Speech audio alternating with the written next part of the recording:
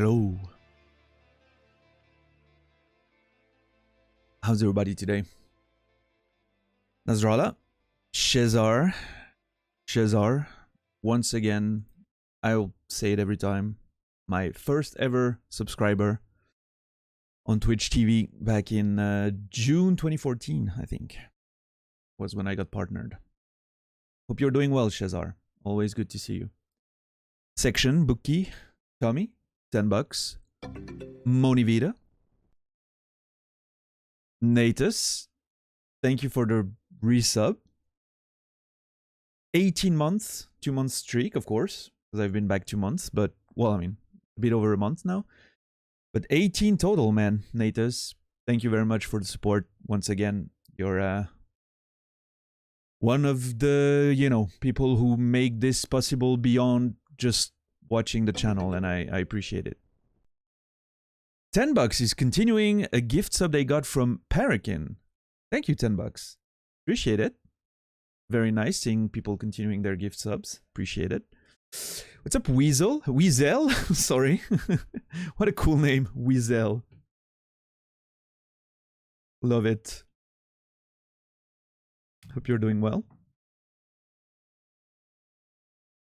What's up, PT? What's up, Thomas? How's everyone today? Do we do synopses of the previous day of Outer Wilds? We don't necessarily do that.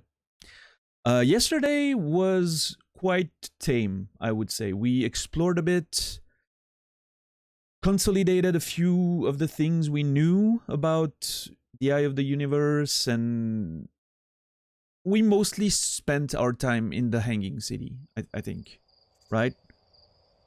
I think that was most of what we did yesterday. We were in the Hanging City and trying to explore.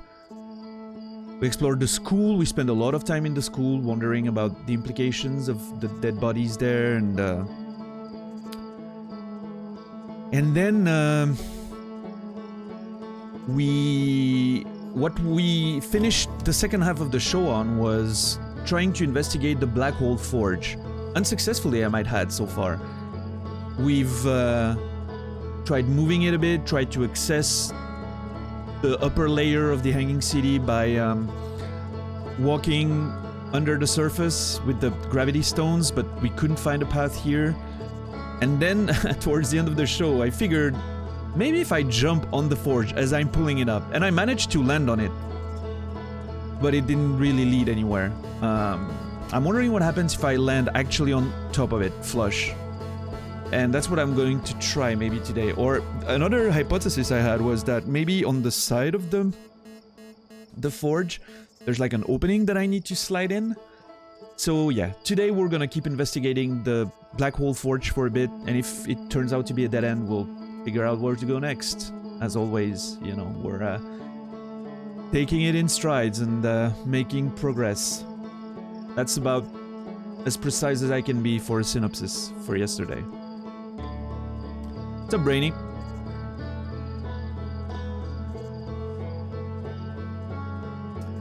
Nothing big happened compared to the day before. Holy shit. Yesterday was tame, but we had some nice conversations and thoughts about the game and life, and you know how it is. Yeah. Other than that, I woke up about a couple hours ago. I caught the very end of Namrov's stream, which I was very sad to not have seen more of.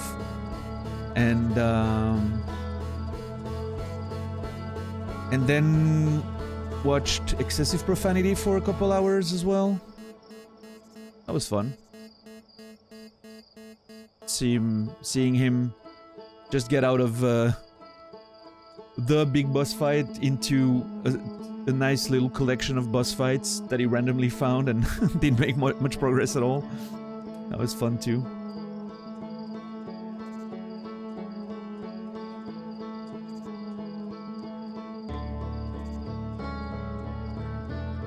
Yeah, the Quantum Moon stuff on Monday was fucking intense. Holy shit, that was nice. Cody's ending now? Yeah, I figured he always ends around that time. I always miss like the last 5 minutes of the show usually. Because I want to be on time. And I've Well, I've been late a couple times, but I'm trying to be really on time every time. So yeah, how's everyone? Other than that, had a good day? Anyone done anything in particular while we jam to this beautiful song? This would be the perfect time to drop the Dan M jam, just saying. We have new emotes for those of you who weren't here for a couple days.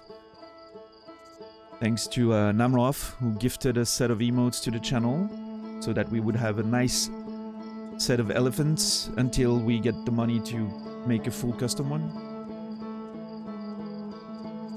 You've been cooking at the local fountain house. Is that like a franchise or a word that I don't know? Weather's been fucking stellar. Nice. Yeah, weather's been warm here. It's actually pretty hot in my office right now. In the infinite void. The infinite void is the infinite abyss. Sorry, is very hot today. Cannot wait for 10 p.m. so I can open my windows, get some fresh air. What's up, Fear the Dawn? How are you today?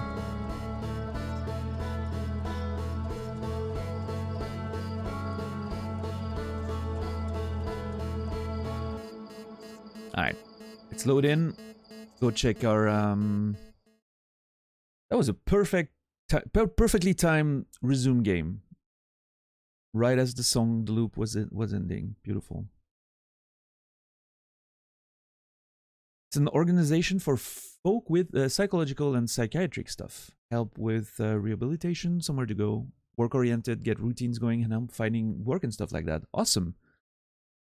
Very similar to what I was working at when I was working with drug addicts. Also, you know, focused on rehab, somewhere to stay and not, you know, be on the streets. Work-oriented as well, trying to help them find work and get them into a routine. Like, I'm assuming it's a similar thing. So yeah, I worked in an environment like this. It was great for a couple of years. I actually liked that work quite a bit. It was difficult, but you know, I couldn't do that my entire life for sure. But for the 2 years I went, a lot of learning and good life experience working with these people for sure.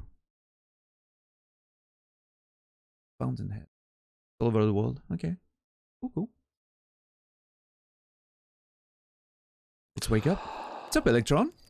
Ever heard of Hellblade: Senua's Sacrifice? It is on the master list of games that I'm going to play soon-ish. I do have the game on PS4, so it's probably going to be when I have a capture card, which is probably going to be soon based on how the, you know, donations have been going and me putting the money, you know, for that purpose.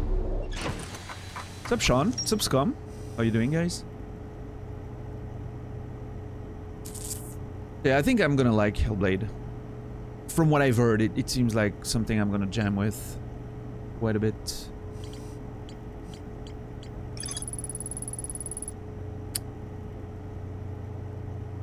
All 3 escape pods were launched from something called the Vessel, which was badly damaged. Yes, that much we know.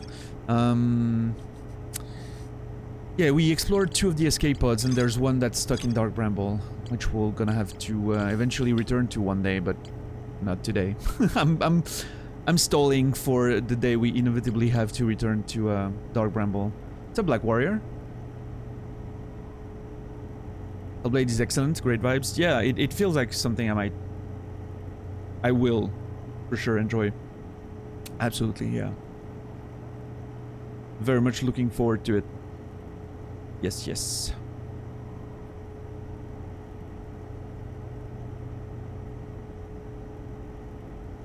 You missed 2 days and new emotes? Yeah. Namrov actually gifted those emotes as a way to support the channel. And, you know, they're not the ideal set of emotes, of course, because they're not custom made, but it's a very nice placeholder until we get the full, you know, the budget to make a full custom set with elephants and stuff.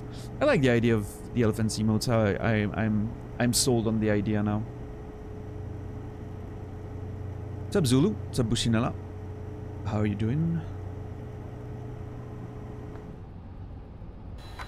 Alright, so 2 days plan. 2 days plan.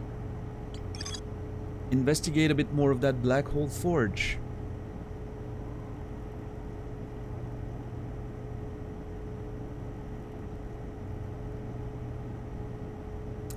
We don't know how to get there. Will the custom one have mustaches? I don't know. I don't know, Metal. Probably not.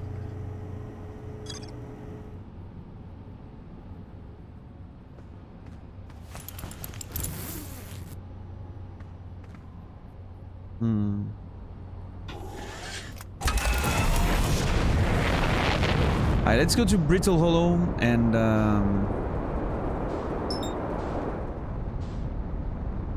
I think I'm gonna try to land on that thing again, or maybe, well, before that I'm gonna observe it from a distance, see if I can see like an opening on the side or something of the sort.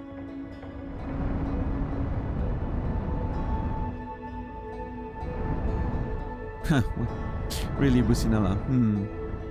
Yeah, sometimes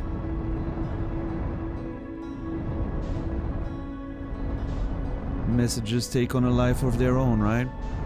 So, I know there's another opening that's a bit bigger than the one I'm usually taking to get in. And I kind of want to investigate it. So I feel like I always scrap my ship when I'm...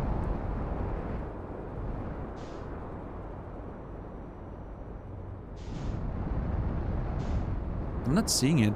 Maybe it opens a bit later. Early, but a bit later. Alright, that's fine.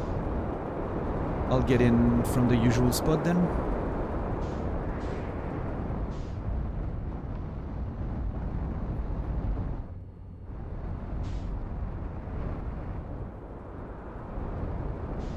Ah, it's come. When the pupper asks, the pupper gets. Yeah, we're good. We're good. It's always a bit rough getting in here.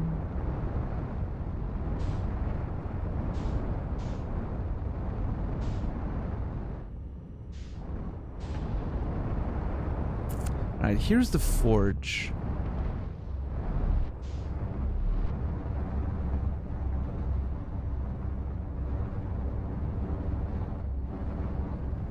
I don't think I see any... Oh shit. Yeah, we gotta be careful. What's happening? Is something falling on my face? Oh. I don't think I see an opening on the side of the forge. The berry on.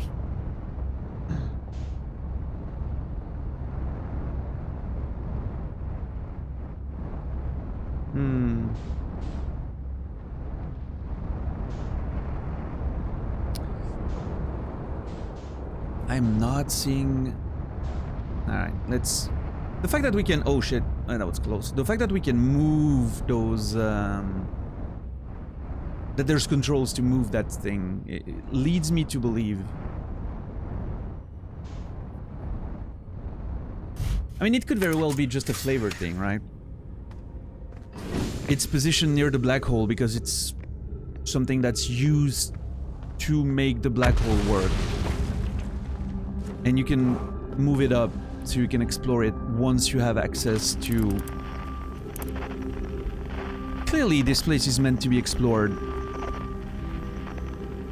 upside down, right? And there's this landing thing here. Now, if I land on top of the thing, I wonder that I'm gonna get just squished. But...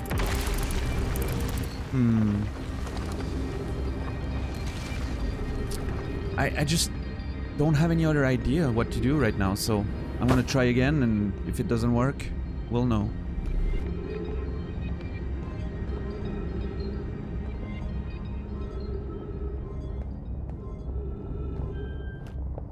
Oh shit.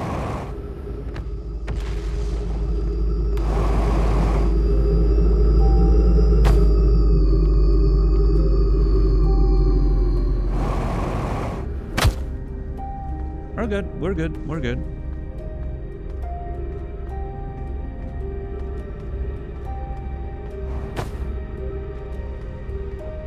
What's up, Hands Job? How you doing, man? Yeah, the music is excellent for sure.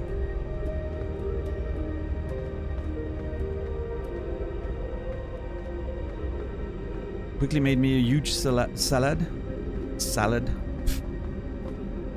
How am I pronouncing that? Salad. Yeah, salads are good. I had a pizza tonight. Quick pizza. It was great.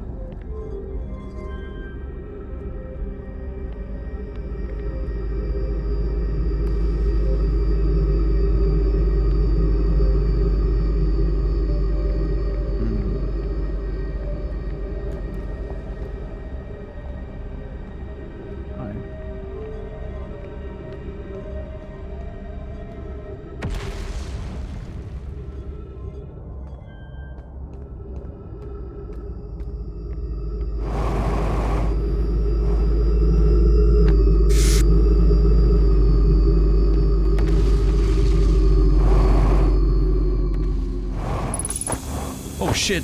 Oh. What's up, Whitey? How have you been since yesterday?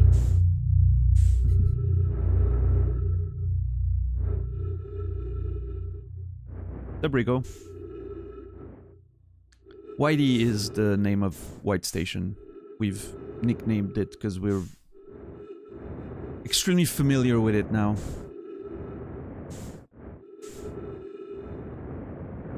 I wonder, is this magnetic? It is. Well, I mean, not magnetic, but you know what I mean. Gravitationally charged.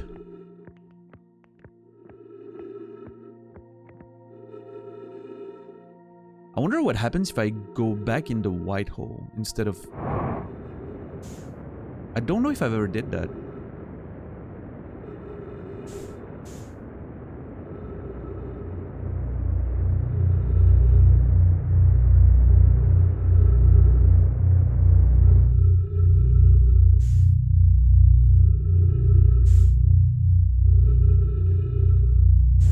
It doesn't want me in.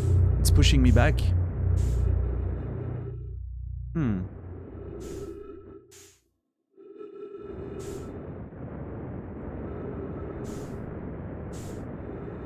Whoop.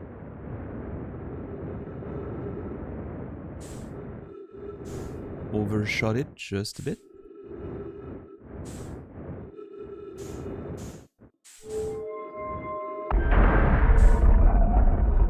Been there before.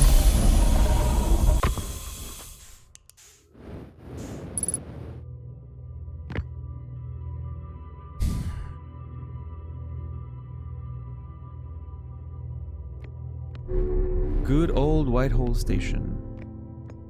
Yeah.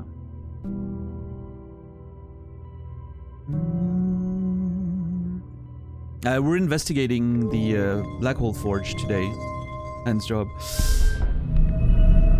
But it does feel like a bit of an impasse. I'm gonna have to look at it a bit more. Let's go.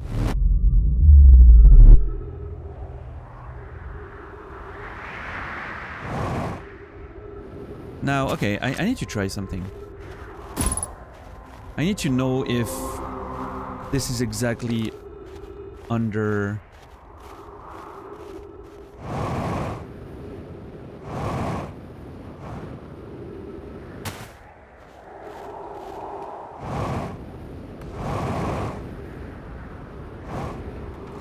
Haven't felt your table shake due to that bass in a good while. It's beautiful bass. I love the sound of the white hole.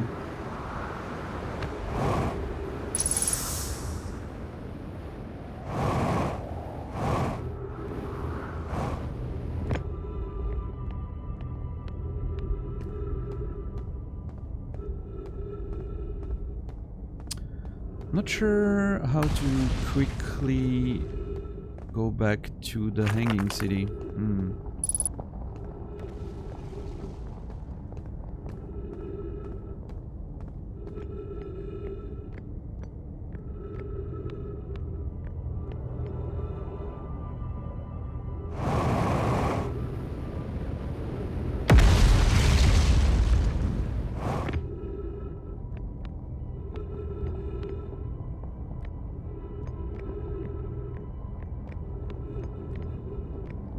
Is this Crossroads? No, Observatory. Okay.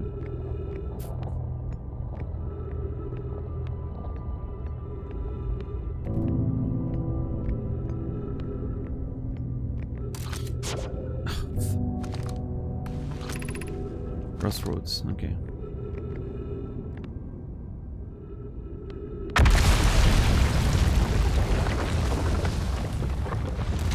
Oh, fuck.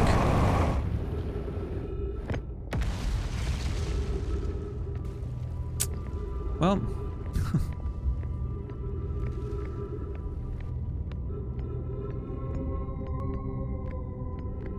Wait, which... Quantum Moon, this shuttle. Yeah, okay. Oh, this is Solanum's shuttle. Wait. I want to see something in there again.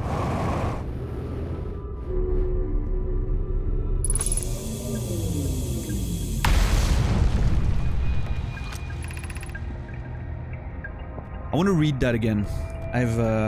Now that I've met Solanum, I want to see which, you know, her words again. I am here. After watching it wander the skies for so long, I am about to stand for the first time on the Quantum Moon. As expected, sorry. My shuttle has landed at the moon's south pole. I will make the remainder of my journey on foot. We don't know why the Quantum Moon always welcomes its visitors at the south pole. It's just that this is true. As a child, I consider such unknown sinister. Now, though, I understand they bear no ill will. The universe is, and we are. I am ready. Yeah, very much that. I still don't know what this does, by the way. Interesting.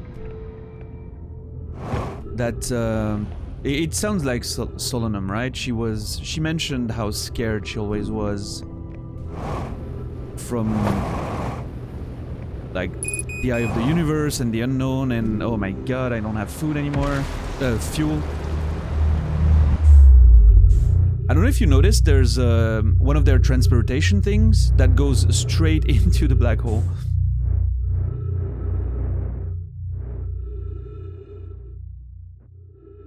That's up, Whitey.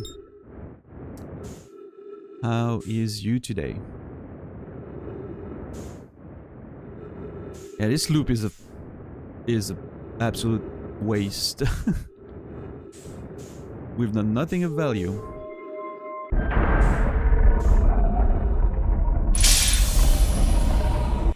Sweet corn, pink tuna and water, cucumber, Italian long pepper, coriander, finely chopped spring onion, parmesan, macadamia nuts. Nice. Sounds like a salad I would eat. I'm not very complicated, not like some people in here.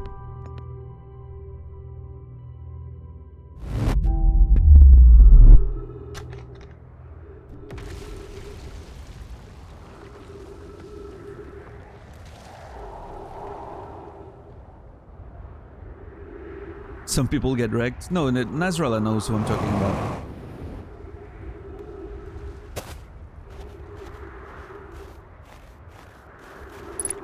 What's up, Brucey? How are you doing today? Give me cheese and meat. Bottle of wine, simples.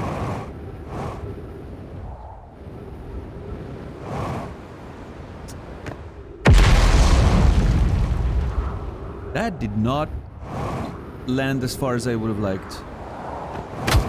Ow. Oh my god. What an absolute disaster. This loop.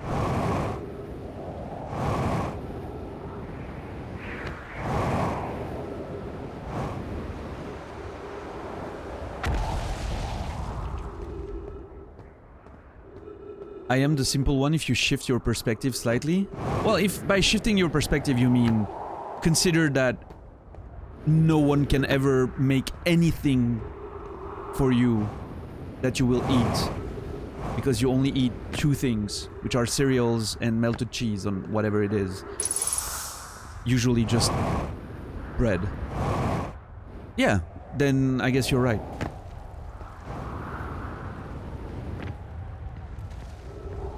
No, Shadow, I have nothing against melted cheese. Melted cheese is amazing. Just saying that if you only eat 2 things in your life, it's just gonna be complicated for you to be, you know, around people and enjoy meals and stuff with them.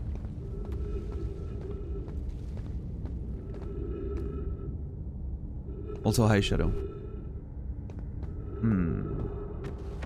Darkly has cooked many things for me. Well, good for her. I don't know what you want me to tell you.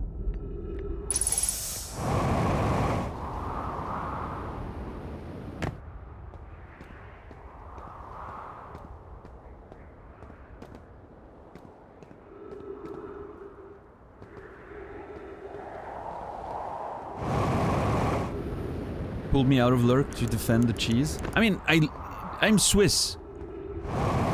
That's how much I love cheese. Not a single more word is needed for you to understand how much I love cheese.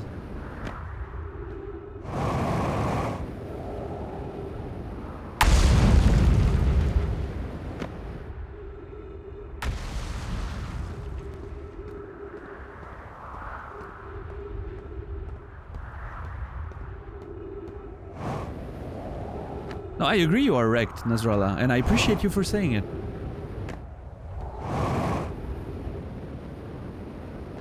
I don't think the quotes were needed, but...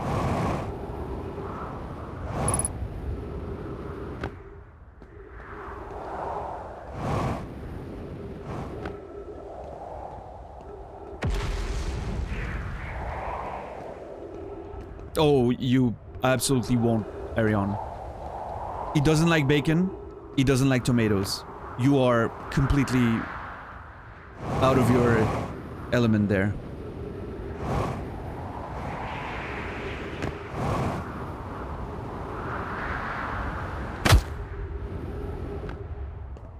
I'm pretty sure the omelette part is already too much. You can get him to eat a piece of Gruyere, most likely, yes. Maybe you can melt it on a piece of fried bread and it, you know, he'll tolerate it. But make it a young Gruyere, not an old, salty and crunchy, you know, an old Gruyere. He won't like the feeling of the little pieces of salt in there. Basically, cook for Nasrallah as you would for a 3-year-old child, and there's a chance you might, you know.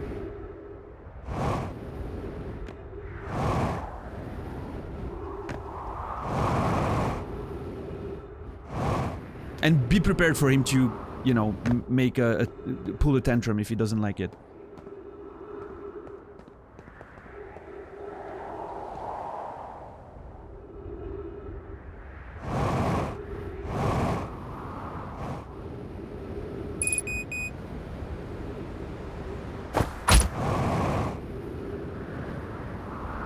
What's up, JC? I like food, me too.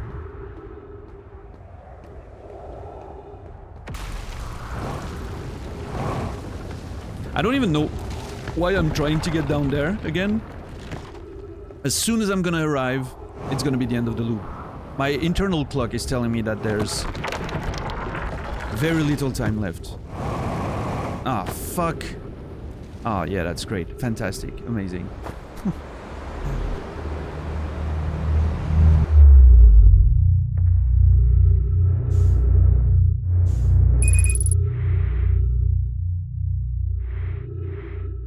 Oh shit, I don't have boosters anymore. Well, it doesn't matter. Let me get inside Whitey and I'll read chat. Okay, so note, using fuel as O2 as fuel is not as efficient as normal fuel, which is to be expected, but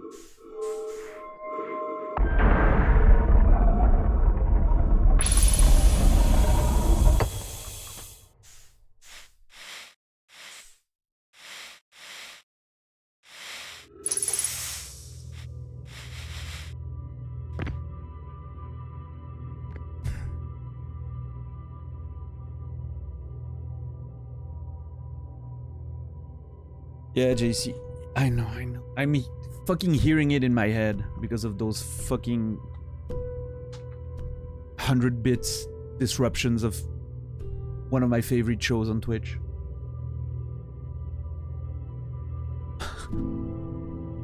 I'm in a mood today. Be warned.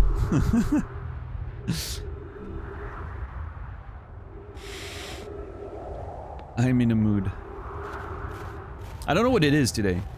Everyone was in a mood today. Cody was in a mood. Well, I think Namroff was doing great. But I'm in a mood. I'm a bit ornery, yes. Cantankerous, one would say. What's up, Shepard? What's up, Leathon? Hey everyone, I've been catching up on the VODs of this playthrough and I must say, this is my favorite Outer Wilds playthrough I've ever seen. Cannot wait to see more discoveries to come. Dude, thank you. I'm glad you enjoyed it. Welcome aboard. Glad you can catch us live for once.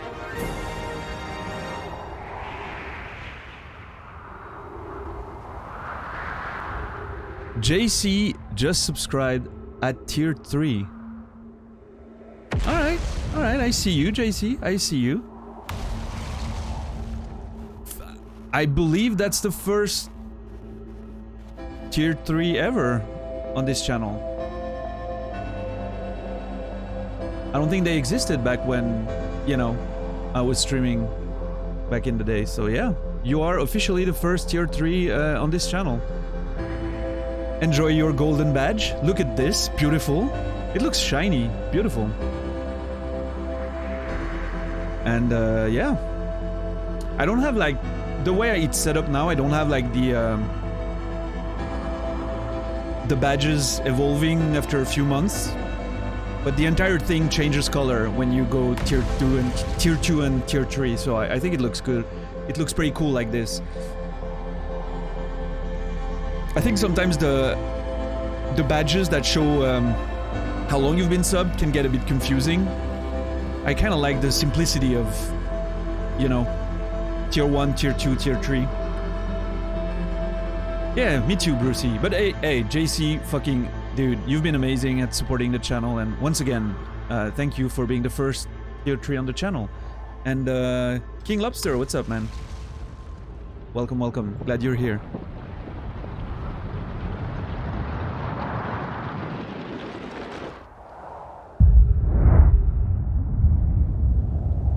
Yeah, JC is one of a kind now. It has access to all the emotes too. JC, you've got a plethora of emotes that you can use. Enjoy them. Now you can use the salute to say hi instead of the hey, you know, because you moved up in rank. You're a master now.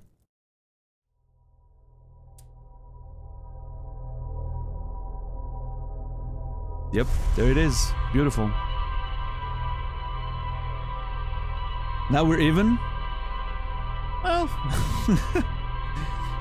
if we only consider JC, sure. I was there the other day when all these other people were spamming those. No, we're good, Nasrallah. We're good. I'm joking, obviously. You know, it's not a competition. The more you get support, the happier I am. I want to see your show forever on Twitch. Alright, so this was a bust, this whole loop. I'm thinking the trying to jump on the moving forge is not the play. I'm starting to think that this is not the play.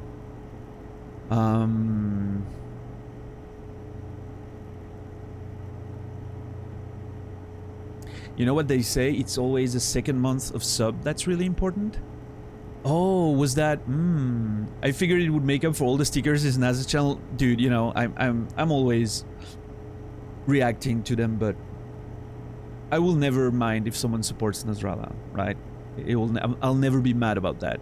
Now, I will say, I am not faking it when I'm saying that I don't like those stickers and shit on Twitter. That's true. You've seen my show. You know how I feel about that. There's nothing of the sort here. The most you get was that huge fanfare for the, for the like I think my longest alert are like for big donations, like bits and straight donations. I think for the 25 plus is like the Monster Hunter cooking thing, you know? That's the longest alert you'll ever see on this show. So you know how I feel about permanent stickers and shit. But I'm never mad someone supports NAS, so... What was this actually? Thank you. Never give up, yes. Oh, you have the Fine now. You can use Fine. You're the only person outside of me who can use Fine. Which is, I think, the best emote in this lineup. I hope you enjoy it.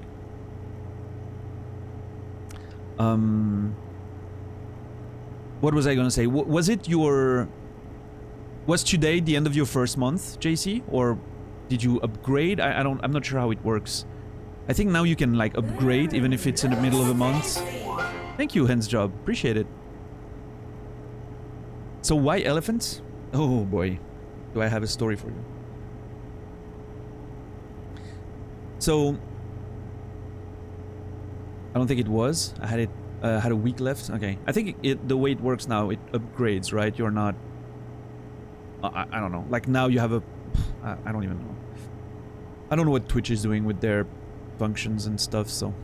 So the elephant stuff, initially the idea of having elephant emotes started when I was telling the story of how I was gifted a plushie elephant when I was 6 months old.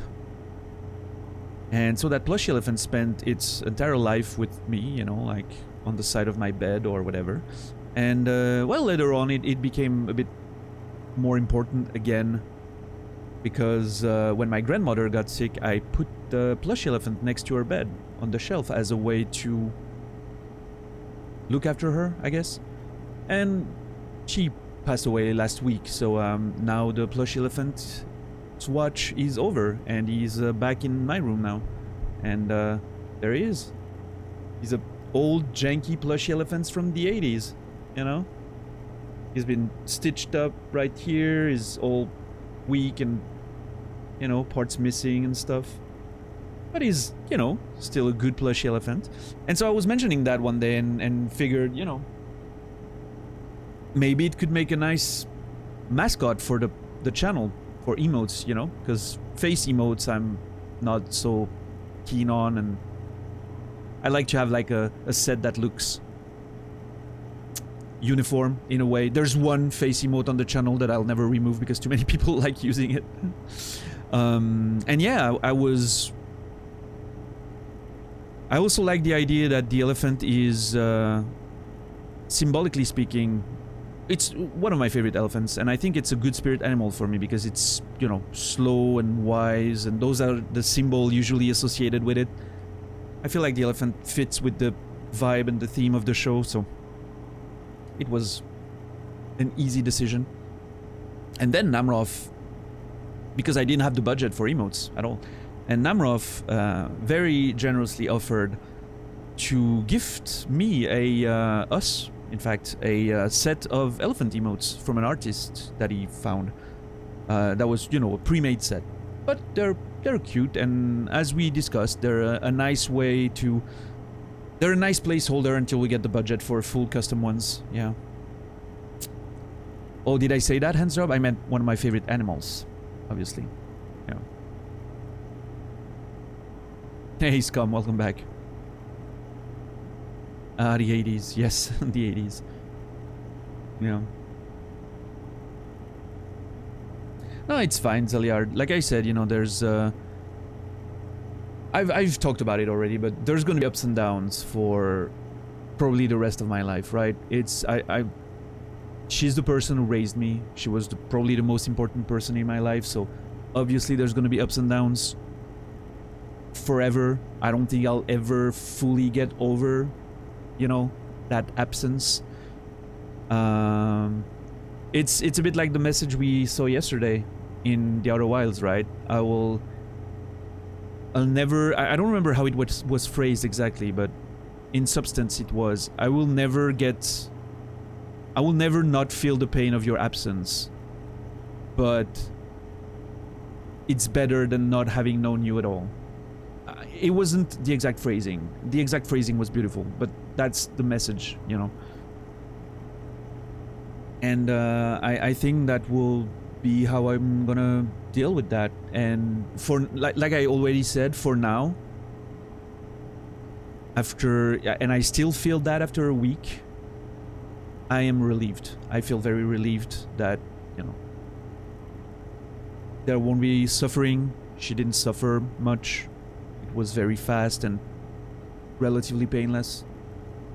And I'm glad, you know, she's free now. Doesn't have to worry anymore.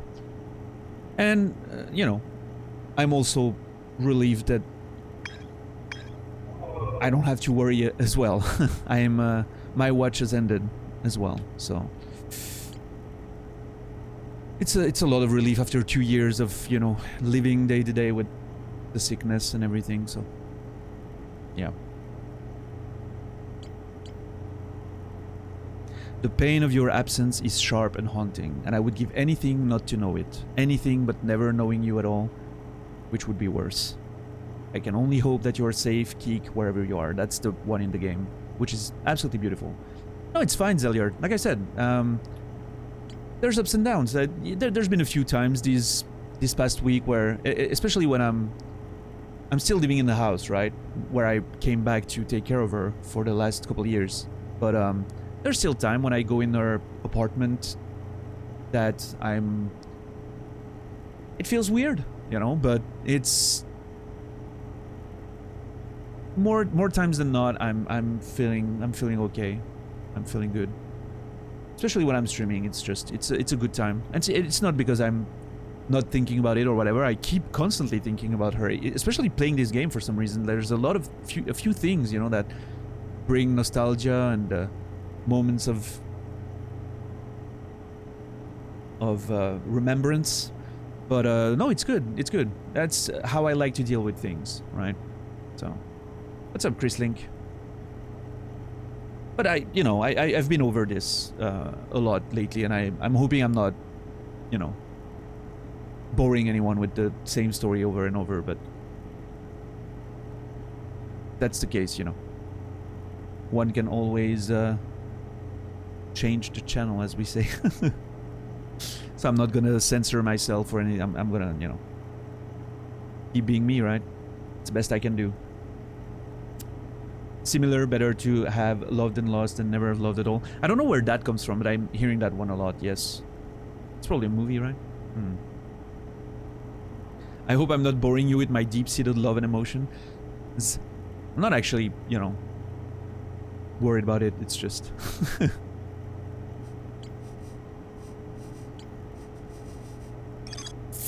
Okay, so, Black Hole Forge, clearly not a thing. I'm gonna go back to the Sunless City, I think. I'm gonna go back to the Sunless City, and I think, in fact, before that... Where is it? That's where I want to go. I think I want to go to the high energy lab today. Because there's clearly a link between the black hole, the white hole station, and the study they've done on it. With the time difference that we can notice when we transport. So I think I want to investigate the high energy lab. And they found something there. We've seen a message that said, you need to get your ass here and see what we found. So let's go. Let's go see that. I think that's the plan for today. I'm actually excited about that. It's in the canyon at Ember Twins Equator, which is a, you know... There's sand filling in there. So it's probably going to be something we need to find quick. Oh, I think we need to follow the electrical cables and shit and whatnot. Yeah. You know. I appreciate it, Brucey. Yes, Arion, very true. It's a game that touches on a lot of topics, right? Friendships, families with the Nomai history, and a sense of finding your place in the universe and a sense of calling that might not have been a calling at all. A sense of exploring the unknown, which is also part of life and death, you know. And yeah, there's a ton of stuff in this game that's very appropriate for my current set of emotions. So again, very lucky timing for me to have decided to play this just, you know, as things were happening. Or maybe it's no coincidence at all. Maybe it was specifically the situation and my emotions that made me want to play this, right?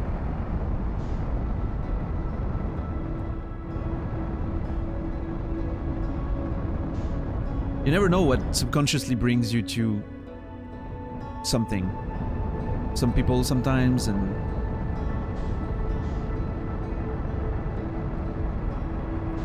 yeah, I think it's here. Yeah, it's definitely gonna be down there.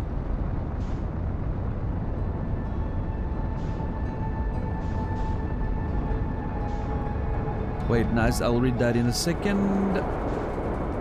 Alright, so I think by following this, I should find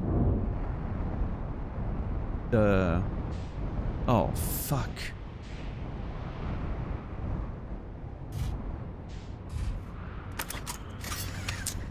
I'm gonna investigate this.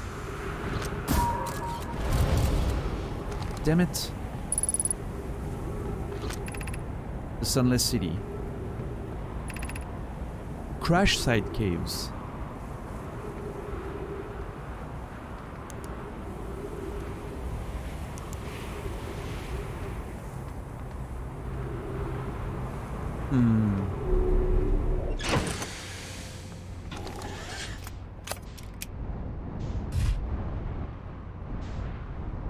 Let's see.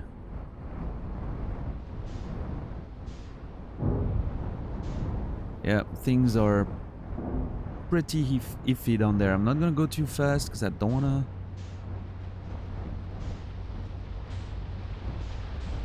Oh, this is gonna suck. Let's go. Okay, cool.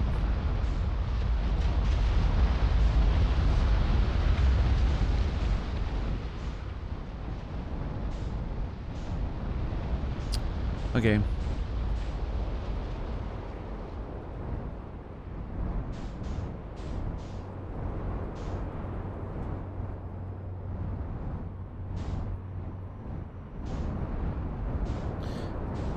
I'm gonna investigate the tower. Maybe there's writings or something next to it.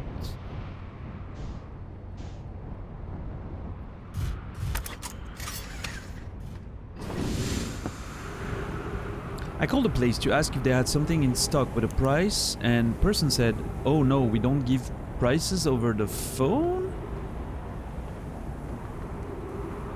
I'm sorry, what? There's a projection pool here.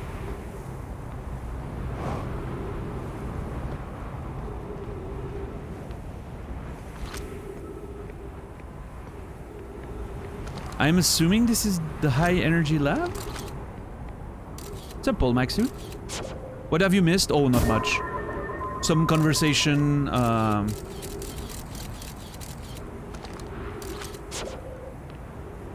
me failing to investigate the Black Forge again, and me getting here, pretty much. Yeah, on this channel you don't have to worry too much about missing an hour. Sometimes you don't even have to be worried about missing an entire show. We're enjoying the slow pace and not rushing through things, so...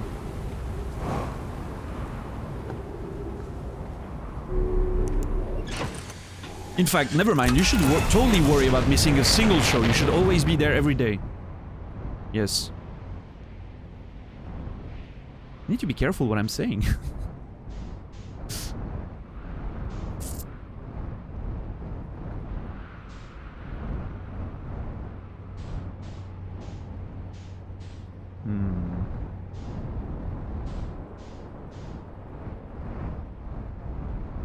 Okay, you know what?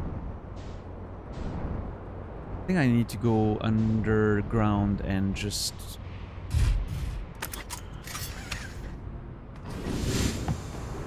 investigate from under there.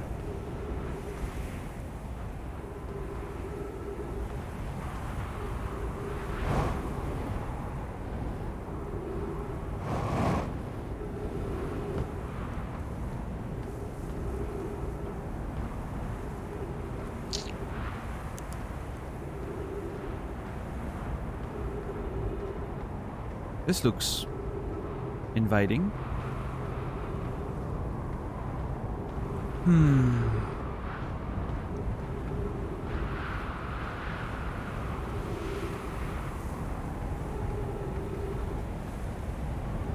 Yeah, it's kind of weird, Nasrallah. I don't know. Like, even if the excuse is they want you to get to the store, why can they not tell you the price? And then if you ask, oh, can you ship it? And they say, no, we're not set up for that. You'd have to come to the store. I don't see any positive not telling you the price. It doesn't make sense to me.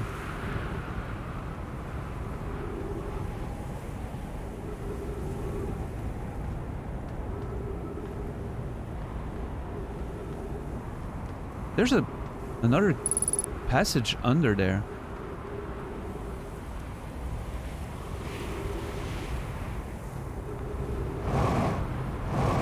See? There's definitely something there down there.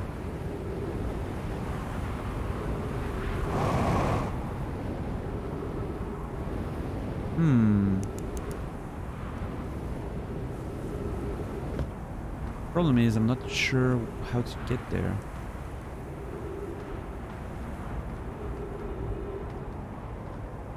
Yeah, carry on. I think you're... well... no, I think you're right. I very much believe that some things sometimes feel like coincidence, but are not. And it can be because a lot of things happen subconsciously with people and decisions and, you know... or it could be because, without realizing, you're setting up a lot of elements around yourself that suddenly come together in unexpected times. Oh my god, you gotta be kidding me. There's a door, but it's broken.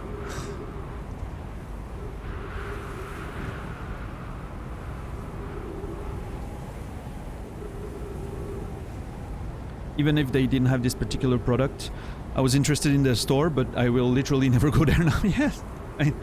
Then again, the person on the, you know, at the end of the phone, they're just doing their job, right? Not someone you want to blame for not desiring to be fired, right? It's just the whoever's running that place has a very strange idea of customer service.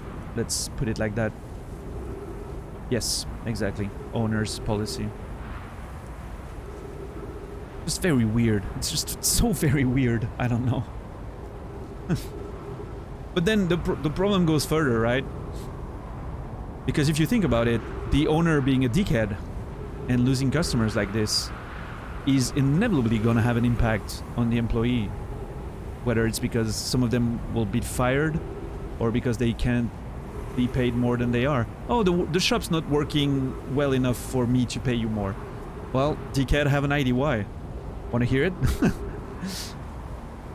But we, of course, that's, you know, never that transparent, obviously. Oh well.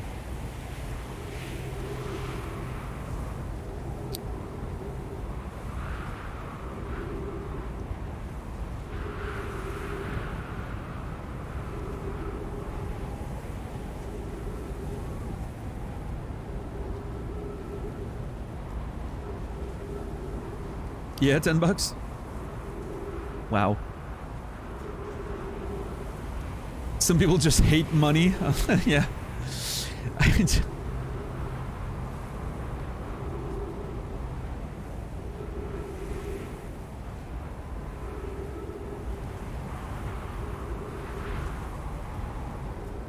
There's always a chance someone could just be having a bad day, right? But in you know, certain particular cases, but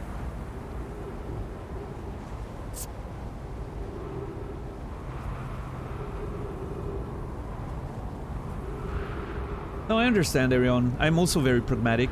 I'm very much, you know, a believe in science type person. But I'm also, and I feel somehow as I'm getting older, I'm also a lot more aware that there's a lot of things that science cannot really measure. Like I said, subconscious actions, the cascade of decisions you make that end up creating situations that feel random but aren't. That's not something you can measure, scientifically speaking. And there's also always a chance that there's something at play that science cannot yet understand. Which I don't think necessarily makes me a spiritual person, but someone who keeps their mind open to the idea that, yeah, we might be more than just electrical signals. There's a chance that there's something more there that that is not scientific yet and one day will be.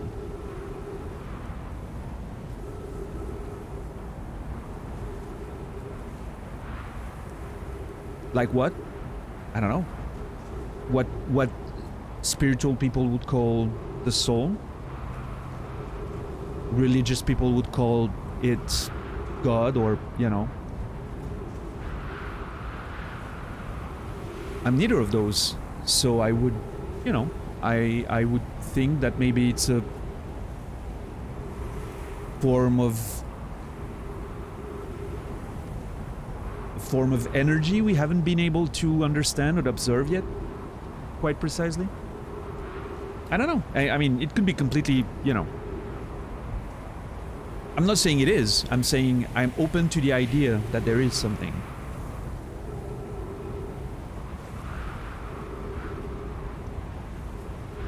Who knows if, you know,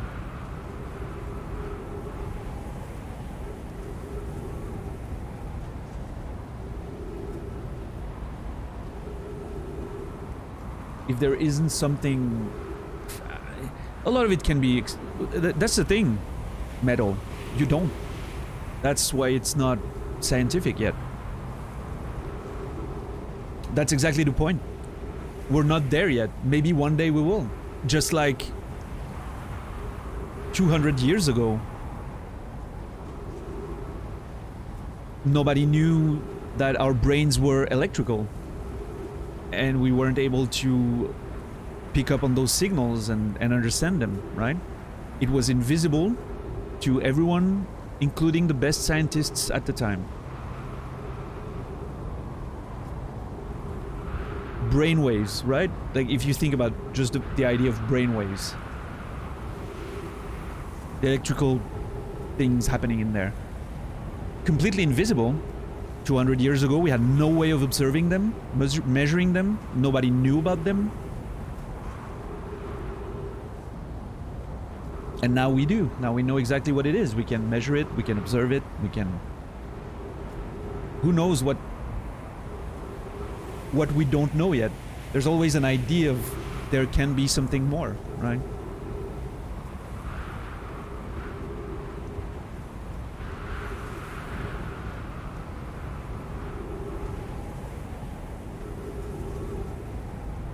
In 1880s, Kagel was the first to realize that neurons were discrete entities conducting their impulses in one direction only down their axon and receiving information to dendrites on the cell body, and most notably that there was a gap between one cell and the next. That was just over 100 years. Yeah, and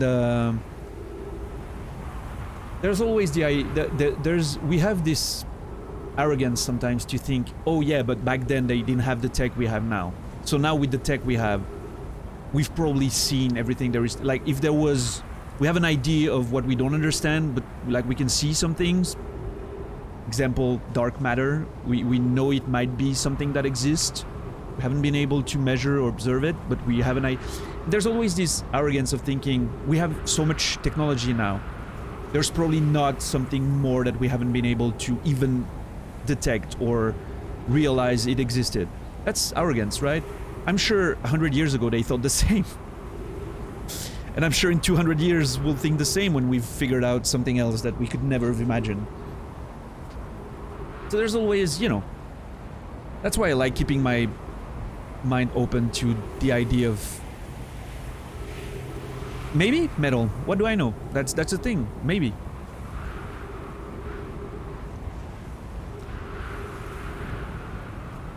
I really don't have like, I'm not leaning towards there is something or there isn't. I'm really just keeping my mind open, and I like talking about the idea of it.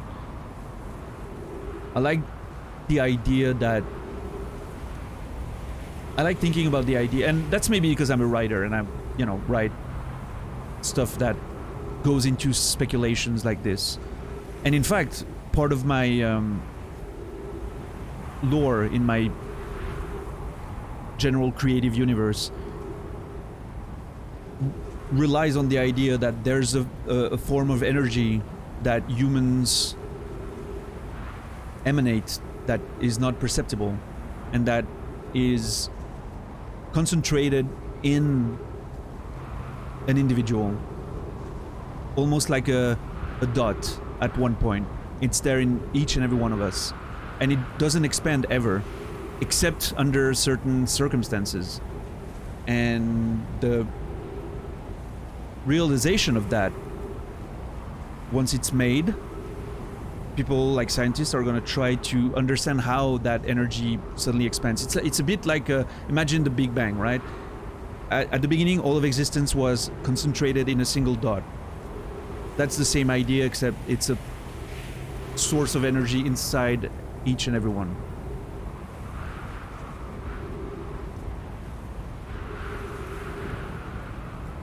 And again, there I'm going completely, you know, fantasy, whatever, which is a very different conversation, but...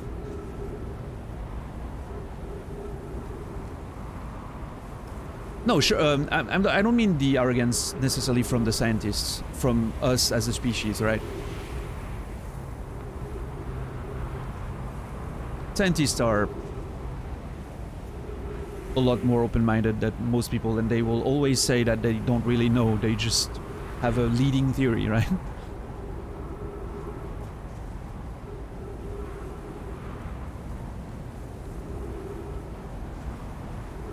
I don't know, Metal. You tell me.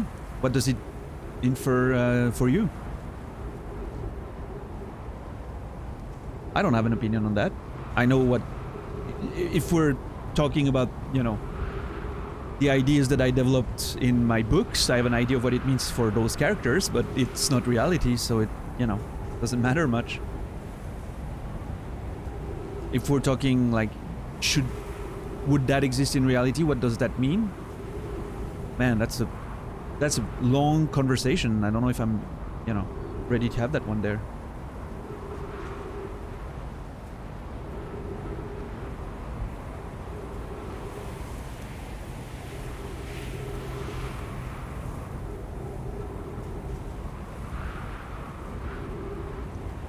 Yes, come.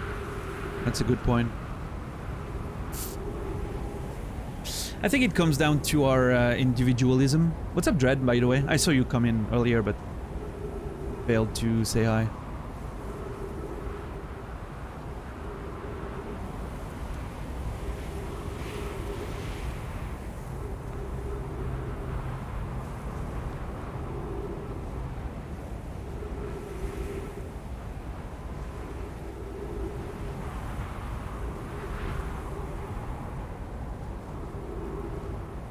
I mean, I don't...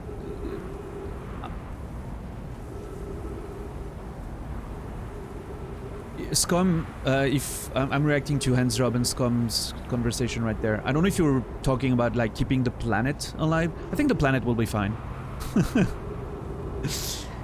In the sense that it will survive for much longer than we do, I believe. I mean, maybe not. Hopefully not. Hopefully mankind gets their shit together and, you know. But the planet will be fine. If we make it hospitable for us, we'll be gone. And it will continue its life in the solar system and maybe one day become suitable for life again. Who knows? But life, I think that's a very human-centric way of looking at it. Thinking that life as we understand it is like worth preserving, and I would agree with it. It's such a miracle of a thing. Might as well try to preserve it, right? We don't want to squander that. It seems it's so unique that we haven't found any other evidence of that anywhere else in the universe from what we've seen so far. But that's, you know, from our perspective, that's pretty rare. We might as well preserve it. But looking at it from the grander scheme of existence, I don't think it means that much, right? Maybe it doesn't. Maybe it does, and I don't understand how, but we've seen very little, yes. And we will probably never see very much, just because of the nature of our perception.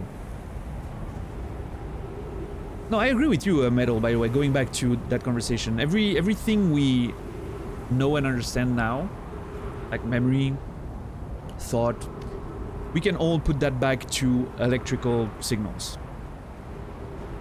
That much we know.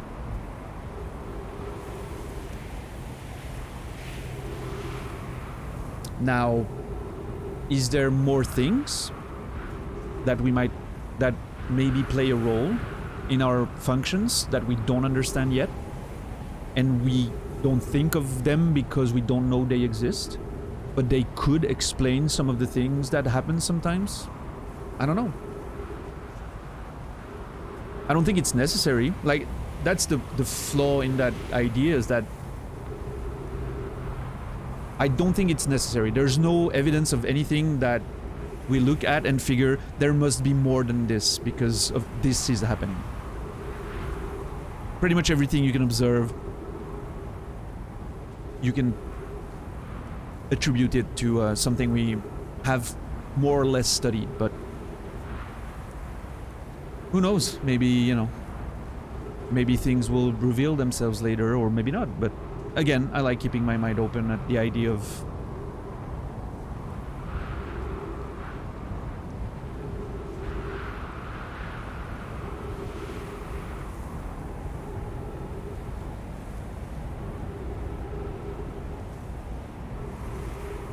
I haven't seen the fountain yet.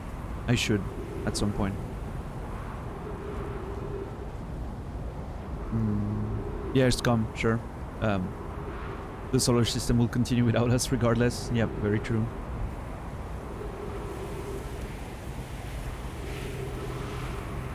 Yeah, Dread.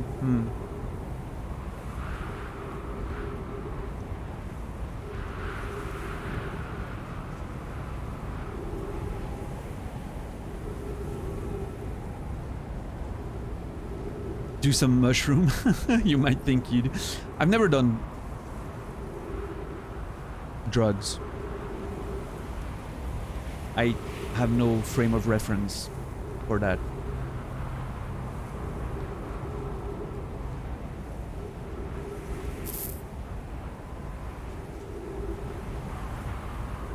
I read some of Dune a long time ago. I haven't watched the movie since. I haven't watched... I watched the old movie with Kyle MacLachlan is his name. I haven't seen the new one. I should. I was very excited to watch it, and then, you know, pandemic happened and life happened, and now I still haven't watched it, so I will. Is the second one confirmed at this point? Because I remember a bit before release, they were worried that it would not make enough money because of COVID to warrant a second movie, so... Yes? Okay. Second one was confirmed pretty much at release. Okay, okay, cool, cool.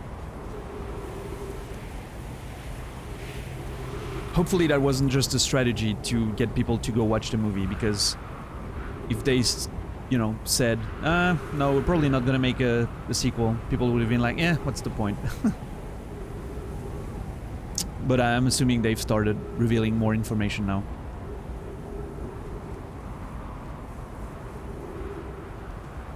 Anyway, let me, speaking of, you know, reading, I love the conversation, I'll get back to it in a second, but I kind of want to read what's in front of me right now. Start filming soonish? Okay. Rami, note. This door will need to remain closed for some time. Pi and I are running an experiment based on the extraordinary findings from the Whitehall station. Rami and I will be running this experiment until one of us, specifically me, can prove the other wrong. So although it's inconvenient, the lab currently can only be accessed from by the path from the Sunless City. Yeah, as expected. Inviting sand inside would disrupt our setup and could have enormous consequences. We realize this is an intriguing prospect, but the door must remain closed nonetheless. I love that they're so used to crazy experiments that they're ready to... They're already warning people to not fuck around with letting sand in just to see what it does. Which is totally something I would do if I were them.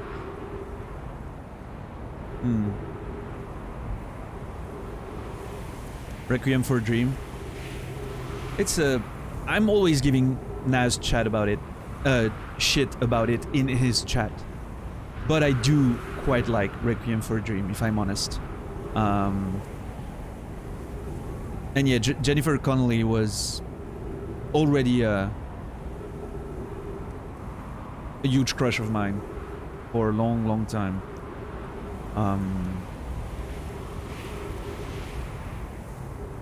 Before I saw that movie. In fact,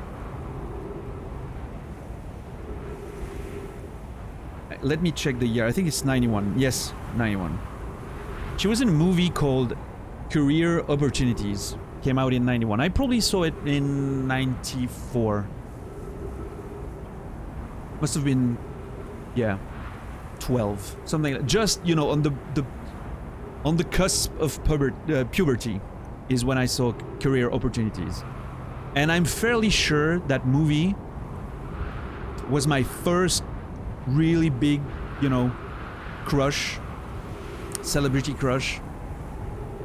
And I'm fairly sure this particular movie and Jennifer Connelly in that movie, especially the scene where she's roller skating in the mall. If you've seen the movie, you know what I'm talking about. I'm fairly sure that's when my general preferences when it comes to women were solidified. Fairly sure that was when it all happened for me. I'm pretty sure it accelerated my puberty by a couple of years just there.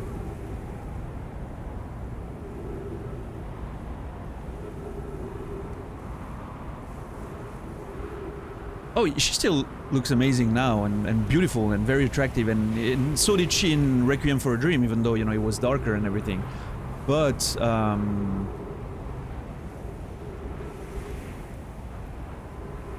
in Career Opportunities, she was in her prime, I would say. Absolutely. If you see, there's a video on the internet that I recommend listening to because it's a wonderful track by Dark Kitty. Wait, I just need to Google that. Dark Kitty. No, Mr. Kitty, and the song is called After Dark, and there's a video on YouTube, you'll find it, which features scenes from Career Opportunities. It will tell you everything you need to know about the story I just told.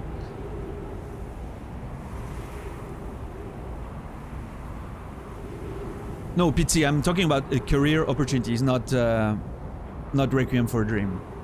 She was very attractive in Requiem for a Dream, but a bit too dark to, you know.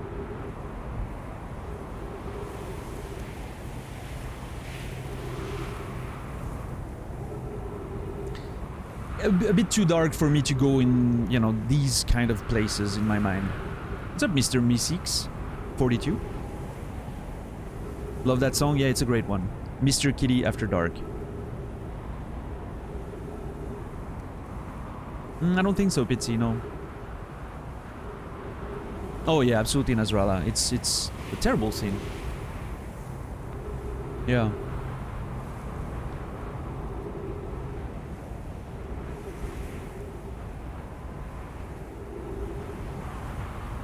But yeah, anyway. How did we get to this conversation? Oh, Requiem for a Dream, Jennifer Connelly, all that. Yeah, so... Favorite actor or actress beside...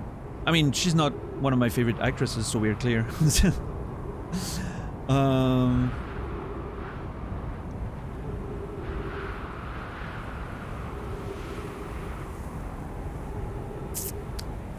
Interesting. I don't know. I don't know who are my favorite... I really like Leo. I think he's a great actor. I've loved...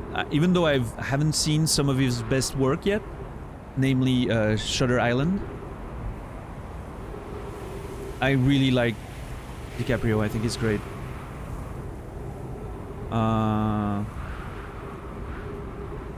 I really like Jessica Chastain. Jessica Chastain was amazing in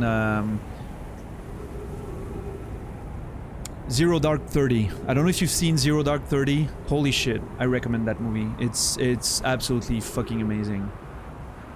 And she's great in Molly's Game. She's great in Interstellar, even though she has a small role. But yeah, Jessica Chastain. I cannot pronounce her name. What the fuck? Jessica Chastain. There it is. Ana de Armas was wonderful in War Dogs. And I learned very recently that she didn't know English too well when she did the casting call. She did her casting performance having learned the words phonetically, I've heard. I don't know if it's a myth, but I've heard that. And I'm impressed. That's impressive. If that's true. But she was great in that movie. Cillian Murphy is a great one. I love Cillian Murphy, yes. Tilda Swinton, wonderful. I think The Beach was the first movie that I really paid attention to her, and I really loved it. Marion Cotillard, she can be hit or miss, I feel, Marion Cotillard. I'm not 100% on her. She's amazing, right? I mean, let's be real. But if we're talking like really top of the, you know, top of the top. Oh yeah, Pitsy? Nice. Yeah, Marion Cotillard is amazing. There's a few French actor and actress that I love, but that probably none of you will know about, but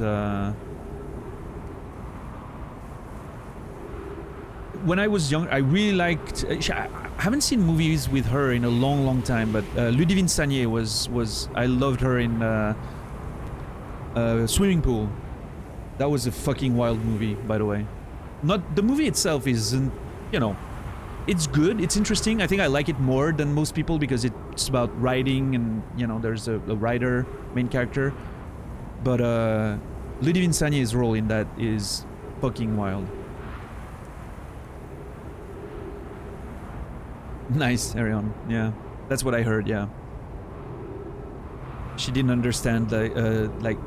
I think they realized that because she didn't get the directions during the casting performance. And so, that's kind of a funny one. I don't know. I don't think I have a lot of favorite actors or actresses.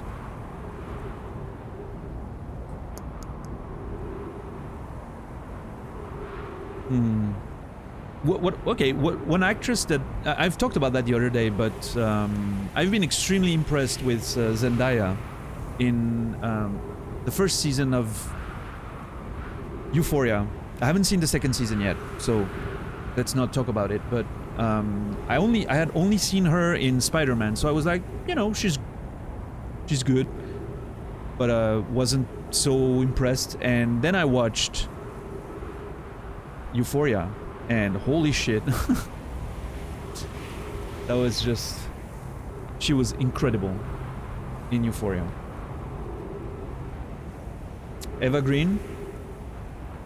I don't know. It depends, Arion, if we're talking, you know, if we're still talking about crushes and attractiveness. Yeah, sure, Eva Green is amazing, but how good of an actress is she? I only remember her from Dreamers with Michael Pitt and I don't know who the second dude's name is, but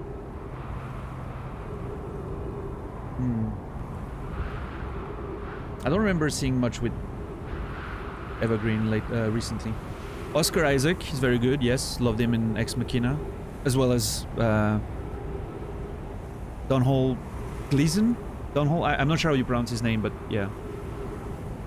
Penny Dreadful TV series? Haven't seen that.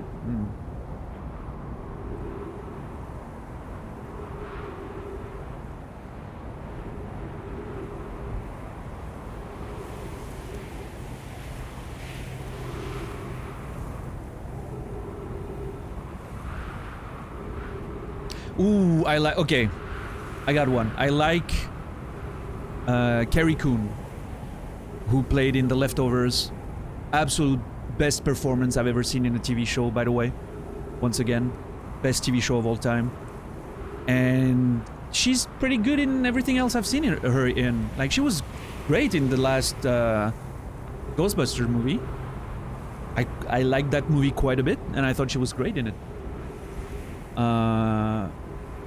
But yes, in The Leftovers, holy shit, best performance I've ever seen in a TV show, by far. Absolutely stellar. Like, there's not a single moment in the whole show where I was like, she's slightly off here. Like, she was always perfect, perfect, perfect. The karaoke scene? I need to watch the show again. It's been a while. The one scene that always comes back to me, Pitsy, is the beach ball story scene. Just thinking about it, I'm having goosebumps again. I could literally cry if I keep talking about it. It's such a perfect scene. When she tells a story about the beach ball. Oh my god.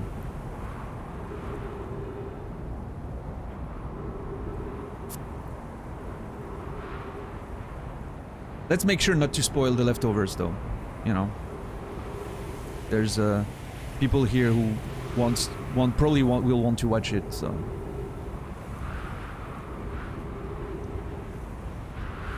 I've been recommending it, and a lot of people haven't seen it, so... The Leftovers is a show, yes. HBO, 3 seasons, 30 episodes-ish. Very short, tight, not a single moment of filler. Absolutely perfect from the fucking opening scene to the very last second of it. Masterpiece. Absolute masterpiece, and it's a shame it hasn't been viewed by more people. Written by... So originally it's a book by... I won't remember his name.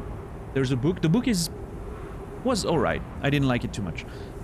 But then the writer of the book and Damon Lindelof from, you know, Alias, Lost, fame, worked together to make an expansion on that book. 3 seasons. Perfect.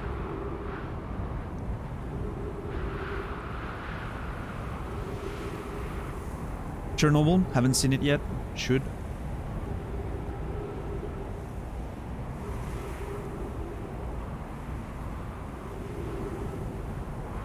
The book's pretty much the first season of the show, yeah. More or less.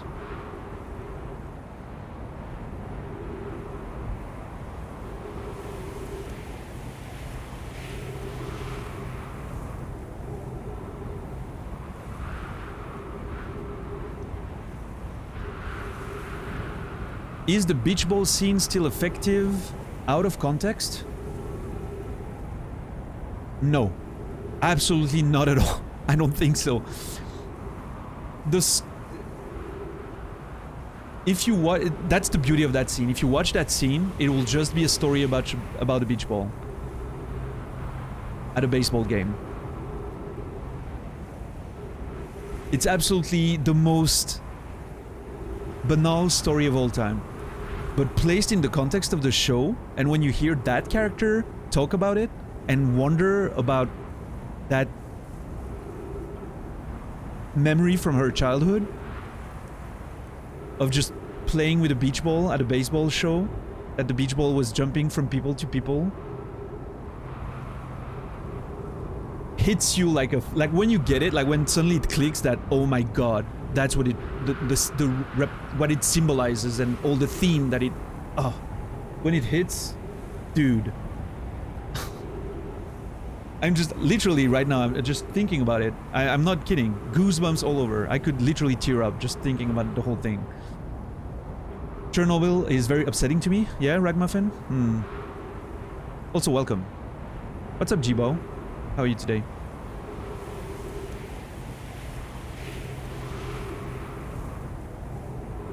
At this rate, I'll never get any work done with this recommendation, Dread. You know, screw work. Nah, I'm kidding.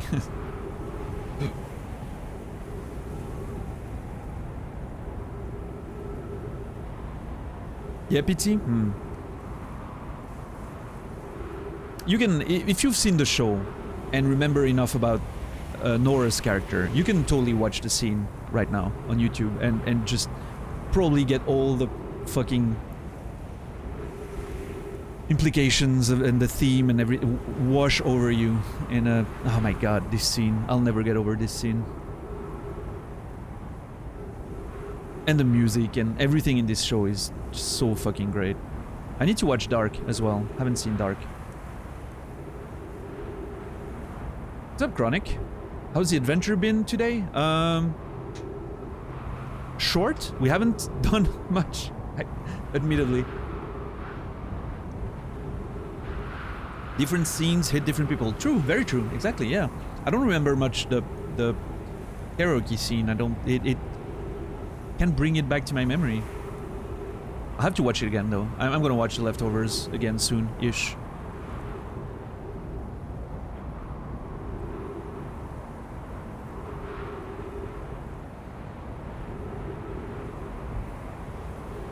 Ah, man. The fucking scenes in that show. Dude. Pity. I'm just remembering, and I'm gonna not... It's not gonna spoil anything. I'm gonna use a word to hopefully make Pizzi understand which scene I'm talking about. But the mannequin scene, or, you know, yeah. In the kitchen. That scene was... What a moment of acting from, again, Carrie Coon, and just, oh my god, dude.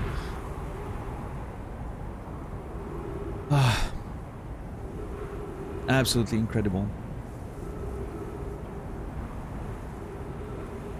No? Never mind then. You'll watch it again, and it'll hit you. Now I know there's a mannequin. First of all, it's not spelled that way, and second of all,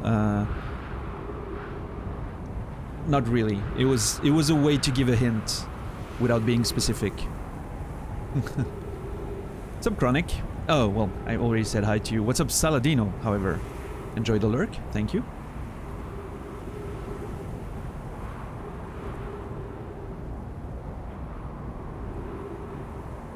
Yeah, no, I get it, Bitsy, I get it. That's how the bird is spelled? But birds aren't real, Nasrallah, you should know that. Anyway, let me read. An update. The High Energy Lab is now being used to design the Ash Twin project. If you're here to help, or even just to observe, be sure to use the Sunless City path to the lab. Okay, I'm wondering now if...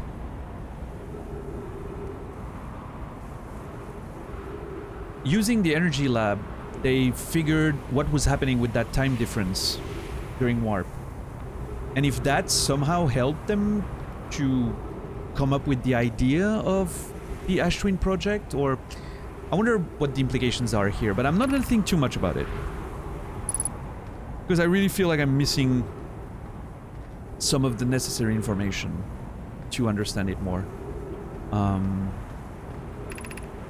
The Sunless City. Yeah, that's what we'll do. Let's go to the Sunless City and investigate if we find a path to go in. I think I need to go... I can't enter here, but maybe from here?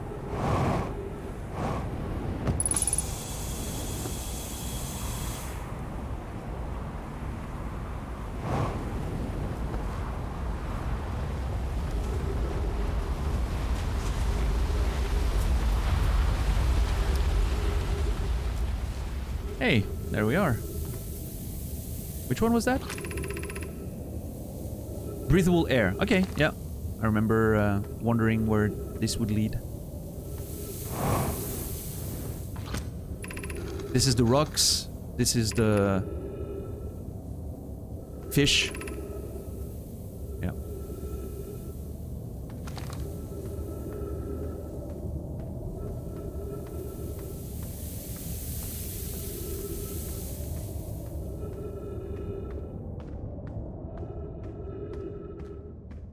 How's everyone doing today? That was a long conversation, by the way. Thank you everyone for sticking around for that convo. I love those conversations. They're always nice.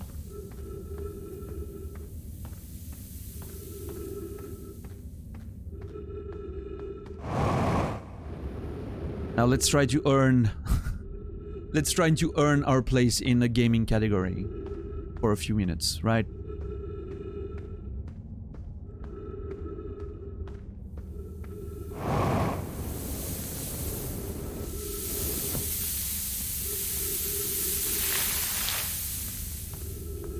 And I think this one, yep, all across carefully. Nice.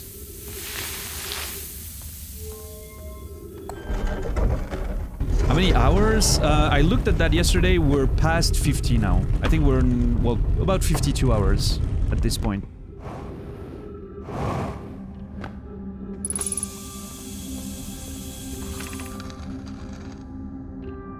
That was the questioning about building the sun station to power up the Ashwin project. High energy lab. Okay, let's go. Oh.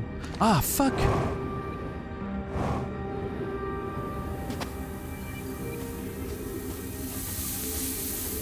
Is it in there?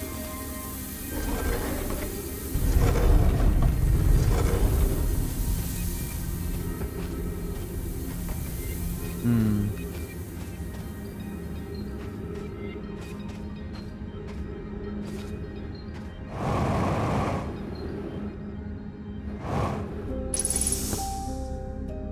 Well, I guess we'll have to come back faster next time.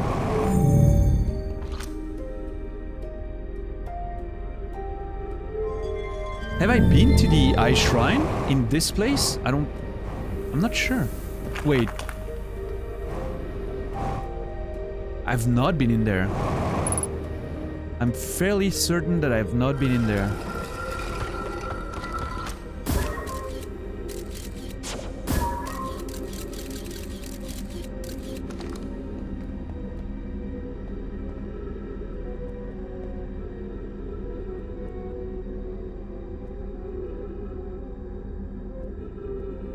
Curse you, Sand, yeah. I'm fine with time-sensitive places. Just, you know, usually have to come back and be in that mindset for that specific loop. And I wasn't for this one, obviously. Ow. Be careful. Yeah, have you not seen my speedrunning yesterday? Masterful. Our ship was almost still holding in one piece.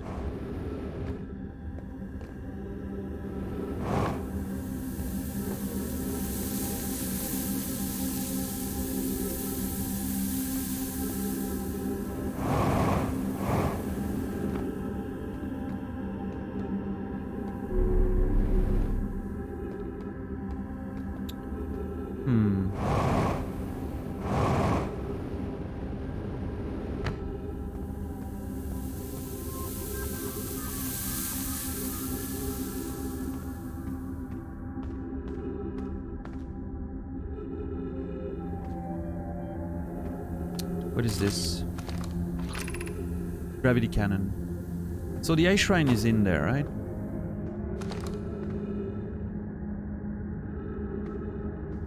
Is that it? Is there nothing to explore? This is weird. I feel like, well, I mean, part of it could already be under the sand, but...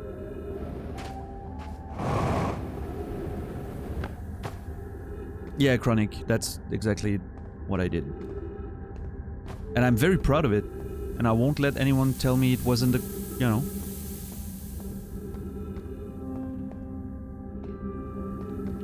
You can't take that away from me.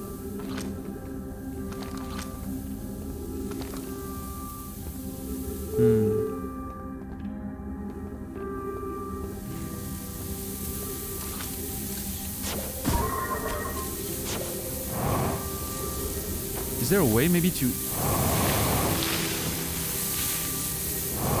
sneak in there?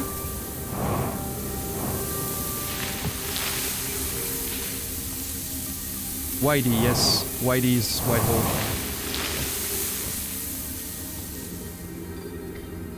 Okay. Maybe there's nothing to see or we just missed it.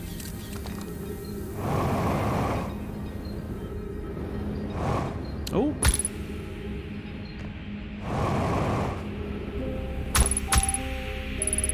It's fine.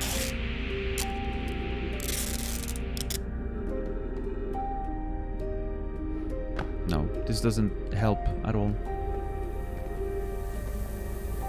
There's certainly something more in there, but oh shit, fuck.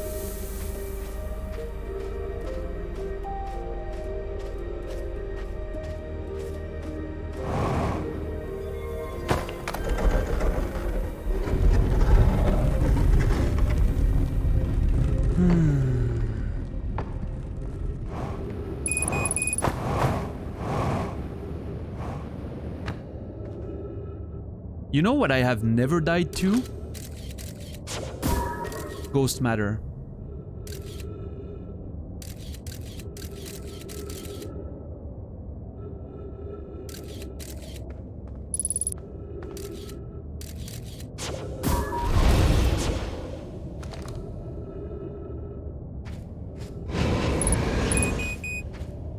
Holy shit.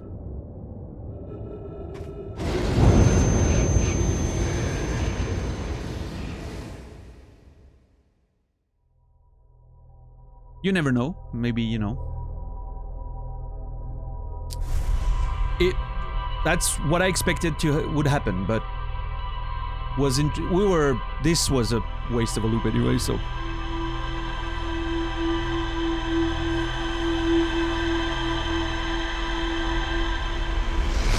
Did I enjoy? It was alright.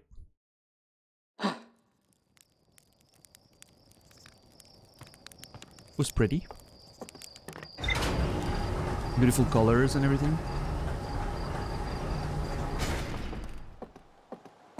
Alright, let's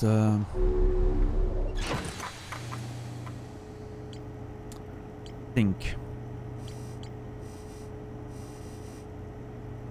Any good ideas for hiking, snacks, food? A trail mix? I don't know, maybe.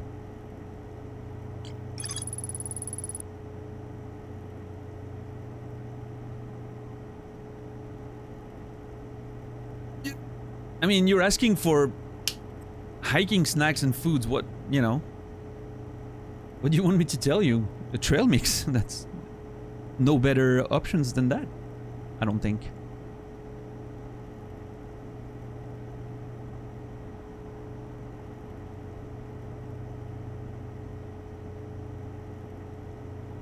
Alright, so Sunless City and real fast as we can.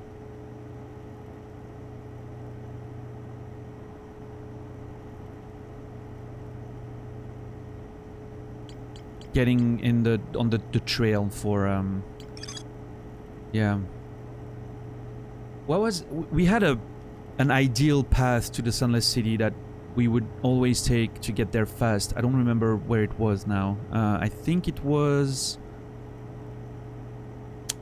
down the shuttle, like the escape pod. Yeah, yeah.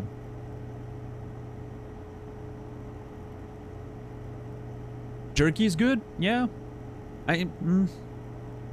might be a bit salty. Like you'd get really thirsty with that. Same with pretzels. I mean, they're good, right? I love eating that on hikes, but will probably make you a bit thirsty. I don't know. I'm not big on hikes. I'll let Arion is probably Arion himself probably has walked on this planet more than anyone else in chat combined. I'll let him do the talking.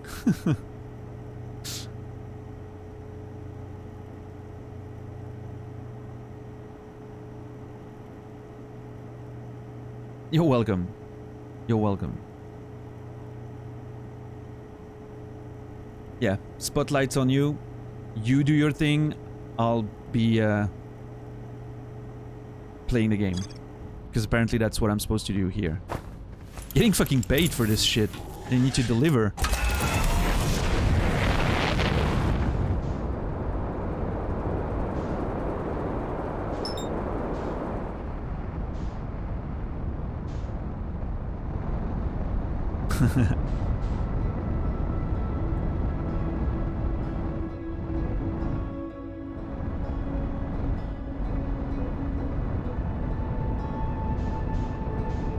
Just play the game, streamer! Yes. Yes.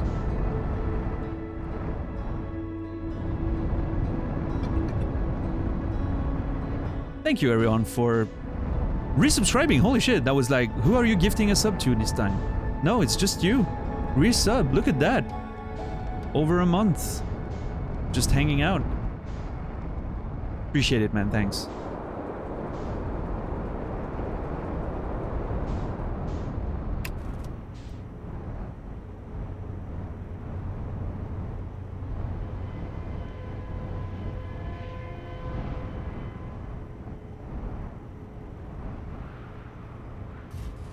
He's gifting himself a sub. Oh shit, I was so worried that I didn't put the suit on for a second there. I don't know if there's a way to get in there from the outside and be faster, but at least this path I know, so I'm, you know.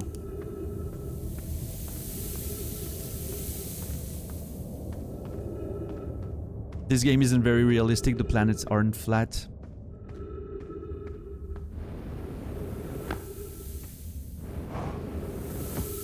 You've done better than this, Hans job. You should be ashamed.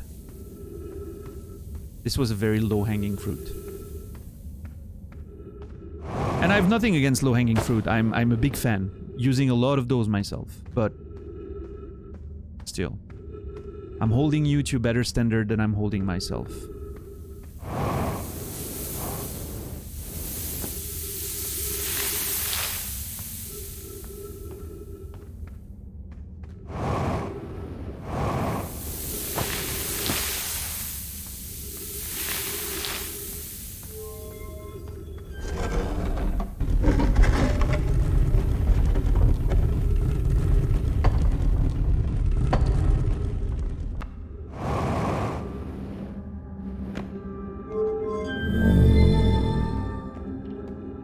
Oh my god. Oh, okay, yeah, I was never gonna get there. Holy shit. Holy crap, fucking hell, what the... How did I never notice any of this? Well, because usually I take half an hour to come here. That's why. Still.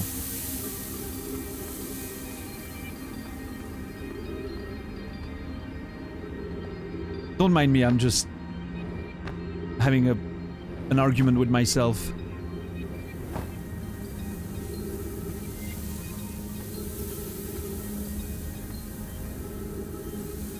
Well. Yes, awesome. That music, amazing.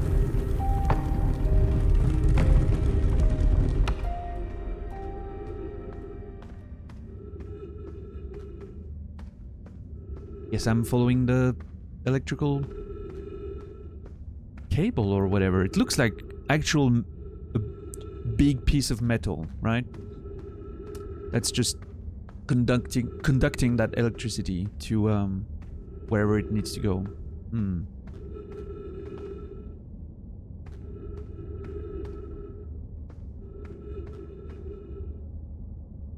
It looks like a... That's true, it looks like a railroad track a bit. Hmm. Oh, shit. Right, of course. Well...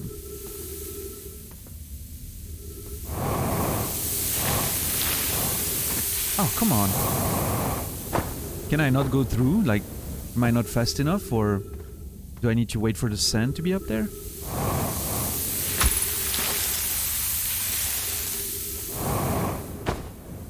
If I need to wait for the sand, it's gonna be a scary run.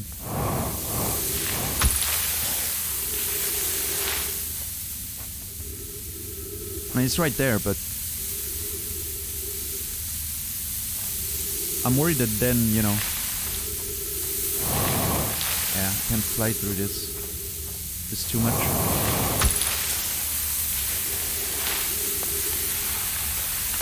So I need to wait for the sand to get up there and then run? What the fuck? It's gonna be so scary.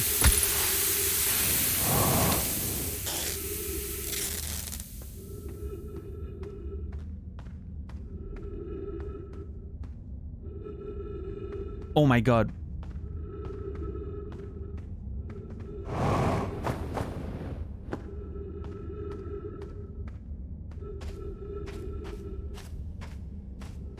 Oh my... What the...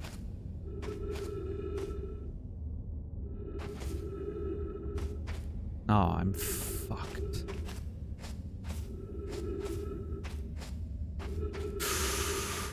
Oh, thank God.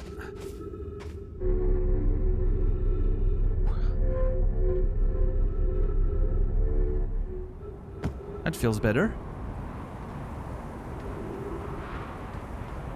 Nice way to put pressure by not allowing you to... We need to avoid that. Yes. By, you know, not letting you go before the sand gets to a certain level. Hey, that's the passage we noticed under the bridge. What's up, Mudasdan? Welcome, welcome. Hopefully there's trees in the lab. I'm assuming there will be. I need to fucking hold ass.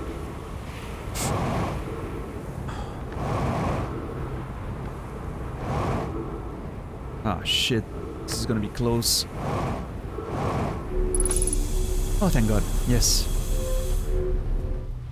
Nice, nice, nice, nice, nice. Well.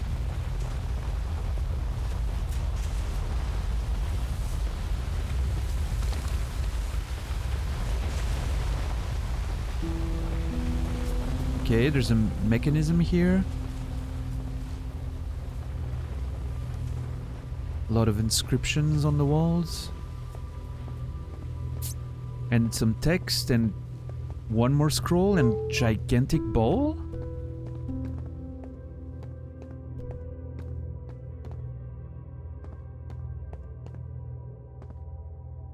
Another scroll? All kinds of... Oh my God. Oh, this place is a gold mine of lore. Okay, let's start at one end and move up.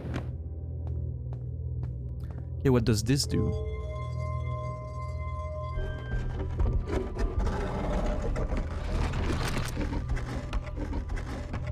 Oh my God, it's a testing area. Has to be a testing area. For what though? I'm gonna leave it open for now. Alright, let's do some reading. Oh my God, this is gonna be great. Oh, this is gonna be great. What's up, Morbert?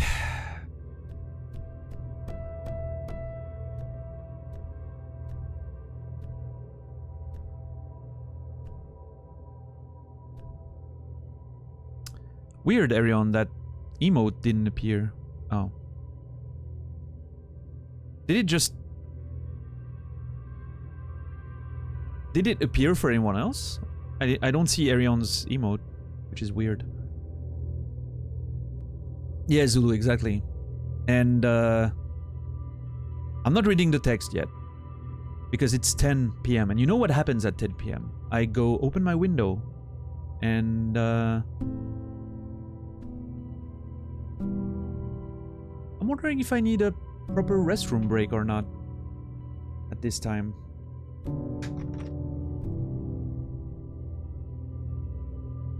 Don't keep us hanging? Oh man, you have no idea. You haven't been here before, have you? This is usually the place where I'm gonna stop and chat for a while. And look at the text in, you know, 15 minutes. Aw, and this music, again, could it be more perfect?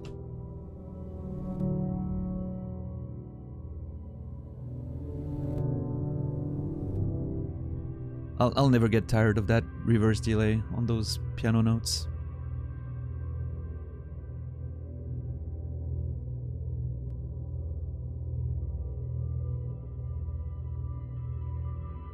While he talks about his break longer than he takes it, I'm going to go stretch. Fuck you, Naz. Fuck you for being right.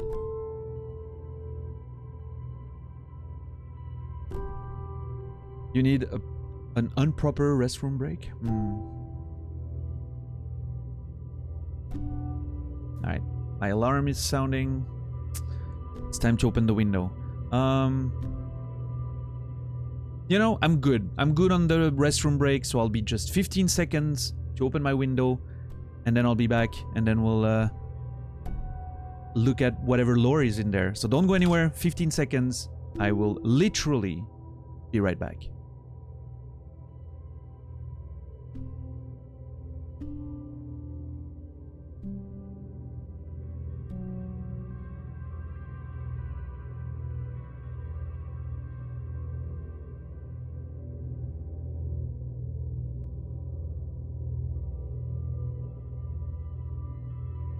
Thank you for being patient. I am back.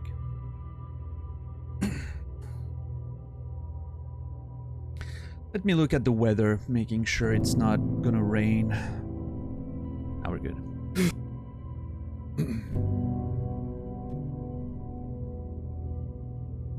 I was gone so long. I know. I'm sorry. That was maybe more than 15 seconds, but...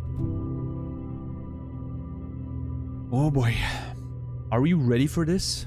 I feel like I'm gonna learn a lot of stuff in here now, today. This is a perfect midpoint for the show, in fact. Very excited to see what we're gonna learn in here. But yeah, Ragmuffin, it's good to see you in here. If you don't know me, and for everyone who's here for the first time tonight, maybe. I don't know if there's many of you that are here for the first time. I like to take things really slow. Whatever the game I'm playing, I usually like to take things slow. Some games don't allow to play them slower.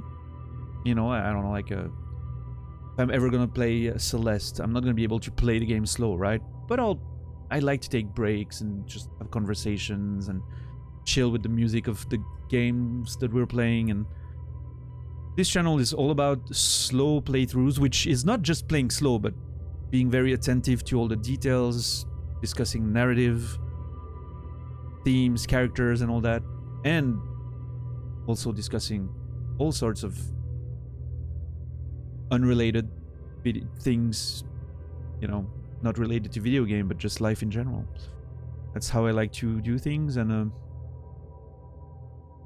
well, that's someone else's jam. That's great. I'm happy that we can find people who enjoy that.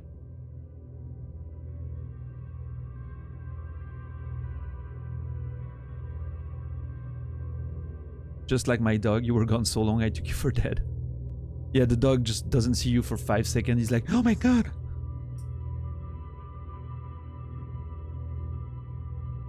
I love dogs. They're great. What kind of dog you have, Scum? Yeah, JC making good use of those tier 3 emotes. Beautiful. This one's a cute one. You have to, you know, petting the elephant is a privilege. Gotta pay for it. Same as in the zoo. Aussie Shepherd Husky mix. Oh, you mentioned that already, I'm sure. Or if not, someone else has a similar mix. But I think you mentioned it already, yeah.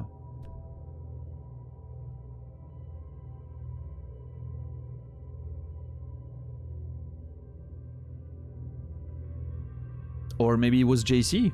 There you go.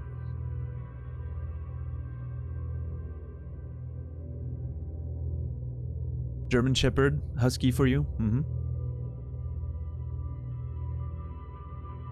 Mix between a Shepherd, Husky, and Australian Wild Knight. Yeah. Did you ever play Disco Elysium, by the way? What's up, Nikita? Oh, sorry. Nikitka.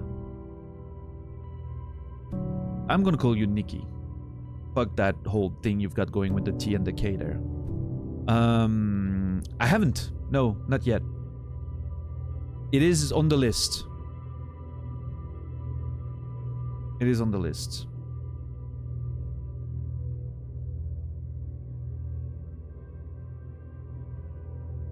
Yeah.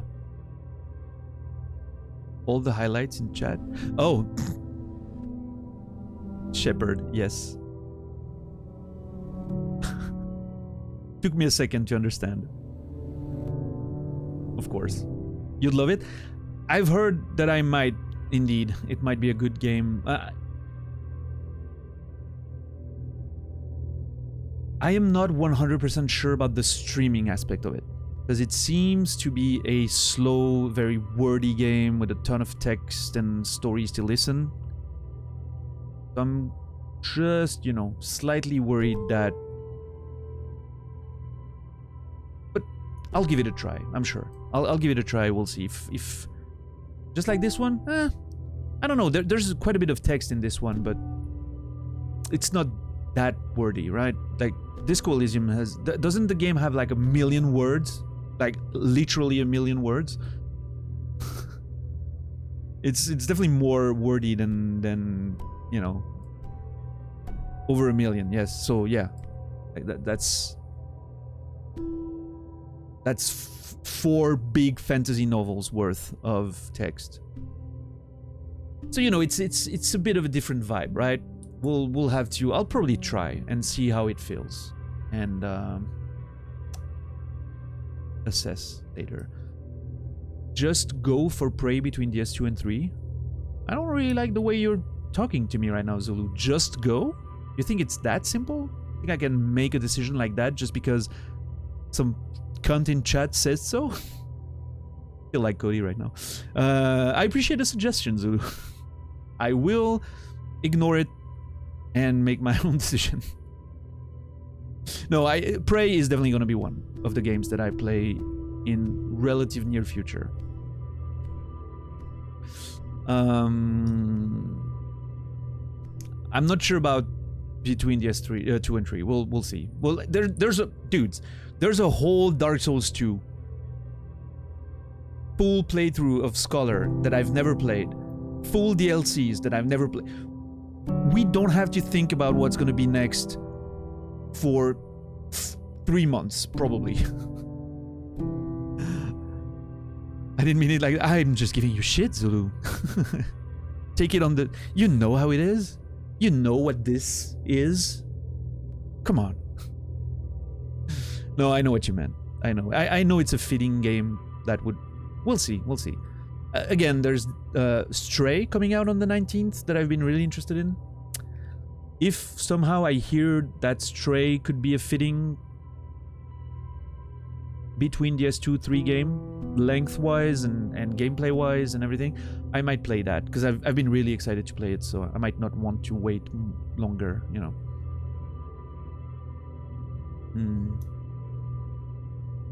You hate Twitch system. I agree, Arion, but why? Why this time? Hey, play inside now. Yeah, let me just quit what I'm doing and play inside. Never played inside. I played Limbo. Yeah, Brainy?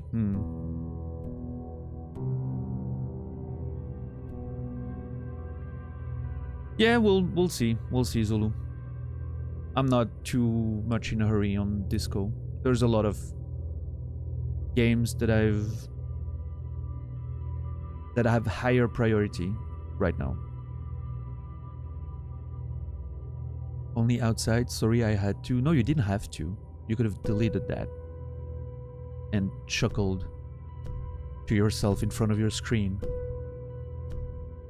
And none of us would have ever known about the level of bad jokes you're willing to go to. You could have escaped that situation.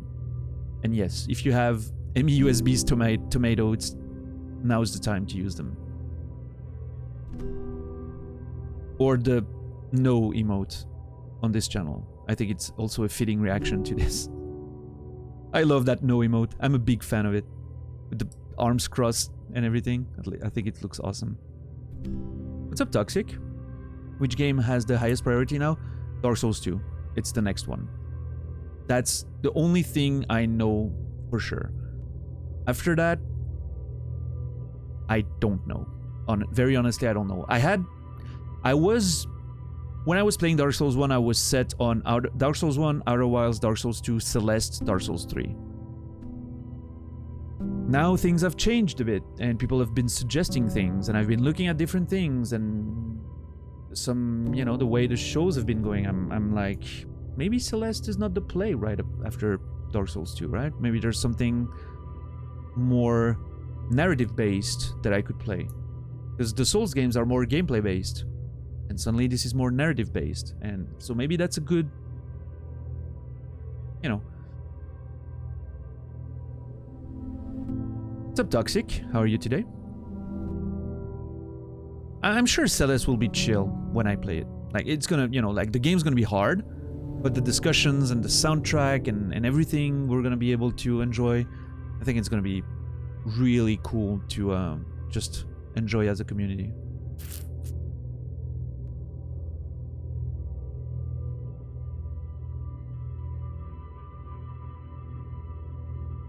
What, Arion? That is very weird.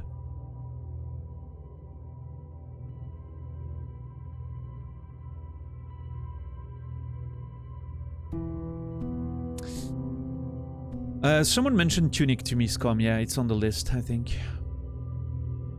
If it's not, I'll have to add it.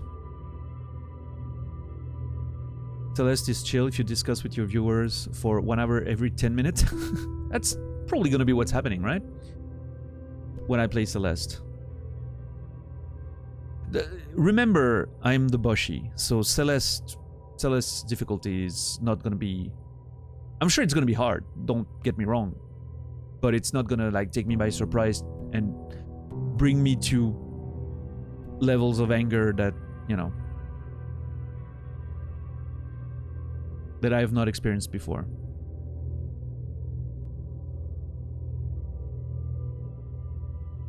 Fast-paced game. I like that. I mean, you know, I like a good platformer, hard platformer.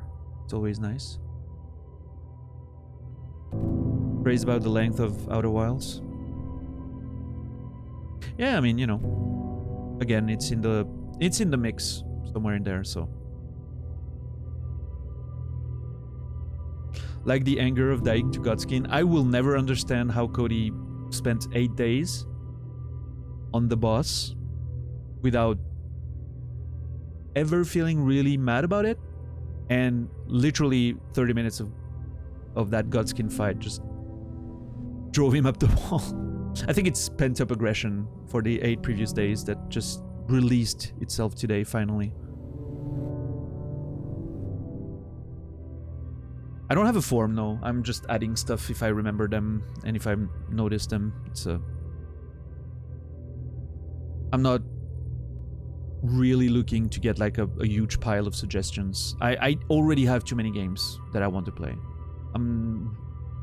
I'm looking to complete games right now, and as you can see, at my pace, we're not putting a lot of games behind us every week or month even. Yeah. Yeah, sure, Arion. That makes sense.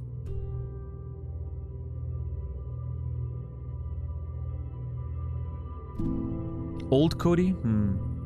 Pre-Xander Cody?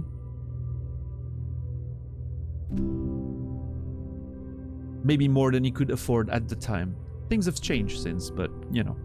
Anyway, I'm gonna read whatever's on the wall now. Records show Nomai arriving at the warp receiver on Brittle Hollow very slightly before departing from the Whitehall station. Rami and I are devising an experiment to test if this is the real phenomenon or a simple machine error. In theory, what we want to try to reproduce is a negative amount of time elapsing between something entering the black hole and exiting the white hole at its destination. What we want to try to reproduce is a negative amount of time elapsing between something entering and something exiting. Yes, that makes sense so far.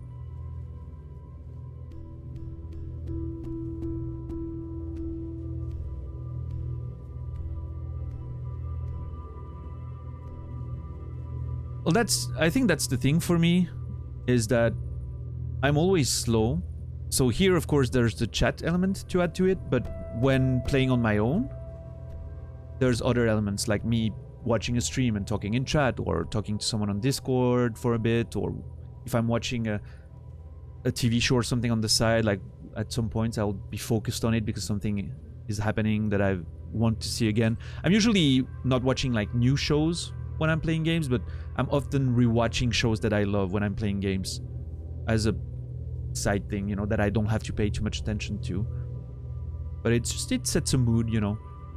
So there are different reasons for me to waste time when I'm playing off stream. So I think it ends up amounting to probably the same length. Oh, Hollow Knight. Hollow Knight is definitely not gonna be between 2 and 3. Hollow Knight is one of the big ones that I'm gonna do once I'm done with the Souls games. Because the way I'm playing it, I think it's gonna take quite longer than one might expect. What's up, Taya? Thanks for the raid and the host, appreciate it. How are you doing today? What were you playing? Let me know. Curious.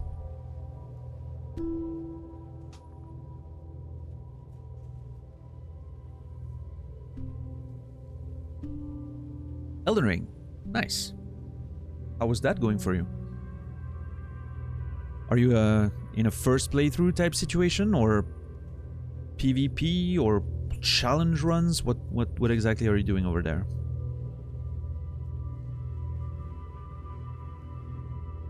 Yeah, Obradine is definitely somewhere on top of the list, Brainy. First playthrough still? Nice, nice. We'll see. Again, we'll have plenty of time. Once I'm deep in the Dark Souls 2 DLCs, then will be time to think about what to play next. Who knows, by then maybe different games will be released that we'll want to play. Maybe the universe will have collapsed on itself. Who the fuck knows?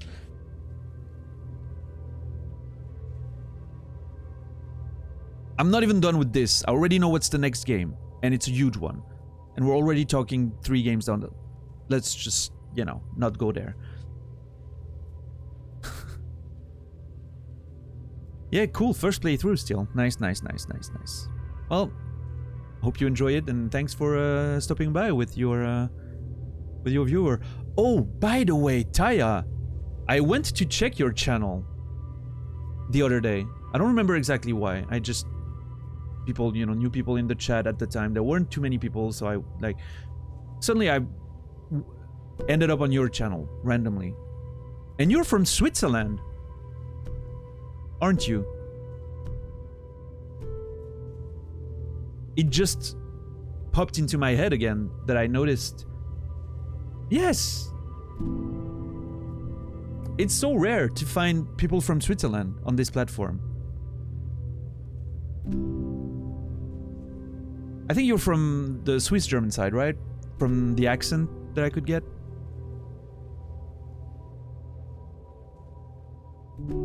Yeah. Yeah, Arion as well. I'm from the closest... I'm from the French-speaking area. The closest town is Avanches. Or Mourten is not that far.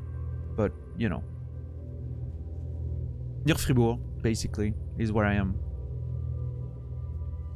Yeah, all that region right in there.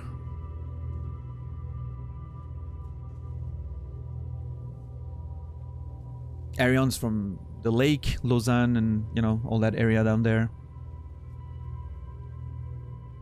And I don't remember, I think you may... I don't know if you said on your channel where you were from, but based on the accent and logic, I'm gonna say Zurich. Wheel of Time reference? It probably is, yes. For sure. What's up, Elias, by the way? Welcome. Elias Machera, welcome here. You are from Zurich. Look at this. Statistics paying off once again. Probably the, you know, biggest area, biggest town, most people.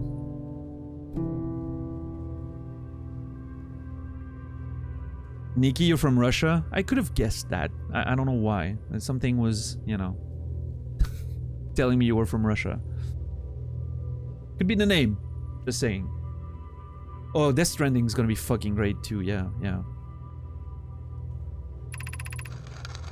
Alright, I'm gonna read a bit more. I'm supposed to. Initial things first. Our experiment setup will first pair a small black hole core with a small white hole core to mimic the setup on the white hole station.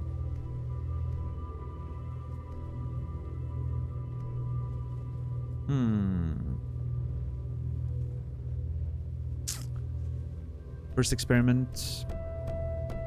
A small black hole with a small white hole. Mimic the setup. Hypothesis: it is possible for an object to exit a white hole before entering the corresponding black hole. How so? Let's find out. But it's an interesting proposition, for sure.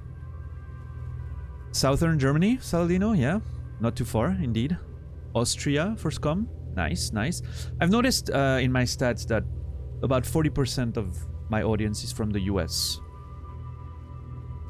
And then it's a battle between the UK and Germany for second place. Around 9-10% each. And around 8 and 9%, the battle for 4th and 5th is between France and Australia. So there you go.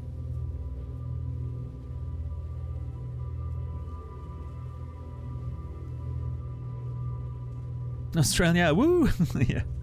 And it makes sense that I would have quite a few Australians, right? Based on Cody hosting me so much and all the other cunts. Namroff and Tolga, Mono. I've already played Elden Ring off stream, Taya, yeah. My first playthrough was almost 600 hours long. 589 precisely. What's up, Namroff? How you doing, baby? I caught the very end of your show today. I was so sad. Again, I really wanted to wake up earlier, but then watched a movie last night with Nasrallah, and it took us a long time to get the movie set up properly, and so I went to bed too late, and... I'm gonna try tomorrow to be early. Well, are you streaming tomorrow, actually, Nami?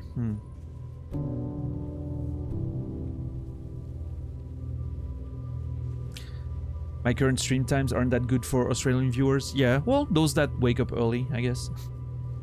But yeah, no, that's true.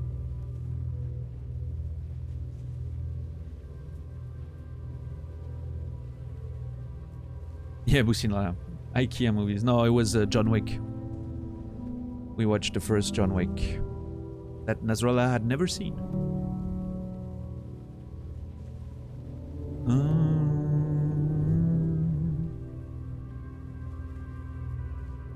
You are? Nice, Nami.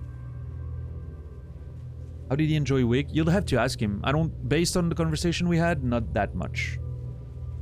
He didn't take too much on the whole world building vibe and the characters, and thought a lot of the acting was a bit, you know, not that great and the writing a bit stilted. And I agree with a lot of his assessment. I just enjoyed it a lot. It was just fun.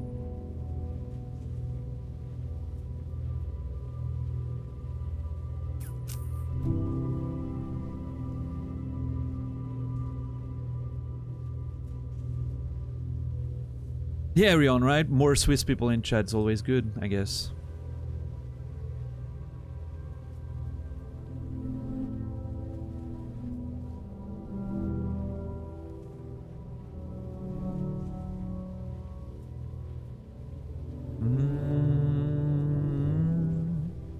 Don't watch the Vlad? Well, the first hour and 40 minutes. Spoilers, that's all I see.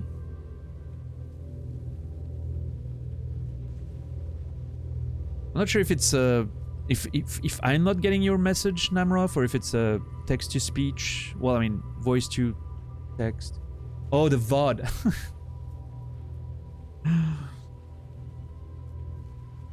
Don't watch the VOD, the first hour and a half. Spoilers, that's all I see. I'm not supposed to watch the VOD? Are you like talking Outer Wild spoilers, or what's happening? Why am I not supposed to? Oh my god. I'm stressed now.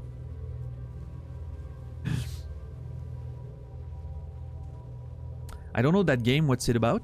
Taya, this is Outer Wilds. It's a game about...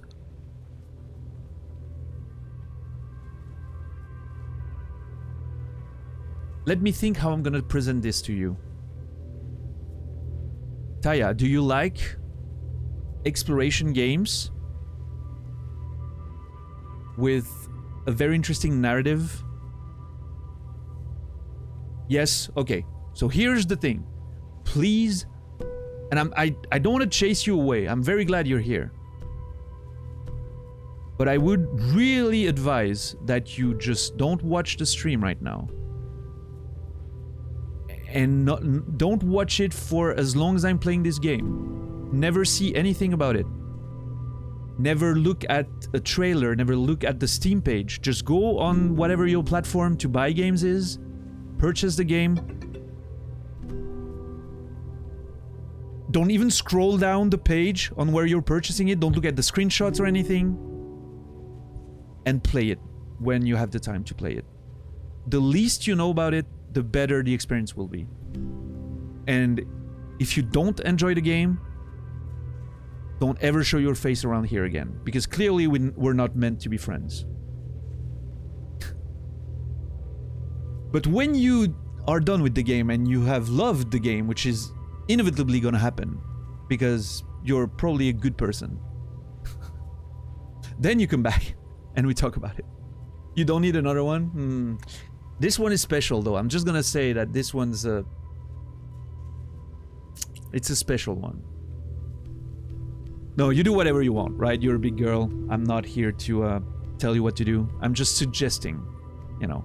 Outer Wilds, one of the greatest experiences of my life so far. Please, if you think you're gonna play it one day, don't spoil yourself on any of it. It's amazing. It's really amazing. But I understand having too many games. I understand. Still, this one is it like Portal? I don't even want to answer that. Really, the least you know, the better it is. Trust me. I knew nothing about the game when I went in. I thought maybe it took place in space. That's how much I knew. And I'm not confirming if it does or not. Just saying that, you know.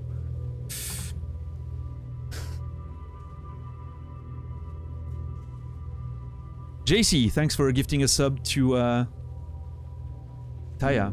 I appreciate it. Really appreciate it. You've been very generous, JC, today. I think you're almost like at 30 gifted or whatever subs. Fantastic.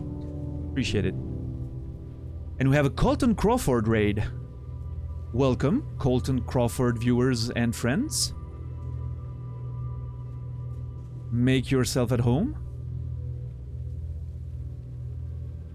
What's up, Maddie, Nikki, Cervantes, sorry, Capito, Random Man in the Street. What a name. Awesome. Random man in the street. Leirena? Jan Moeho? I'm sorry for the pronunciations, by the way. I'm very bad. And Colton, what's up, man? How are you doing, dude? Alright, time to go through the motions. What were you playing, Colton? How did you find this channel? Your name rings a bell. I don't know if it's from another channel we've hung out on, but your name rings a bell. But at the same time, I see you've never been here before, so let me know, what were you doing tonight? Thanks everyone for the follows. Thank you, Elias, I don't know how you pronounce it. Thank you for the sub with Prime. I appreciate it, man. Thank you so much for the support. Played Inscription today. Ooh. Outer Wilds is my favorite game, so I wanted to rate someone playing it. Hey, I'm glad you found us. So just a word about myself for new Colton friends and viewers. Name's Daniel. I'm a published writer from Switzerland and a streamer who does a variety of games, but always in the slowest way possible. And I'm not doing it intentionally. I just like playing games very slowly, meticulously. I like to stop and think about the narrative and the environments and the music and the visuals. And so we're playing very slowly. And we love to stop and take breaks and have wonderful conversations about all that comes to mind. That could be games, could be everything else. So if that's your vibe, you're welcome to stay. I know it's not for everyone, but it's a pleasure having you guys around for as long as you stay, if you enjoy that. I played a bit of Inscription. I played the first part of the game, you know, the first, I don't know how they call it, but the first act of the game. And I thought it was great. And then for me personally, it overstayed its welcome just a bit. But I liked what I played of it. And I'm hoping you're having fun with it, Colton. And yeah, Outer Wilds so far, we're, I don't know, like more than 50 hours in. And it's been an experience. It's been an experience, for sure. Colton is the banjo player for the band The Dead South. Maybe that's how you know him? I don't think I've heard of the Dead South, but what kind of music is that? I mean, if it's banjo, I'm assuming it's kind of country-ish in the influences, potentially alternative country or whatever. Let me catch up on chat real quick. We're shitty, it's okay? Nah, come on. Yes, thank you everyone. Quick reminder, no backseating, no spoilers. I think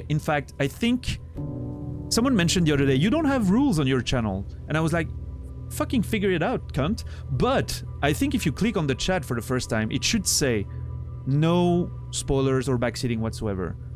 Please let me know if that's true. Someone who came in today. Been watching almost the whole playthrough, barely know anything about the game, because I've been tuning out when you actually play and tuning in for the non-gaming interjections. Amazing. What a stream, right?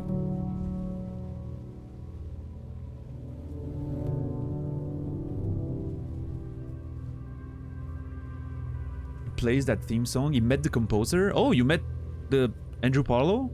Paulo? I'm not sure what his name is, but yeah, that's awesome if you know the composer. Yeah. Thank you, Scum, for gifting a sub to Colton. Welcome. As you can hear, my native language is French, so forgive me if I mispronounce stuff all the time. Someone asked what I was writing. My two first published novels are young adult genre fiction. My publisher calls it sci-fi. I don't fully agree, but that's not my job to, you know, market it, so. Natus! Thank you for the 100 bits. Have a good night, my friend. Thank you again for hanging out. I appreciate it more than you know. So yeah. Publisher calls it young adult sci-fi, so I guess that's what it is, for marketing purposes at least. Explain a country without saying its name, but make it vague so no instant markers like Walmart, blah blah blah. People think we got polar bears as pets, known for Vikings and a singing language, and we have pagan traditions, so you're from Norway, right? Evil Highness? Evil Highness? Bluegrass? Okay, okay. What's up, Pryana Fish? Is your name Hannah? Please tell me your name is Hannah and that's a play on word. Because Pryana Fish is a fucking amazing Twitch name. Slow, meticulous gameplay with comments on the narrative, my kind of bag. Welcome. Colton does the same thing, no spoilers. Perfect. We're, you know, kindred spirits. He came to your show in LA and we hung out? That's amazing, dude. I cannot wait to learn more about the soundtrack and the making of this game once I'm done playing it. Yeah, sure, JC, but the tags aren't... Not many people read the tags. They're kind of hidden, right? In a way. So, I'm just hoping, like, I think I've set it so that when you click in the chat for the first time, it tells you, like, no spoilers, no backseating whatsoever. If I haven't, I should probably do it. You know?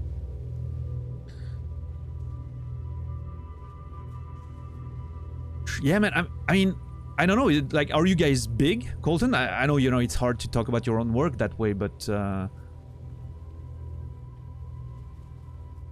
if you're, it may be just because I'm not listening to that vibe of music, or maybe because of, you know, Switzerland could be a bit more hermetic to some of the imports, musically speaking. I don't know. Pretty big? It's going well. We're able to make a living. Dude, bravo, man. That's... Dude, any... As a writer, you know, any artistic pursuit, being able to support yourself is a fucking achievement. So, dude, congrats. Hope it keeps going well, right?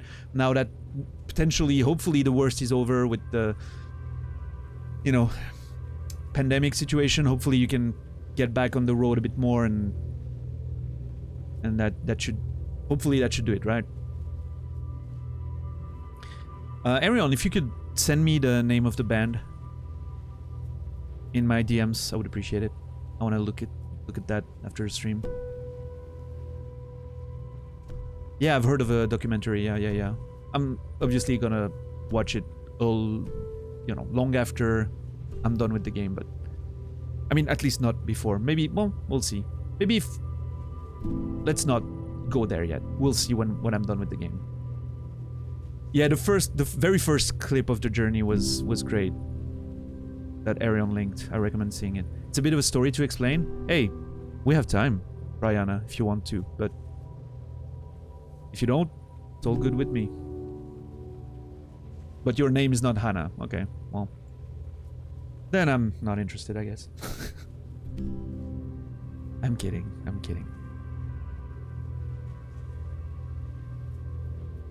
Wait, 300 million views on one of their songs? We have a celebrity amongst ourselves, guys.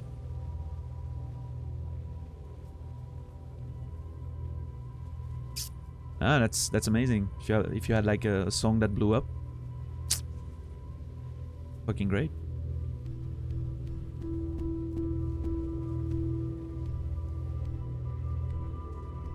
He's a damn good banjo player and a pigeon lover. All right, I can fuck with that. That's fine. Oh, Sweden, Evil Highness? Weird. When I think Vikings, I think Norway, way before Sweden.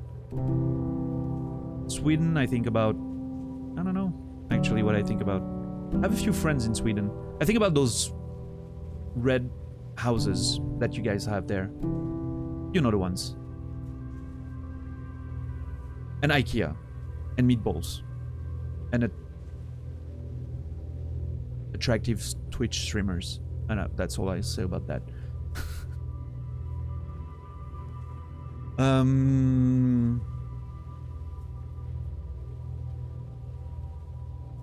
They have some end credit musics from Umbrella Academy and American Gods? What the fuck? Alright, then I feel bad that I didn't know about that band at all. Thank you for all the information. That's actually pretty fucking great. We think he's pretty damn famous? I mean, all signs are pointing to that conclusion right now. Notch in Cody's chat and Colton Crawford in here. Yeah, I'm not sure that's exactly on the same... not you know, not throwing any shade on Colton at all, but... Has a blue check on it. Okay, okay. I'm just...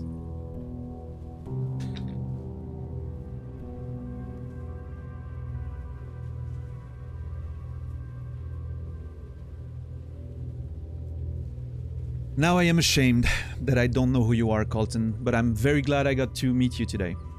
Welcome. And I cannot wait to look at your stream and your music and your blue check mark on Twitter. In that order. Very much looking forward to that.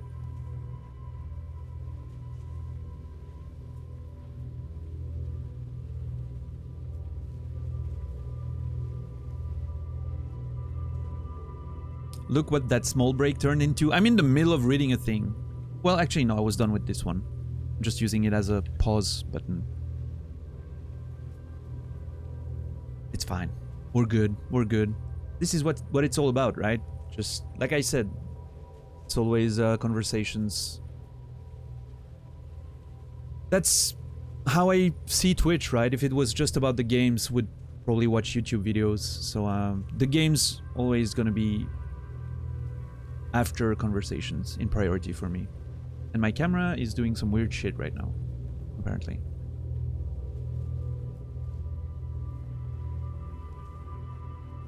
I'm just a loser with a banjo and a webcam. I understand. I understand the self-loathing and the imposter syndrome and all of that very well, my friend.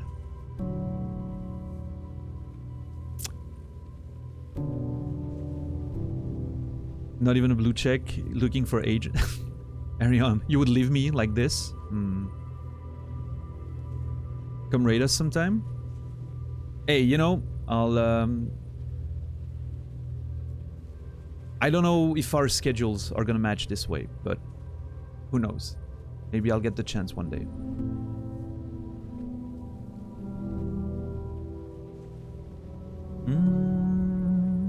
Oh, that's every time that song hits that reverse delay on those piano notes.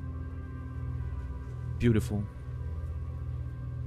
Making friends and building communities, it's great. Yeah, that's the main goal, right?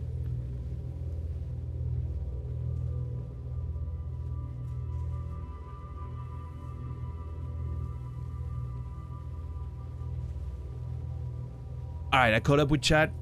I'm gonna read the second scroll.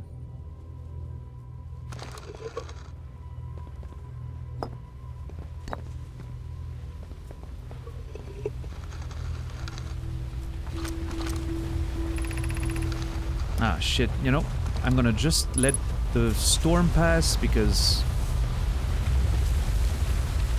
then we're gonna have to hear the sound during the entire reading. I don't want that. How's the sun looking? Okay-ish.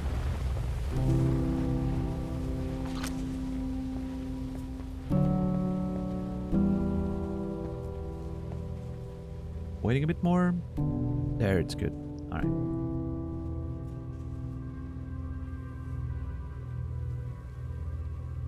Just finish. Well, my usual time is from 2 hours and 40 minutes in the past and an hour and 20 minutes more, which is usually my, you know, regular schedule. But some days I go later on weekends, so we'll see, you know. I need to check the show first, right? Like, not, you know, not trying to be an asshole or ungrateful or anything, but Colton understands, I'm sure. You gotta take a look first and, you know, see where you send your people, right? Rating and doing that. It's kind of a... You're vouching for where you send your community, right?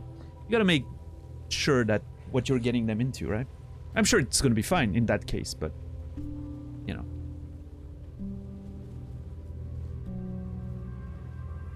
No, Colton, this is the 11th session, I think. We're about 50 hours in, gameplay-wise. Well, I mean, you've seen how much we progressed since you came in, so numbers are relative.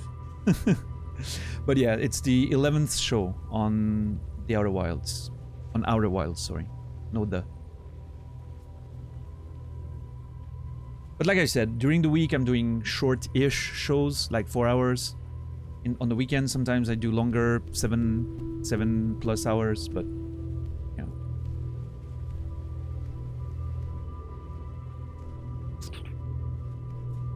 We've been taking things really slowly and enjoying every second of it. It's been wonderful so far, that's for sure. I did not expect... I knew nothing of the game before I got in. Absolutely nothing. And it's been fucking amazing.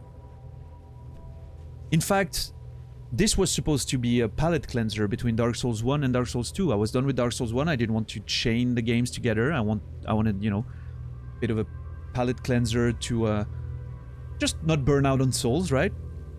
And I remember specifically saying, Outer Wilds, you know, from what I've surmised, surmised? Is that the right word? I'm not even sure, but from what I know, it's probably gonna be a week. Well, we're approaching 2 weeks and I'm not seeing any end in sight, so it's become way more than just a palate cleanser, so it's great. But yeah, next game's gonna be Dark Souls 2, so that's gonna be great as well.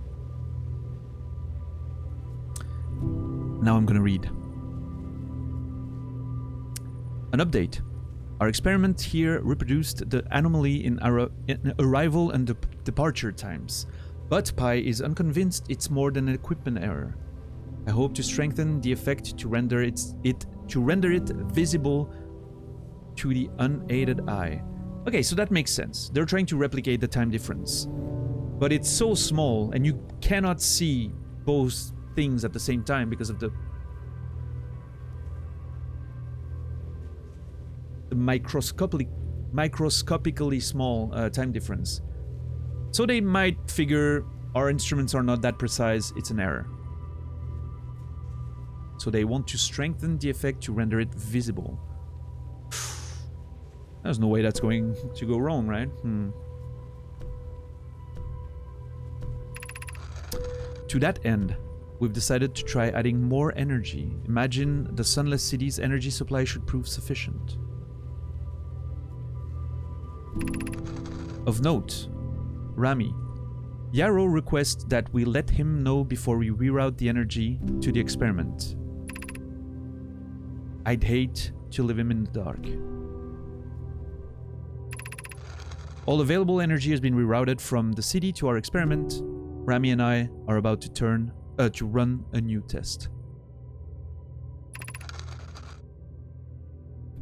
Taya, thanks again for the raid tonight, and I'll see you soon. Enjoy, my Swiss friend. Have a good night, and I'll see you in the future. Hypothesis confirmed. Hypothesis confirmed. I saw it. Pi saw it. Hypothesis confirmed. Ooh, that is exciting. This is beyond extraordinary. This changes everything. What a beautiful day for the intersection of abstract theory and practical application. Alright, so they managed to confirm that this was not an instrument error. Cool. What does that mean, though? Holy shit. What does that mean that...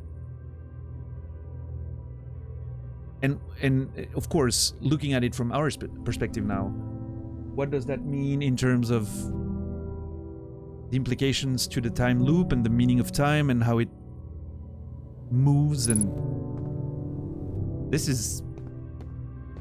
I want to use that, and I'm thinking it's gonna make something in there happen. But I want to read everything first. I want to know what I'm getting into. Okay, there's one scroll here and one on the wall already. I don't think there was anything up there. Oh yeah, that was the door that leads to the antenna or whatever it is.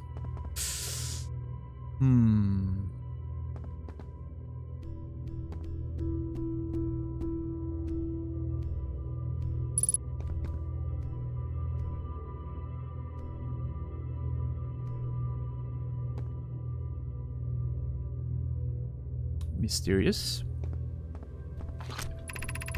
We'll look at that a bit more once I'm done reading, if there's time.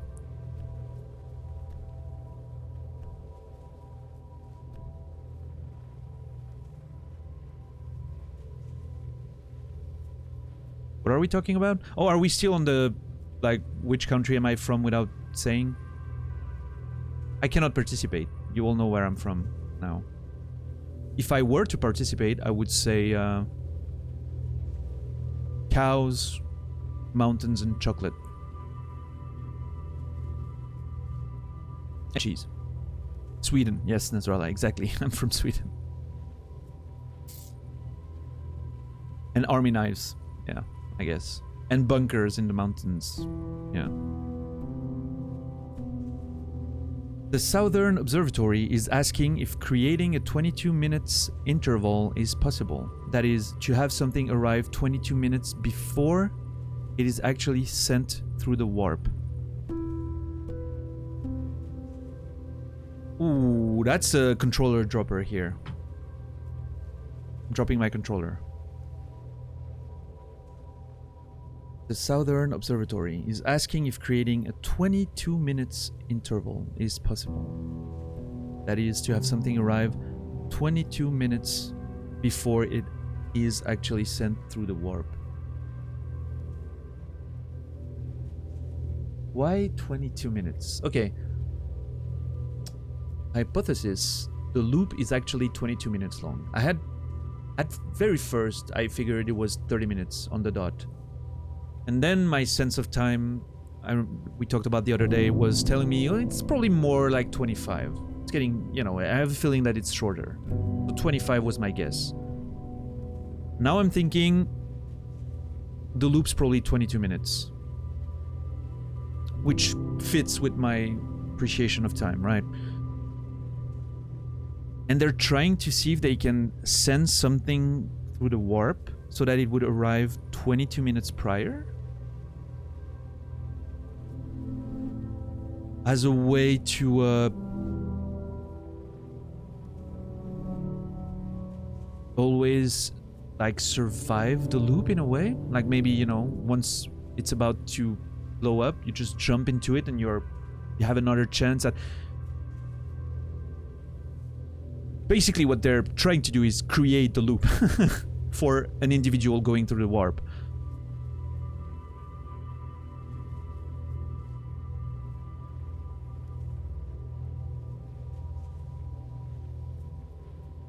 This is interesting.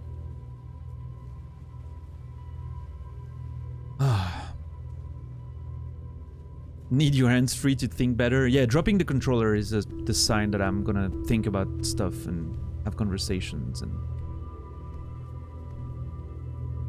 Alright, let's see the rest of that train of thought there. We've learned the negative interval of time between departure and arrival can be increased by adding more energy to the warp core. Problematically, the energy required to extend the interval increases at an exponential rate. Okay, I wonder...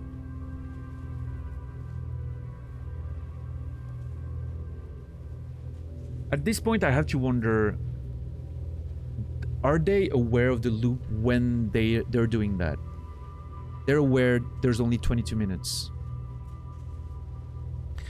And they haven't created the Ash Twin project yet, I'm thinking.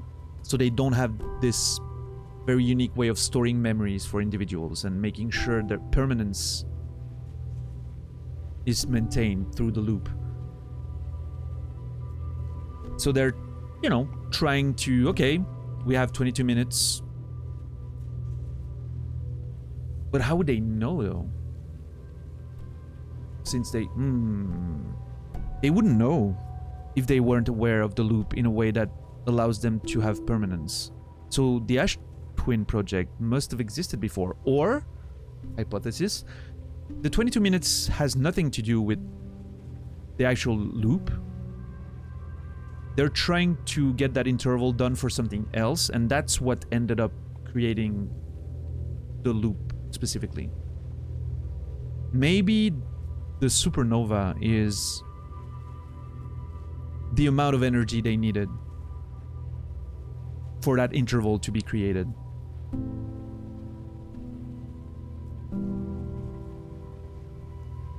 I'm not sure why, though.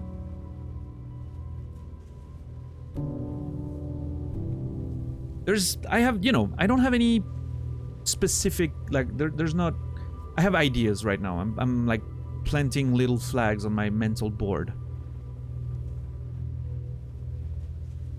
Trying to wrap wires around them and bits of rope, you know. Make sense of it all, but I'm not there yet. I'm starting to pick up on a few things. Hmm.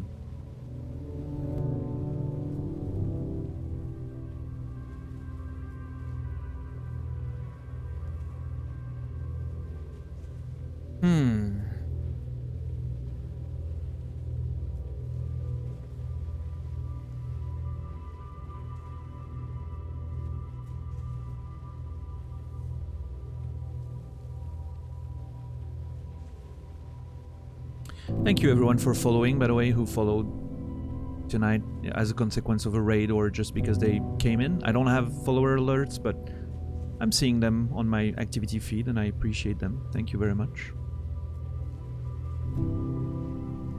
We have crossed the bar of 5,600 followers that we talked about the other day. Way faster than I ever would have imagined once I returned to Twitch, so thank you. I love watching people play this game and figure it all out. Yeah, Colton, isn't it great? I already cannot wait. Well, I mean, I don't want the game to end. I'm enjoying it so much, I want this to last forever. But once I'm done with it, I'll be extremely happy to go watch a few of my friends playing it that I know have played it, and that I never watched the playthroughs because I was saving myself for this experience. Yeah.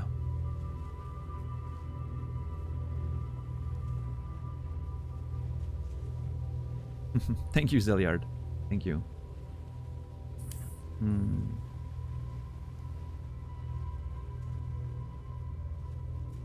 Yeah, Colton, it seems like a big number, but it actually is not really. Because what happened is I used to stream between 2011 and the end of 2014. That's when I started streaming. Streamed a lot on a different platform first that was called Own TV, if you remember that one. And then I moved to Justin TV Twitch right as it was rebranding. That was the reason why I came over, by the way. Like when they rebranded, I was like, oh yeah, pure gaming. That sounds like cool. And Own TV was just, they weren't paying me what they owed me, so I didn't like that very much so. And anyway, stopped streaming for 7 years. Only came back last month. So I have quite a few followers that probably don't even go on Twitch anymore, or the accounts don't exist. Maybe, I don't know, but but it's cool because, you know, I was obviously over 7 years, the numbers went down, of course, people unfollowing when they saw I was never online, and when I came back, a lot of people also unfollowed because, oh, I don't want to watch this guy anymore. Makes sense. And then it started picking up again pretty quickly, and now we've surpassed however many I had back in the day, and it's been going well. So yeah, that's true, 10 bucks. My very first subscriber is still here, Shezar. What an amazing dude. Incredible. And yeah, a lot of people who used to watch me even before Twitch from the Own TV days sometimes still come, say hi, and you know, that's pretty fantastic still after a decade, more than a decade, you know.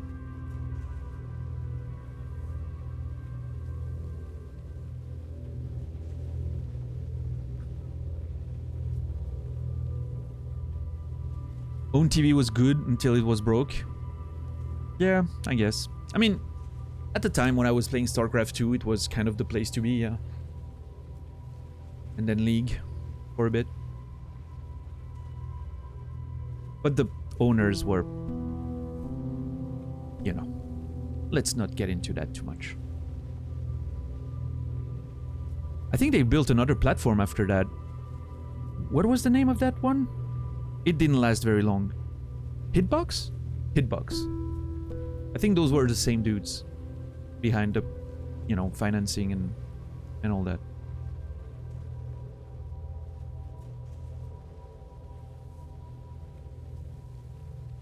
Hitbox was a thing, right? Yeah. It didn't last very long.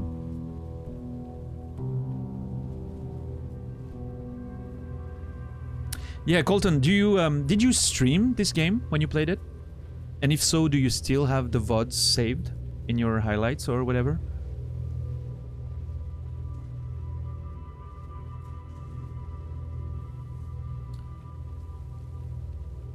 All right, so enough energy to increase the interval. Using the supernova for that makes a lot of sense. Oh.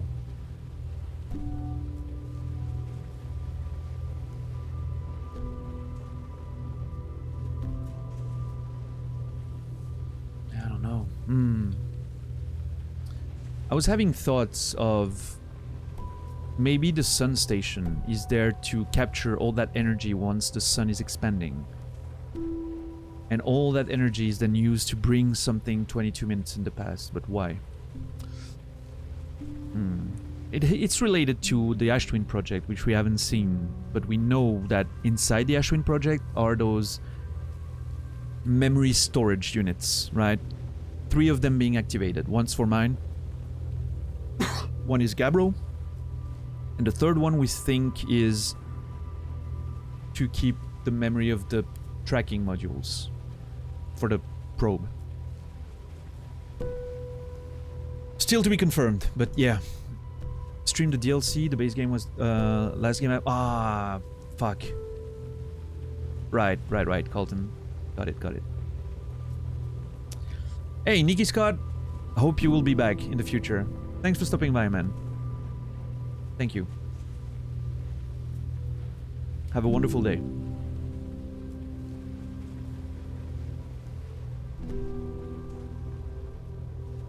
Hypothesis. Creating a 22 minute long interval is possible. We are currently unable to generate the necessary energy. The energy is currently unavailable, you say? You're a gas pie. My pun was intended, Rami. So I believe it's you who's aeriform. Okay. No, my puns are hit or miss with me so far. Rami and I believe it would be necessary to invent a new method of producing energy, a thrilling but enormous undertaking. We will also require advanced warp technology able to handle such energy. Dude, if they accidentally created that fucking supernova thing, that would be wild. However, the fact that it's happening everywhere in the galaxy from what I can see in the sky makes me believe that it might not be the case. We'll see. They're far too scientific in nature to make good puns, you mean? Puns are a little too literal, yeah. We would also likely need an enormous space to fit these proposed new energy and warp technologies together. The only location large enough would be Ash Twin.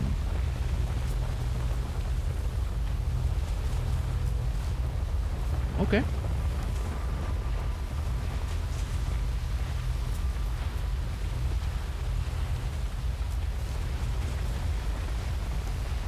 I've thought about that, $10, yes. There can be a bit of... The translation is not necessarily 100% perfect, right?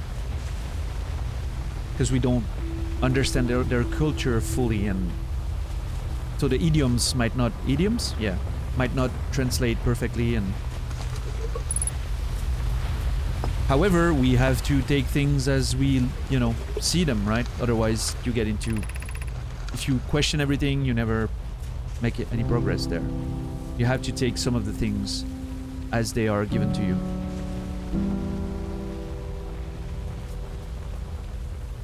Yeah, for sure, Chronic. The Ash Twin project will be one of our biggest undertakings, metaphorically and physically. To build it, we need a way to travel quickly between Ash Twin and each location that holds crucial project materials. Yeah. Ash Twin, we sent a drone, a probe on that platform, and it sent it to Sun Station.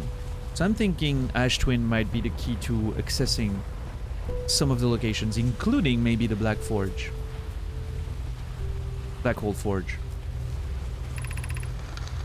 What if we use warp towers, like the one we have on Whitehall Station, to connect Ash Twin directly to each critical locations? Of note, each tower on Ash Twin will warp to a different planet. My gratitude to those who noted my imprecise language. Yes, the sun is not a planet. I believe this has been sufficiently clarified. Kindly stop reminding me. Awesome. We can design each tower to visually reflect its warp destination. The Giant's Deep Tower, for instance, could resemble a cyclone. And we could model the Timber Earth Tower after a geyser mountain. Awesome. Dude, Colton, thank you. You stayed much longer than you had to, and I appreciate it. A lot of people do just raid and run, and I understand you're tired after a stream and everything. Enjoy the rest of your day, dude. It was amazing meeting you, and I cannot wait to learn more about your work. Have a good day.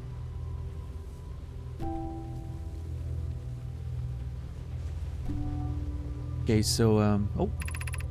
Poke, Root, and I can begin work on this immediately in the Black Hole Forge. This will keep us busy.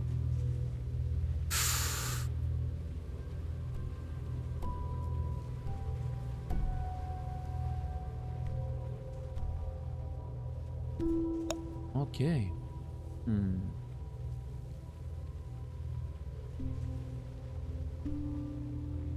That's an interesting one.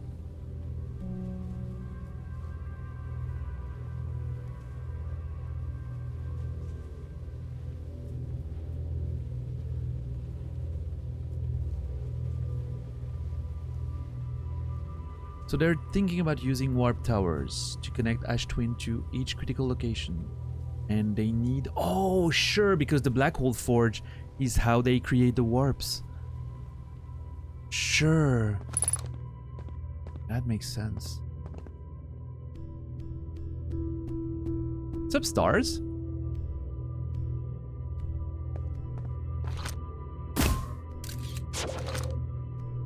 I found... Wait. I'm a bit bummed I didn't take as much time to go through everything properly when I played. Hey, you know. You played it the way it came to you, and I think that's the right way to play it. Maybe now you wish you had played it faster, but slower, but if you did at the time, who knows, you know, you never... It's the paradox of it all, right? I found this game for myself personally to make way more sense when looking back on it like a show you rewatch. I was watching some VODs and yelling at myself. Awesome, stars. I'm looking forward to watch your show again. Again, I'm looking forward to watch your show. What I was trying to phrase. You looked up one thing out of frustration.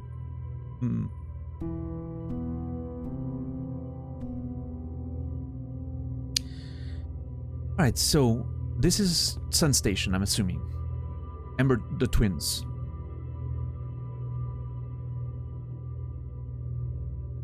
Giant's Deep? Resembles a cyclone, maybe? Oh no, that's Timber Earth, maybe one of the geyser mountains. That's the cyclone one, yes. And this one's...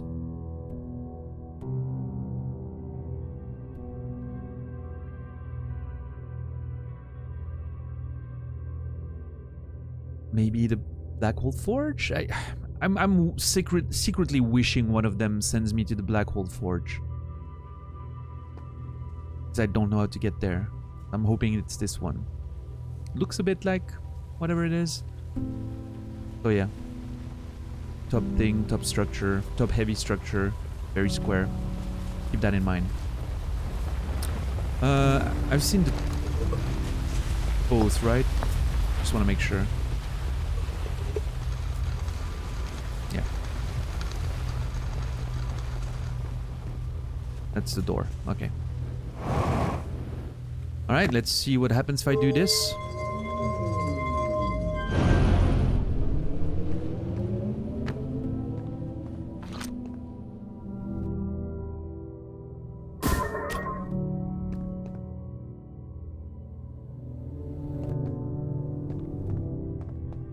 Oh.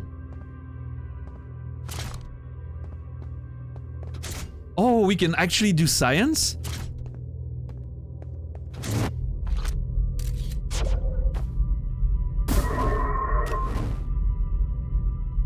Hell yeah.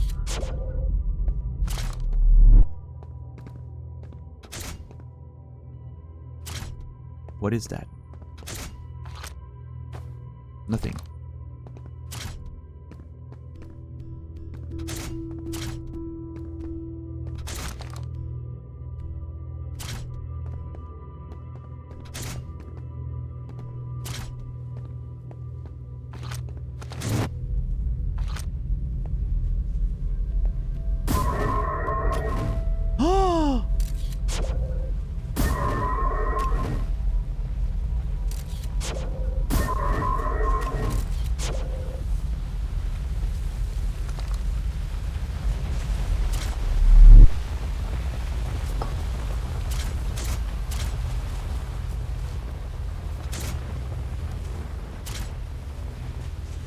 I'm not sure if there's more than one just for the sake of having more than one. Or if there's a puzzle there. This one... Maybe these are just... They run out of energy or whatever.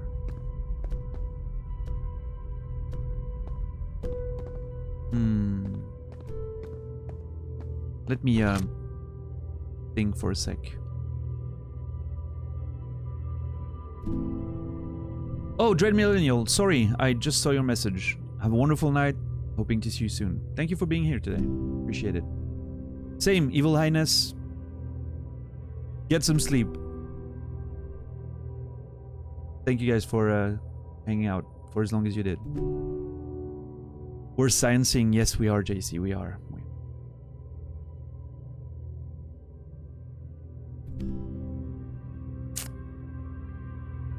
Yeah. What's,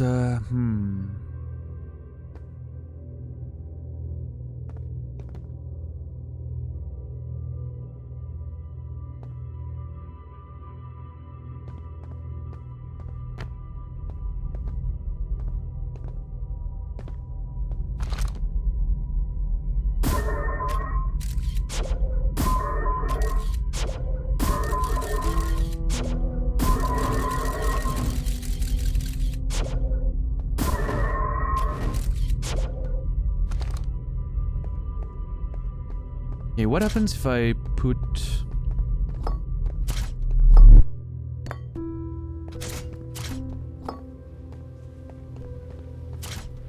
two empty ones? I'm assuming nothing? Yeah.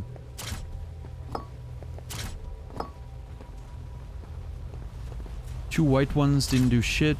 Two black ones didn't do shit. Only works with one white and one black.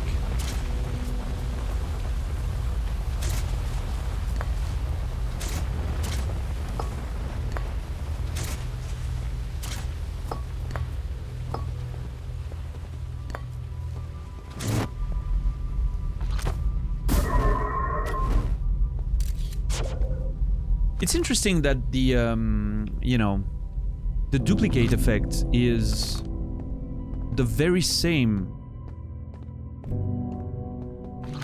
as the one we get when we fire a probe inside one of the Dark Bramble seed.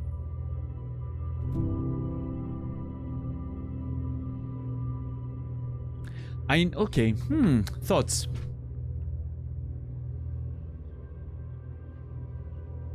We know the vessel crashed on Dark Bramble. The vessel contained a very powerful warp drive.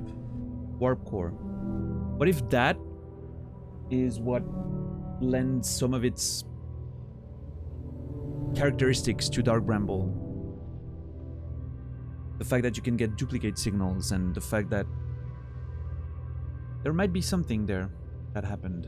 I don't know. Imagine if white holes were a thing. Aren't they theorized? Like, isn't there theories that they might exist? We just haven't found any yet.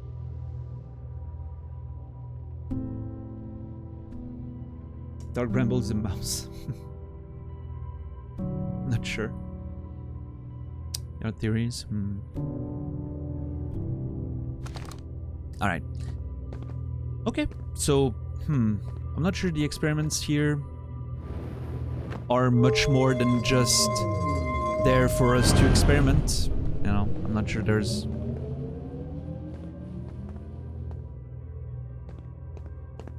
Wait, actually, let me look at the thing if I don't power it up.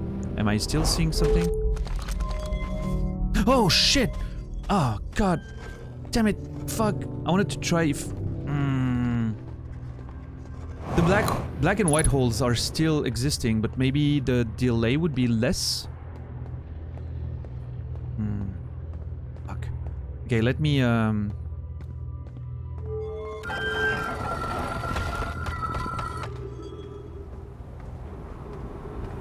Ah, shit.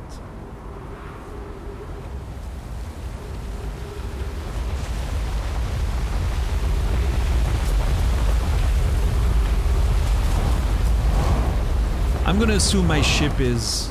Where did I don't remember where I parked my ship. Oh, perfect.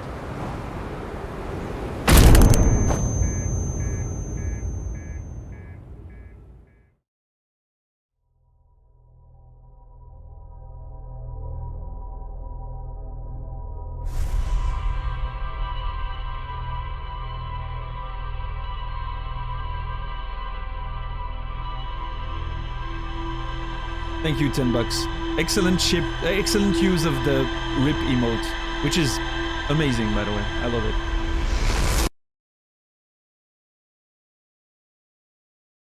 it. That RIP emote is just perfectly appropriate for what just happened there. Found the ship, yes. What's up, Throwing Tor? How are you doing today?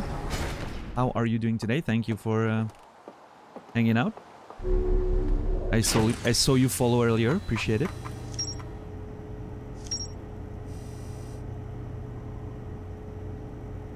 So Jingo, how are you doing today? Our definitions of perfect seem to differ just slightly. Hey, come on now. I tried.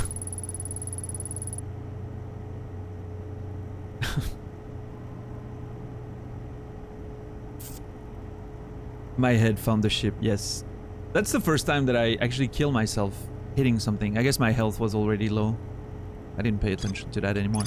It was so long since I've been hurt, you know. The Nomai successfully reduced the temporal anomaly first observed... Reproduced, sorry. At Whitehall Station. Warped objects appear to arrive before. They could increase the negative time interval by adding energy to the warp cores. The Nomai wanted to know if a 22 minutes negative time interval was possible. They concluded that it would require new technology to produce the necessary energy as well as an advanced warp core to handle those energies. Ash Twin was proposed as a location for the project. Designs for each of the tower on Ash Twin's equator. Each tower warps to a different planet, although many Nomai were quick to note that the sun is not actually a planet. I love that I took a note of that. The character took a note of that. So funny. Each tower was designed to visually reflect its warp destination. Towers allowed the Nomai to quickly travel between Ash Twin and all other locations crucial to the Ash Twin project. I'm hoping this one's the fucking Black Hole Forge. That's the first one that I'm gonna go. Top heavy, square-ish tower. Let's go. Probably gonna have to wait a bit because of the sand, but it's fine. I think I might... I was just about to say, I think I might go do some experiments in the lab between... in the meantime, but now I realize that I cannot access the lab from... I would need to go through the whole Sunless City again.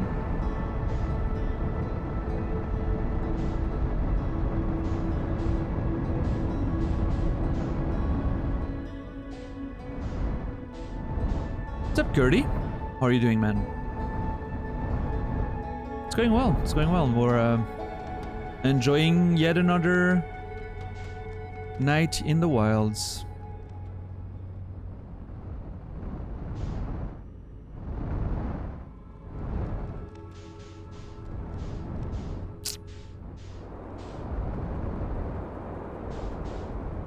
Yeah, I think I'm just gonna... I don't want to lose too much time. I don't know exactly how much I have, so I'm going to just observe as the sand goes away to get an idea of...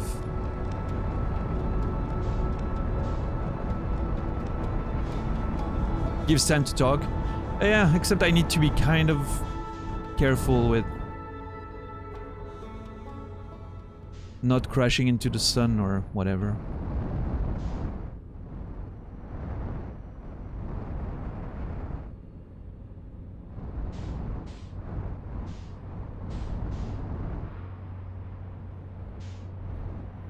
I don't think the transfer has even started between the two. Wait, where's the other one? Oh, right behind it. Okay. Okay, it started now.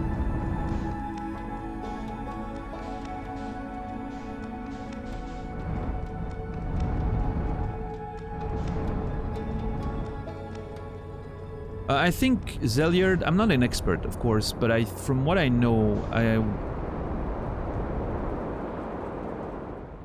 any planet could potentially have become a sun if mass got large enough and the right materials were found on it. Wasn't there a theory that Jupiter was not that far off from becoming a sun? It just never got there. I know there's theories about that, but Ash Twin looking especially golf ball-y today, doesn't it? It does look a lot like a golf ball. I agree.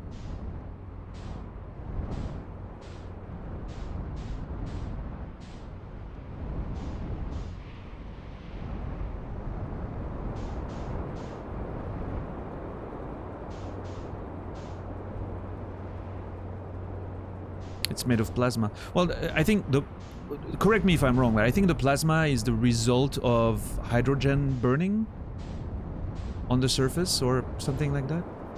I'm, again, super interested in all things astronomy, but not that... I have a bit of knowledge about a lot of things, but not very accurate. And I forget a lot of things too. Hydrogen and helium fusion. Okay. What did I say? Sorry if I was wrong.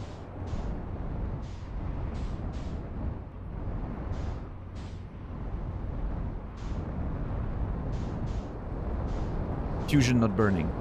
Right. Makes sense. What's up, Dom? How are you today?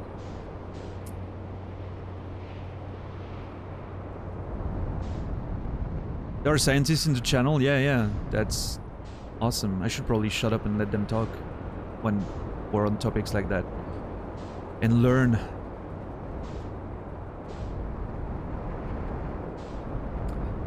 I'm looking forward to quite a few of the conversations we will be able to have once we're done with the game.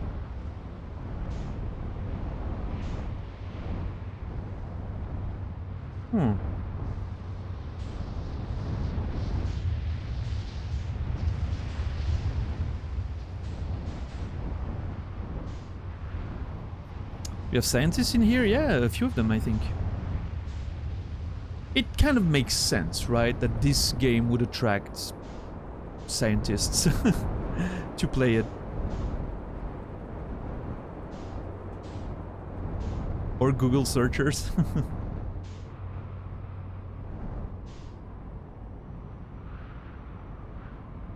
Been better. Deadpan was deadpan basically all day while playing with my mate. After pissing myself enough, decided to go for a 2.5-hour long walk in Budapest. Encountered a massive demonstration on the way home regarding some nonsensical new taxation law or government accepted just today. Ah, fuck. One of these days. Yeah. Budapest is great. I've been there once. In high school, for a high school study trip. Budapest. I don't remember whatever we're supposed to study. I remember beer was cheap. And women were very attractive. in clubs. That's what I remember from that trip. Yeah. No, not true. I remember. You got the important bits. I remember there's like a hill on the side of the city that you can go on with. There's a statue there or something, and you can watch the whole city from up there. That was great. I love that spot.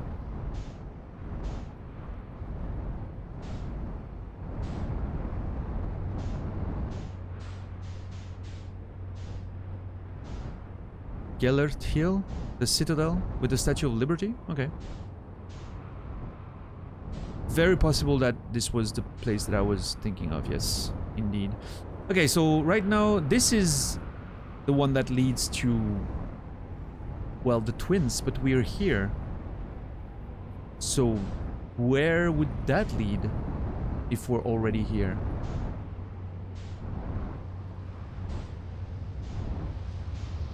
Somewhere else in Ember Twin, maybe? Maybe the high energy lab? There was one thing next to the lab, right? This is the sun one that I don't know how to enter, and the door's broken, yeah.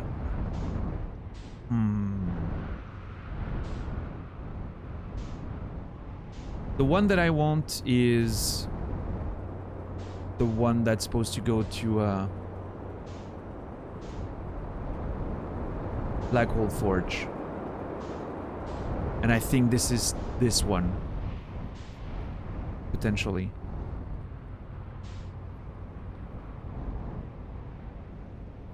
Yeah, you know, the alignment could fit. It just had an alignment with Brittle Hollow there. Oh my god, I hope that's it. I'm gonna wait and find an opening. I don't think... Well, I can actually drop down here, as a matter of fact.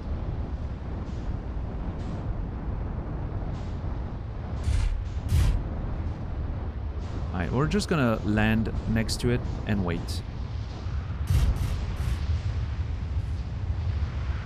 There. Alright, let me catch up on chat a bit more attentively.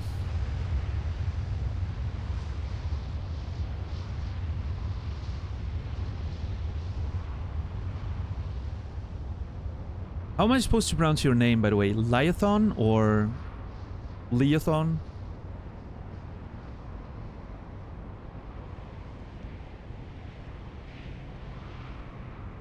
Jupiter should be 75 to 80 times heavier for a nuclear fusion to happen.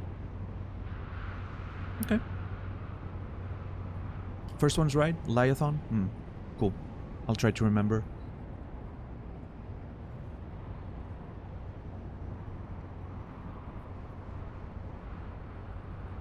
It's being renovated right now? Okay, dumb. Yeah, I mean, Budapest. Good memories of that trip. It was fun. Very fun. And,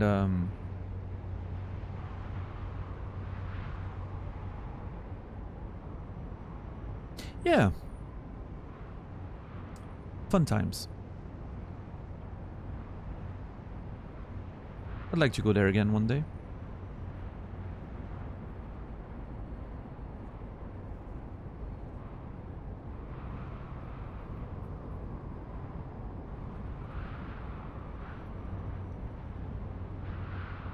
You love attractive beers, Curdy?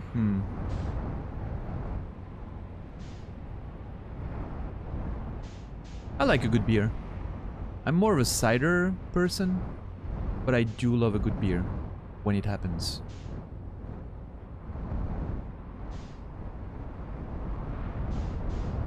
Alright, I think we're good. Oh boy, let's go. Buckle up.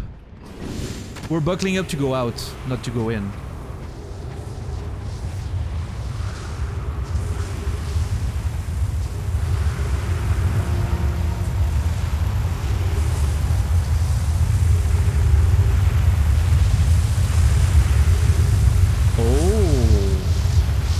If some of the towers are gonna be missing their core, and if we'll have to grab a core in the energy lab to potentially use them. Alright, beam me up.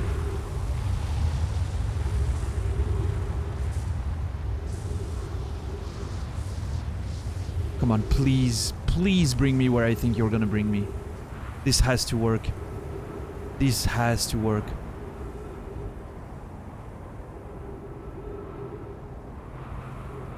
Not this one, please. Okay, good. There it is. There it is. Come on, come on, come on, baby.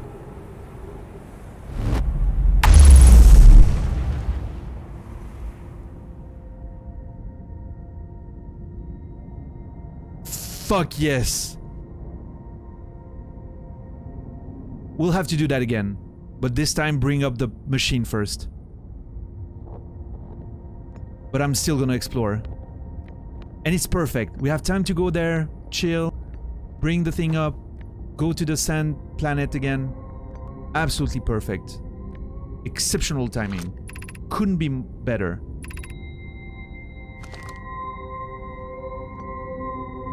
I lose my bet?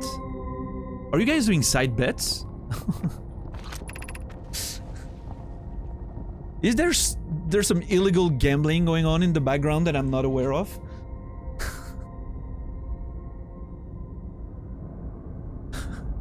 Why are you guys making money off of this? How is that fair?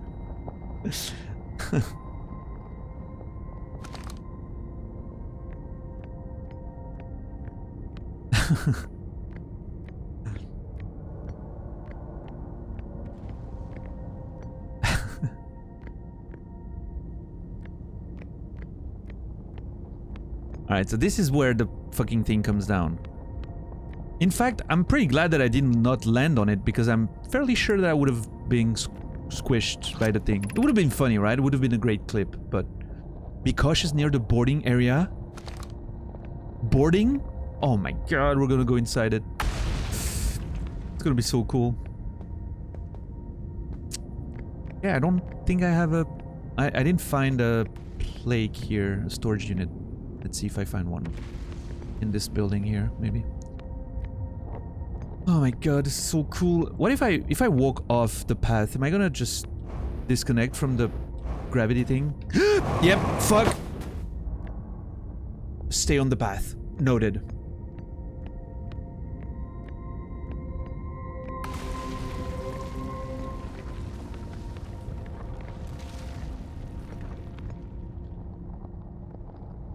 Saved, but how? I have no idea. Oh god. Okay. I don't think we can do much more here. So if I'm going there, obviously I'm gonna find myself turned. Ship hull breach detected. Oh, something's happening to our ship. Doesn't matter. Yeah. Okay. Cool. Cool. Cool. Cool. Cool. Cool. This is still a place that I haven't explored, so this is great. Perfect to end the loop, and we'll figure out the rest later.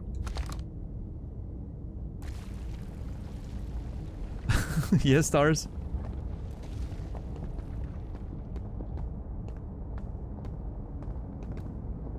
I'm not big on face emotes, I think, even though I understand them, but we have the creep one that's gonna stay because people love it. I don't feel like removing it from, you know, exit to surface. Oh, I think I know exactly where that leads. I've seen it. But yeah.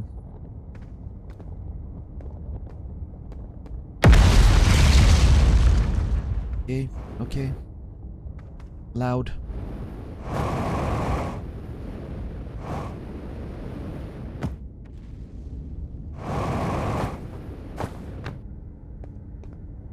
I don't think there's anything to see down there. I'm gonna check just in case.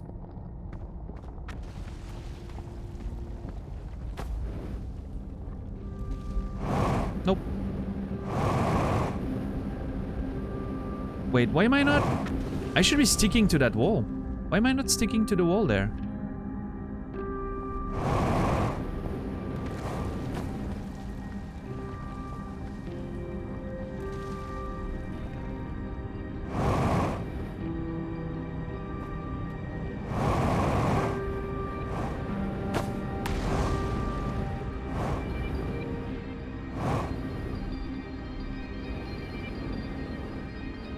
Need more sticky privilege?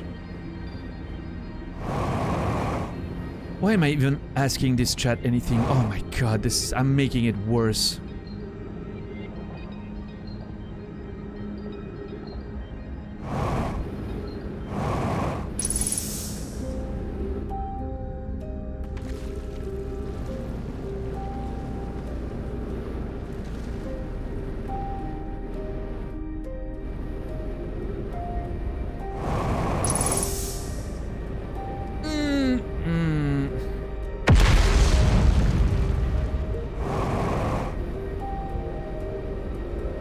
Fuck. Ow. Alright. Cool. Now I know what to do next loop.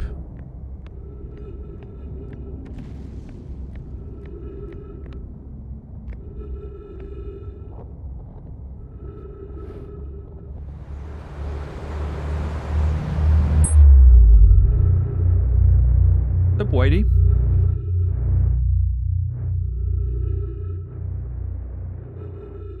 Once again, we meet. What's that thing floating here? Was that always here? Have I...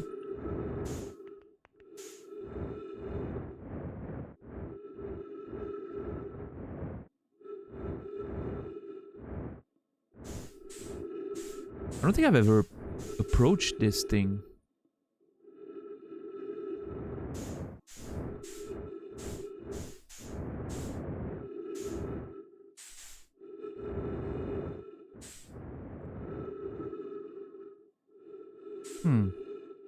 In fact, thinking about it, I haven't explored a lot of what's floating around Whitehole.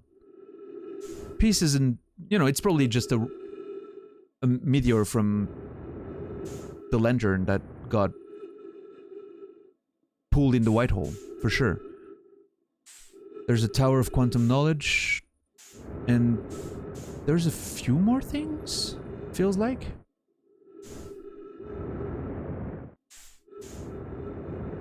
See, there's something here, a light.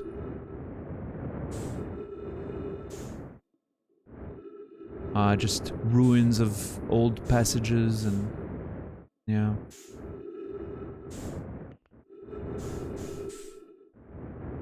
Yeah.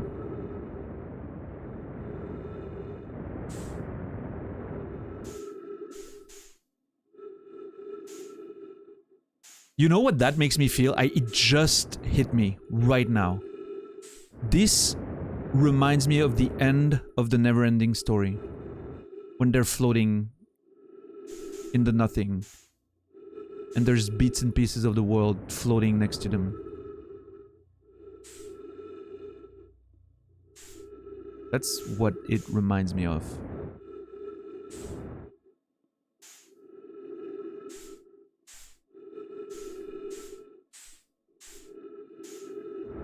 You haven't seen that movie in forever? One of my favorite fucking movies. It was great when I was a kid, and it still holds up perfectly now.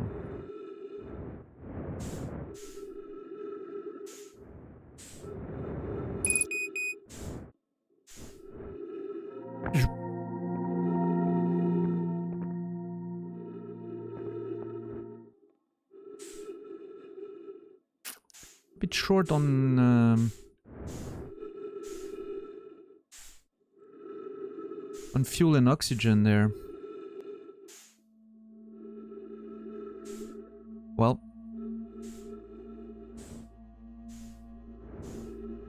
the sequels though. What's up, Uman?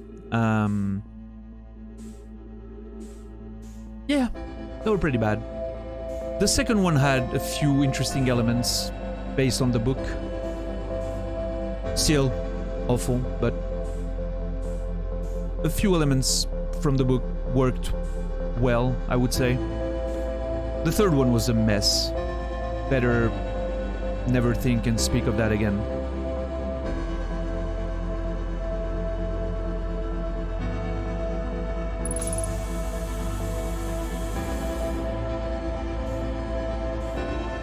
I mean, pity, you know, I've seen it way sooner than I should have, probably, because of that scene. And I'm not a broken... Well, actually, never mind. Yeah, don't make it watch your... Don't make your nephew watch that.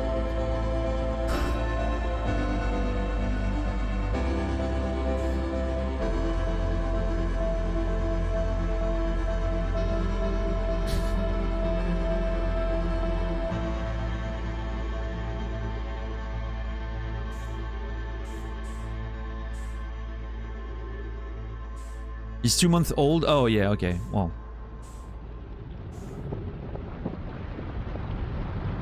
I wasn't that young. Banger? Brucey, you mean Neverending Story? Yeah. Your banger. Or if you meant the song, I don't know. Both bangers, by the way. Yes, nice, JC. This is fine. Exactly. Perfect use of that beautiful emote. That you have the privilege to be the only one to use for now. Hope you enjoy that.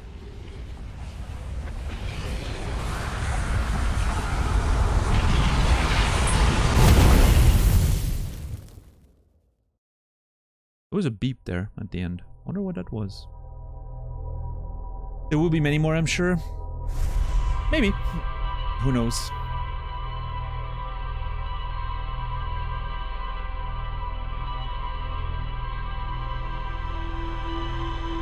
Yeah, Rion. Maybe the song is so good that it makes the sun blow up. Ever thought of that? Ever thought of that? As a theory for what's happening in the game? Alright. We know exactly what to do for this loop. Oh my god, it's gonna be a big one. Oh, I feel it. Oh, I'm feeling that this loop is gonna be an interesting one.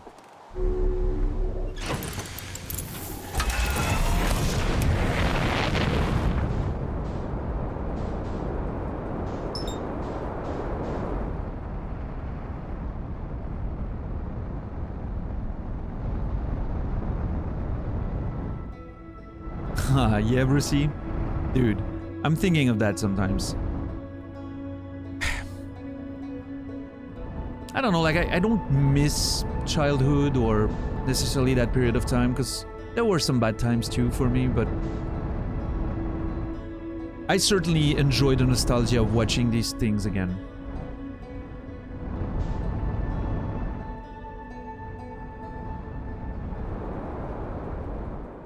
It's great.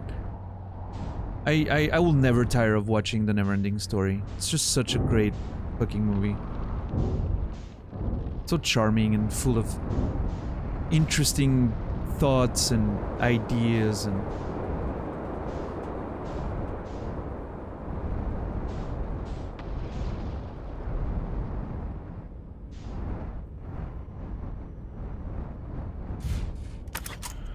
I don't have to hurry because I'm waiting on the sand. So I don't have to hurry too much, but let's not dilly-dally, right? We still want to be there as soon as we can. To have as much time as possible.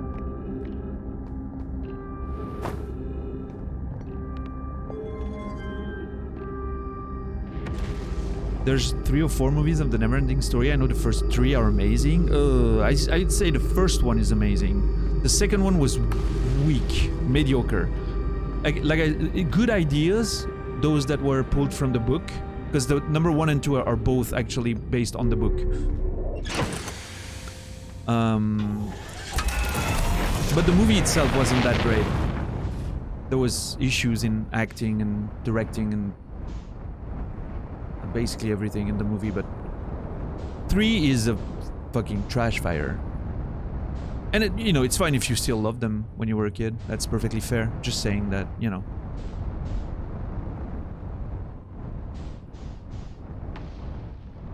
The third one is a movie that was made. That's my thought on that. Yes. Out of all the movies, that is one of them.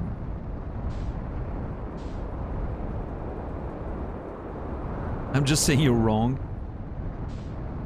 I wouldn't be quite that categorical, but yeah, you're wrong. Movie's a fucking piece of shit.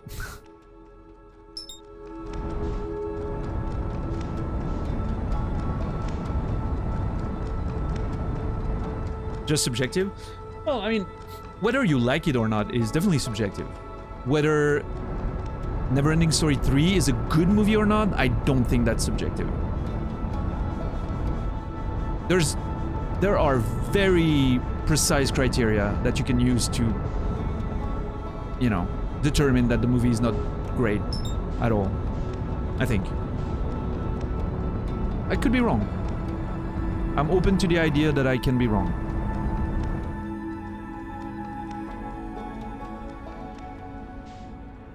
Remember Wizard of Oz? There was a third movie, Return to Oz. I might be pretty close to the sun there. I haven't seen Return to Oz. You've never seen Neverending Story? How sad was your childhood? Well, actually, no, scratch that. Probably a lot less sad than the people who watched Neverending Story. Never mind.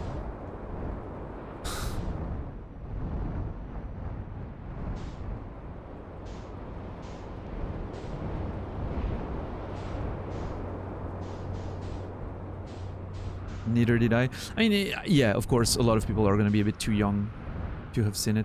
That's fair.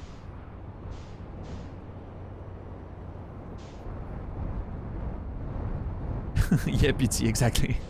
No, but I mean, you know, you can... I'm sure you can accept that the acting, directing, visual effects, and story and writing can somewhat objectively be evaluated, right? There's still some subjective element to that as well, but it is possible to say with certainty that Neverending Story 3 is for sure a worse movie than, I don't know, Interstellar. Or, okay, Lord of the Rings 1, just to pick an extreme example, right? This means that you can objectively quantify how good the movie was made or not, how well the movie was made or not. But now the details of the criteria and the how to evaluate that's another very complicated answer and discussion. But you think it is, Pitsy? Not sure there. Not sure I agree. I'm not sure I agree that saying Lord of the Rings visual effects and costumes are better, objectively better than Neverending Story 3 is a subjective thing. Even removing the word objective. I'm not sure it is. I'm not sure it is. But it's a big... again, I'm not saying you're wrong. I'm really using not sure as a imperative word there. I think there are criterias that you can use. I'm pretty sure there are. You need to have a set of criterias and then evaluate on those. On that part, you're right. But then, I'm sure the same can be made for the writing, right? I'm fairly certain when I say that the writing in Lord of the Rings is better than the writing in Neverending Story 3. I'm not sure. I'm not sure what the criterias would be, but it does feel like the right answer, like instinctively. And we could argue that this is subjective, by definition. But it does feel right.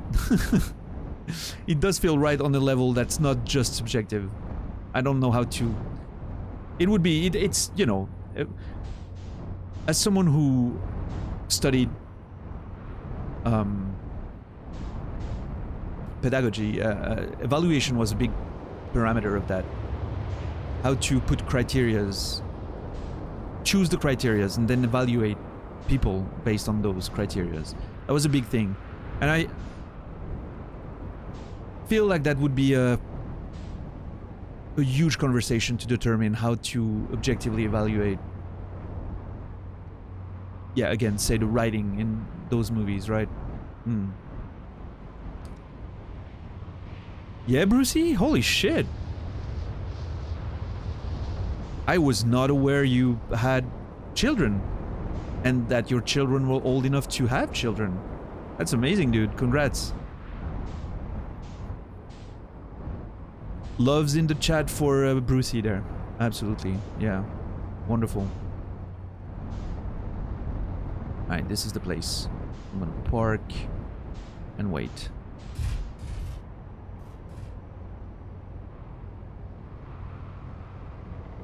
Oh yeah, Rion? Are you trash-talking Falcor right now? Ugly flying dog? How dare you? I swear.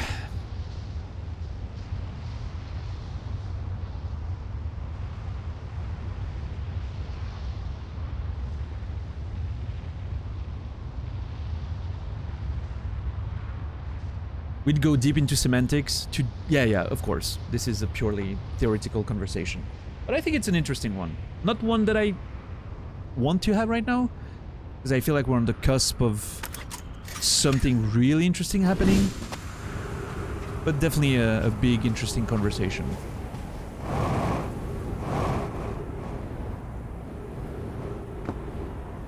Oh, this is a glass. Okay. Fuck. We'll put it on ice. Yeah, I'm sure there will be amazing moments for conversations like that in the future.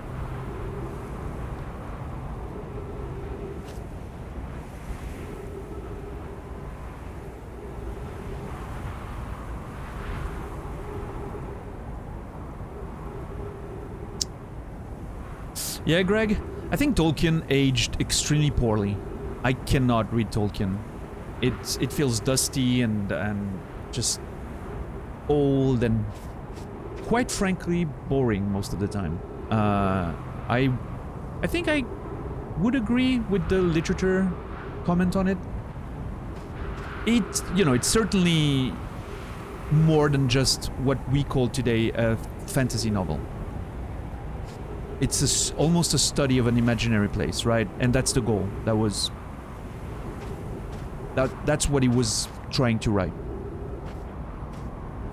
Now, if we're talking like literary fiction in the fantasy genre, I would say Gene Wolfe, The Book of the New Sun, gets extremely close to being what I would call like a really, oh my god, that scared me, really high literary work while also being fantasy.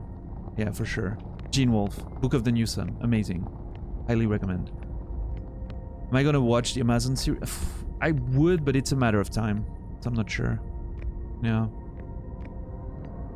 I have so many series I need to catch up on. I'll say that this is definitely not a priority. I can always watch it later, right? When more seasons are out or whatever.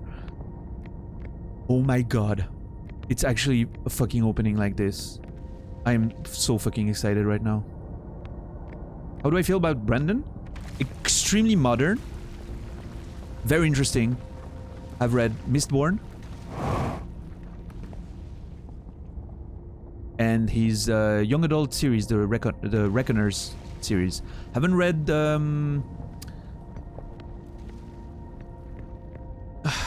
Stormlight yet. We'll get to eventually. I like it. I like him. Very modern, very cool, very... Oh my god, there's a statue in there. What the fuck? Eyes closed though. Whatever it was here for wasn't accomplished. Rothfuss? Give me a sec. Let me pause on a wall and we'll talk about literature for a bit. Huh. There's a plague here. There's a reader outside. Oh my god. We're gonna... Oh my god, what is this?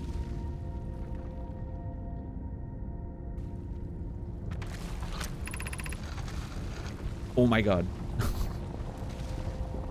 Alright, let me catch up. So yeah, Sanderson, modern, super nice, very fun to read. Not much more to say. Like the guy. Love how... I had a few issues with the guy in terms of...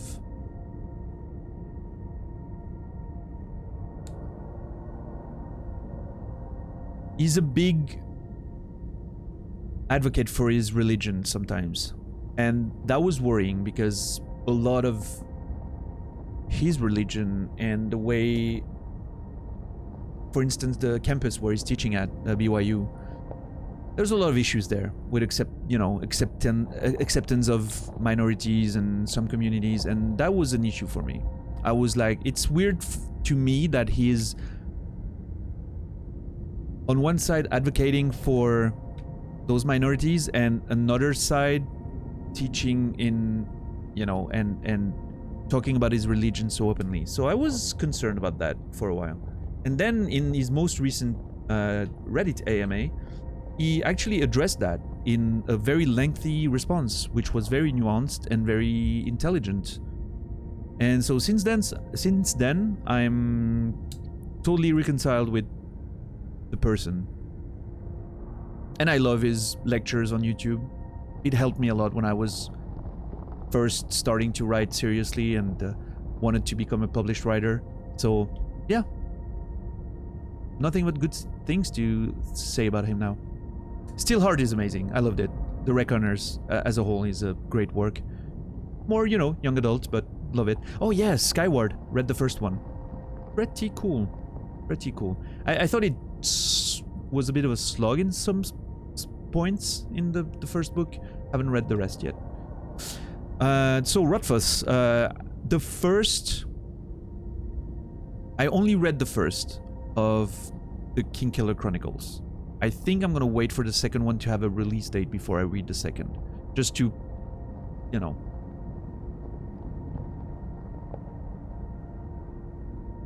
space them quite a bit.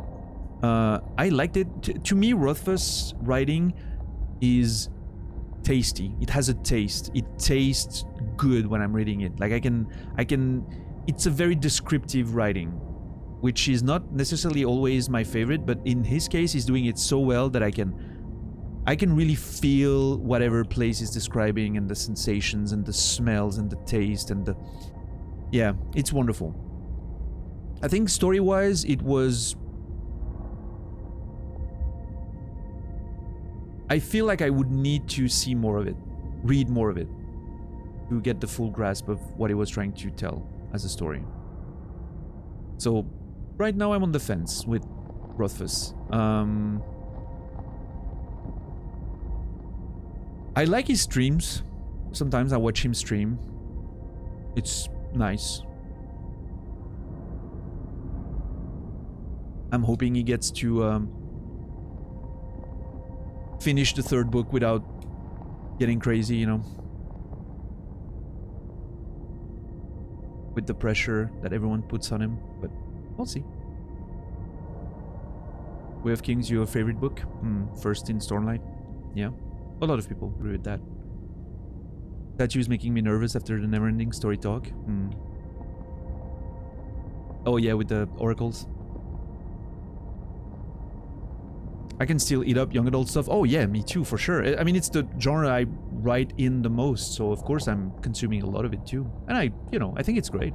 I love it. I love writing with the target audience being older teenagers. I think it's a great crowd to write for. And I love that a lot of adults can enjoy that as well. And I always try to have a bit for both audiences, like if you read it as an adult or reread it later, I think there's a lot to take in that you couldn't maybe understand when you were younger. So can you access mine in English? No, unfortunately only in French for now. What's up, Jupiter Wolf? There's a difference between plot and prose. Oh yeah, of course. Prose is a spectrum from simple to purple. Yeah, I mean, the writing has nothing to do with the plot, right? So that's what I mean about Rothfuss. I really love his prose, which is usually not the first thing I focus on when I'm reading a book. I can deal with very simplistic styles. I actually quite like them, more often than not. But yeah, as far as plot goes, so far, the characters are great. The setting, I feel like I need to learn more. I should probably get to reading the second book one of these days. The characters are amazing. Characters are great. Setting on the fence. Plot, so far, not so, you know, enthralled, but it's very classic so far, I would say. You know, kid goes to magic school to learn the powers who will allow him to kill the Dark Lord who murdered his parents. That's both Kingkiller Chronicles first book and Harry Potter.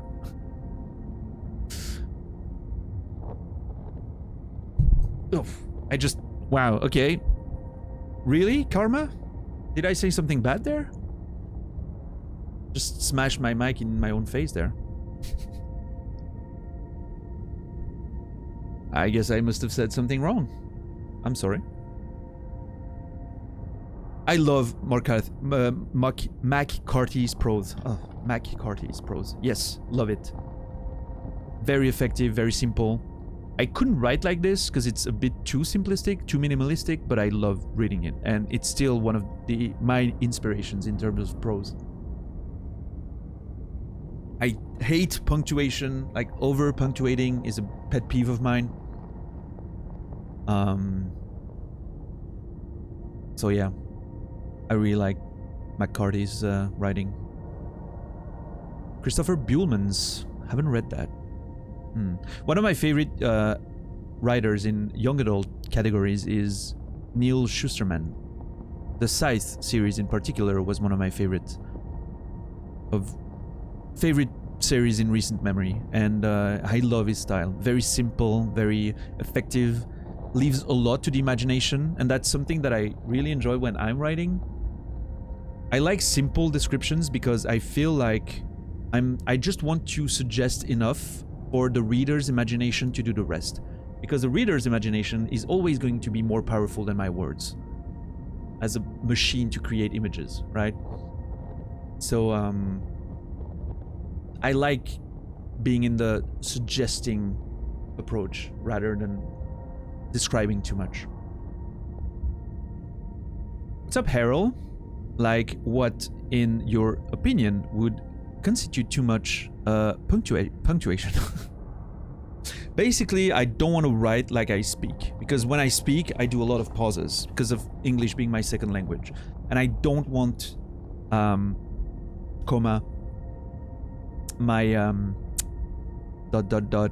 writing to be like my speech when I'm writing. Thankfully, I write in French, so I don't have that issues, but yeah, maybe Greg. I mean, it is still, after all these years, the reference in the genre, right? Which is unfortunate. Well, it deserves it, for sure, but we need to... I feel like there are so many younger, new writers that deserve a bit more spotlight, so...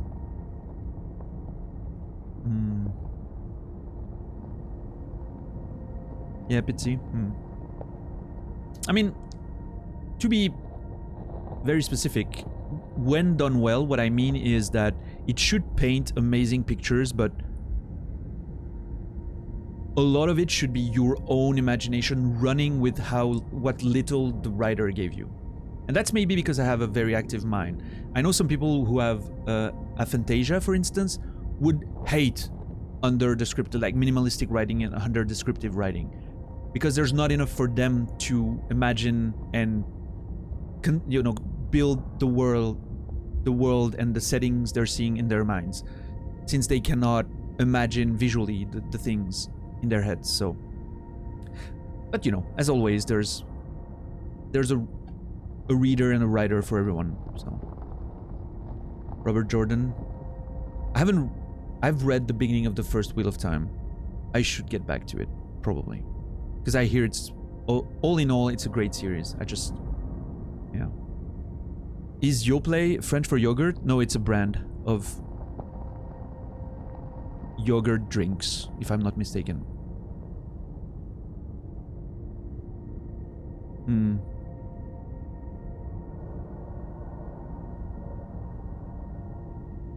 Yeah, same, Fear the Dawn. And then I was really worried that I was one of those people. I was like, wait, maybe I'm one of those people and I don't realize how much everyone else can imagine things. And then I figured, probably not, based on my experiences. with writing and reading. All right, I'm gonna read those texts because it's getting late. We need to get that loop done. Regarding the warp tower on Ash Twin, does each tower have to be perfectly aligned with the center of the astral body to which it's tuned? I enjoy precision as much as the next Nomai, but if, for example, a tower's base were to shift even slightly, that tower might no longer align with its astral body. More accurately, I enjoy precision as much as the next Nomai, provided the next Nomai is not Poke. Poke, we don't need the alignment angle to be exact. It only needs to be within 5 degrees of the astral body's center. Interesting, 5 degrees, huh? Of note, this gives us a slightly longer warp window. I imagine this window will last roughly several seconds. Roughly several seconds, that's very precise, yes. As such, any Nomai stepping onto the warp platform during the active window will be immediately warped. We will need to be careful around the platform for the duration of the time it's active to avoid accidental transportation. Alright, alright, alright, alright. Now, what is this aligning with?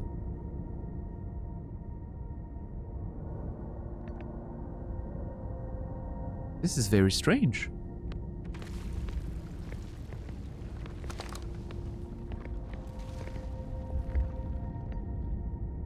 Hey, no worries, Pitsy. I mean, if you've been around, you know that I'm always about a good conversation.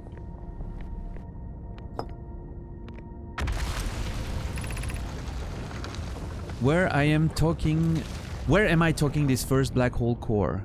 And where am I taking this first black hole core? And where am I taking the remaining cores once they're ready? All of the warp towers are being constructed on Ash Twin, so the black hole cores will go there. My gratitude. In that case, Paul Clary, I'm leaving for delivery. I'll send Yarrow your regards. Poke, I'll return to the forge shortly. I'm going to catch up to Root and help him deliver the first core to Ash Twin. Just to make sure Yarrow receives it. Of course you are. I think Clary and Yarrow might have had a bit of a story. That's why she wants to go there. The white hole cores are for the warp receivers. Each of the 6 receivers are being constructed at different locations, so those deliveries will be a greater pain in your cervical spine. The tower designs in the high energy lab on Ember Twin reveal each receiver's location. Ask Yarrow is familiar with them. Okay. I love the sound when you put it in. Ah, so good. On note, Yarrow believes he spotted a flaw in the warp tower's design, namely that one of the warp towers on Ash Twin will never activate, because its warp receiver will never align overhead. Oh.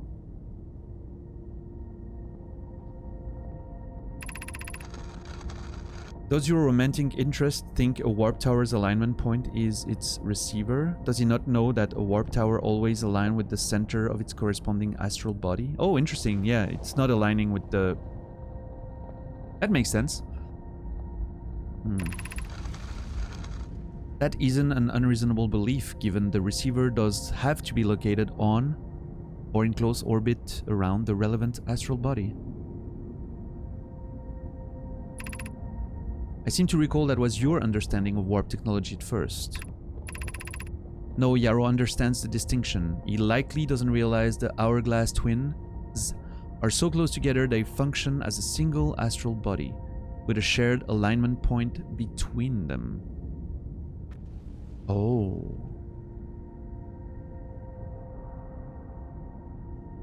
That's interesting.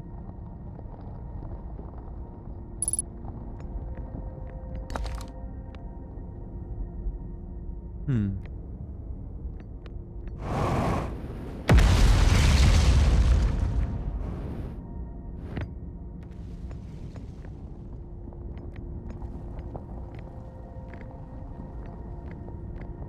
really wonder what that is.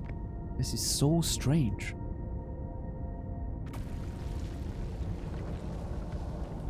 Could be the warp alignment for getting there?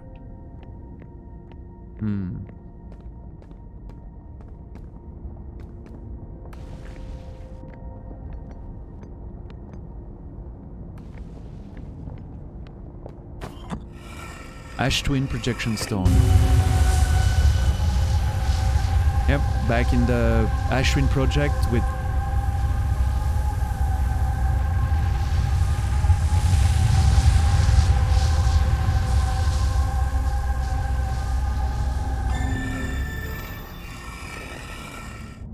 I'm sorry, what? Was that a bug? What's up, Noosh?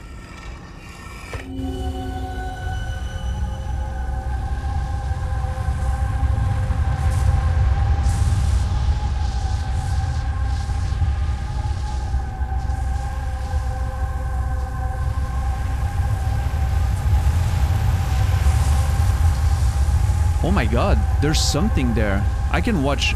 This shows me more than I've seen before, I think, or I never noticed it. There are things there. Like a path, or...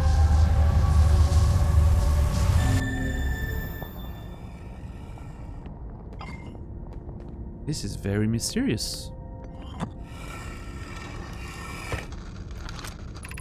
Yeah, doing good, Noosh. How are you? Interesting that you say that about descriptions, because I'm quite the opposite. I still remember pages and pages of descriptions in Maupassant's that inspired me so much as an artist. I love to paint my scenes, my descriptions. Do I use my words? Watercolors blending together, lots of adjectives.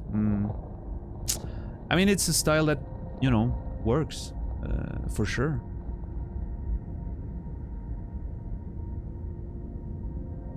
It's the beauty of, you know, everyone's unique style, right? What's up, old wizard? Old lost wizard. I have aphantasia, and I don't think I've ever noticed the difference between slide descriptions that give more agency to the reader's mind compared to other laying everything out on the page. Interesting. All right. And that's interesting to know. I'm sure, you know, many people experience... I think aphantasia is a spectrum as well, right? Like, it's not you have it or not. There's a whole level of how much or how little you can imagine. And I'm sure then, even then, everyone's experience is going to be very unique. And that's so fascinating, though, to think about the reasons why certain things hit us differently. Like, I've had a lot of conversations with Naz about that, about how different... He has some games that he cannot enjoy as much as I can, for instance, because he doesn't get immersed in them. It's not a thing that happens for him. Getting that immersion of feeling like you're in the game, and, you know, obviously that for me it's very important, right? It's always so interesting to see how different minds work with different art forms. I have good news, Yarrow. The advanced warp core is ready to be installed in the central chamber of Ash Twin. I'm intrigued, love. That was Clary, yeah. Everyone here working on Ash Twin project is excited to see. Pi is beside herself with joy. No, it isn't. Everything well at the forge? The core's... Wait. Oh, the warp core isn't ready. Okay. Is everything well at the forge? The core's durability could still be improved. I need more time. Ignore her, Yarrow. The core is finished.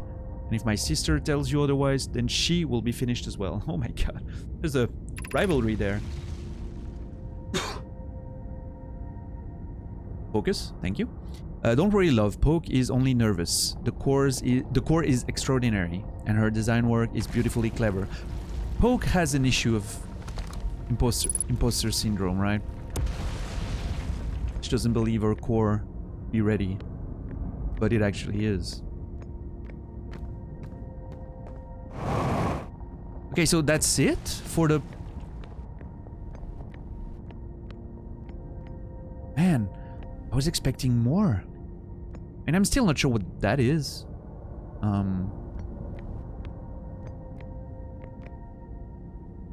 And the fact that there's a statue in here is very interesting to me.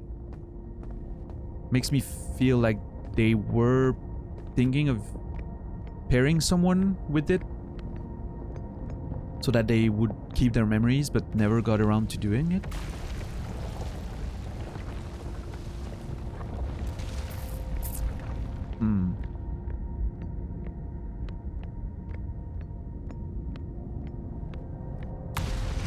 I'm doing okay, I think. Oh, not more than that, Noosh. One of those days. I understand. Today was a bit of a day like this for me, I think. Hopefully it didn't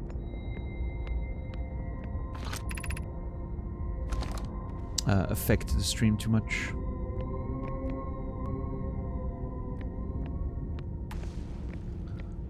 So are we good with this? Have I... This thing looks so much bigger. I mean, I guess it isn't, right? It's just a room.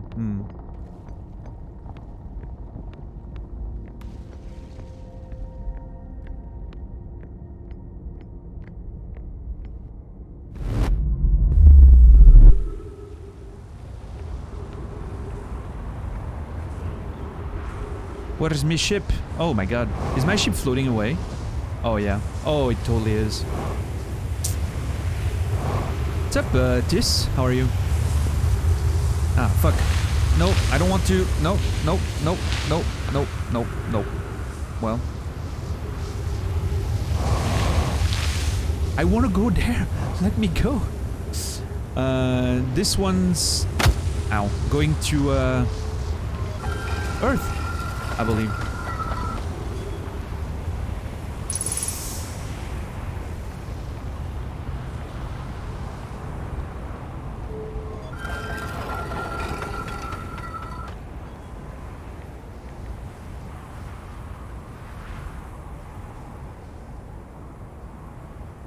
Oh, that's what Noosh is doing. Studying for med school. Good luck, man. I know it's a hard one. What's the objective now? That was reasonably scary with the sun being in the way. Hey, we're on Earth. Look at that. The latest objective was to explore the Black Hole Forge, and we got there. And now, basically just, yeah, pretty late in the loop, so I'm not, you know... I was just testing the towers, I guess, at this point. Final year of medicine. Yeah, no worries. Noosh, you know, do what you have to. For sure. This is where we found that plague here. And I still don't know what that plague is about.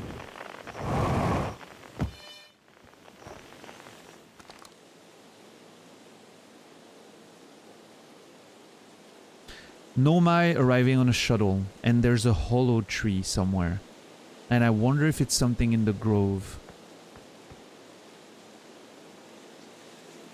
that I've never found.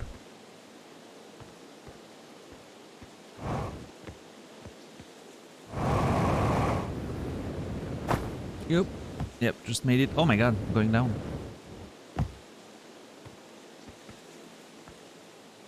That's a cool plague, yeah.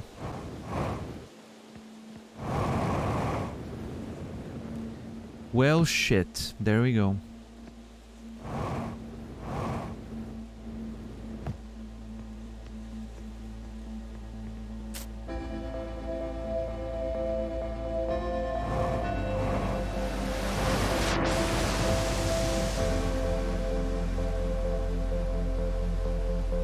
Nice.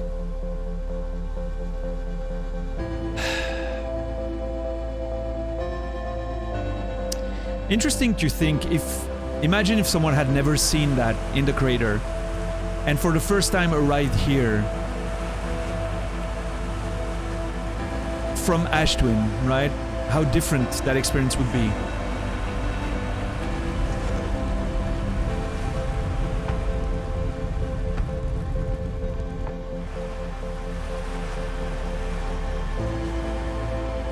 But we were here. In the second stream, the very first flight we made, we landed here.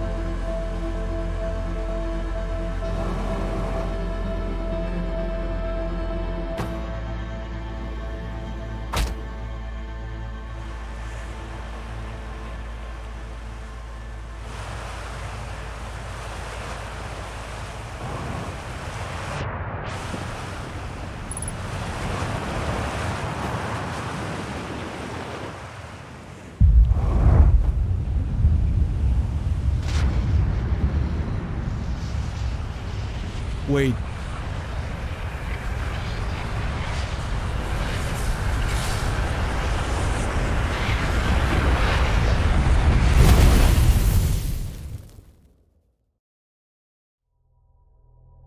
Oh my god. Oh my god. There is no way.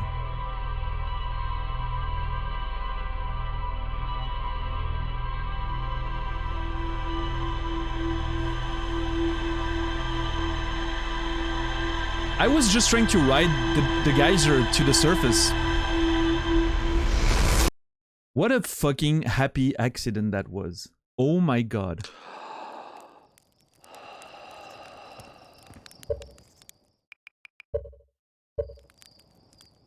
Yeah, talking about a cliffhanger. Boiled to death? I don't know. Maybe, yeah, well, the water must have, for sure.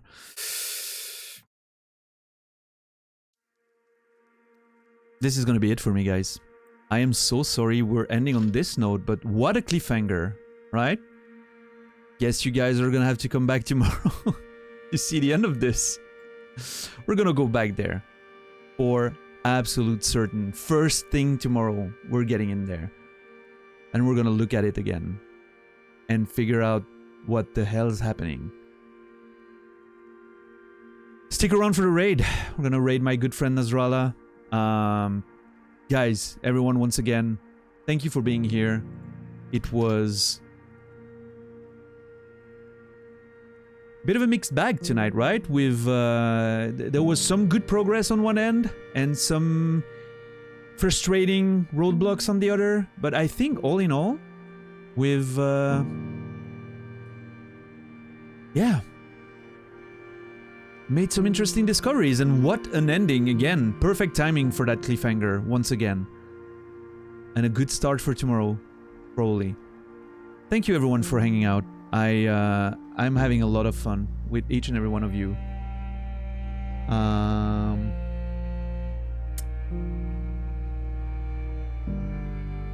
Thank you for the support, the donations, the bits, the gift subs, the resubs, the tier 3 subs for JC. I love you guys very much. You're making this possible.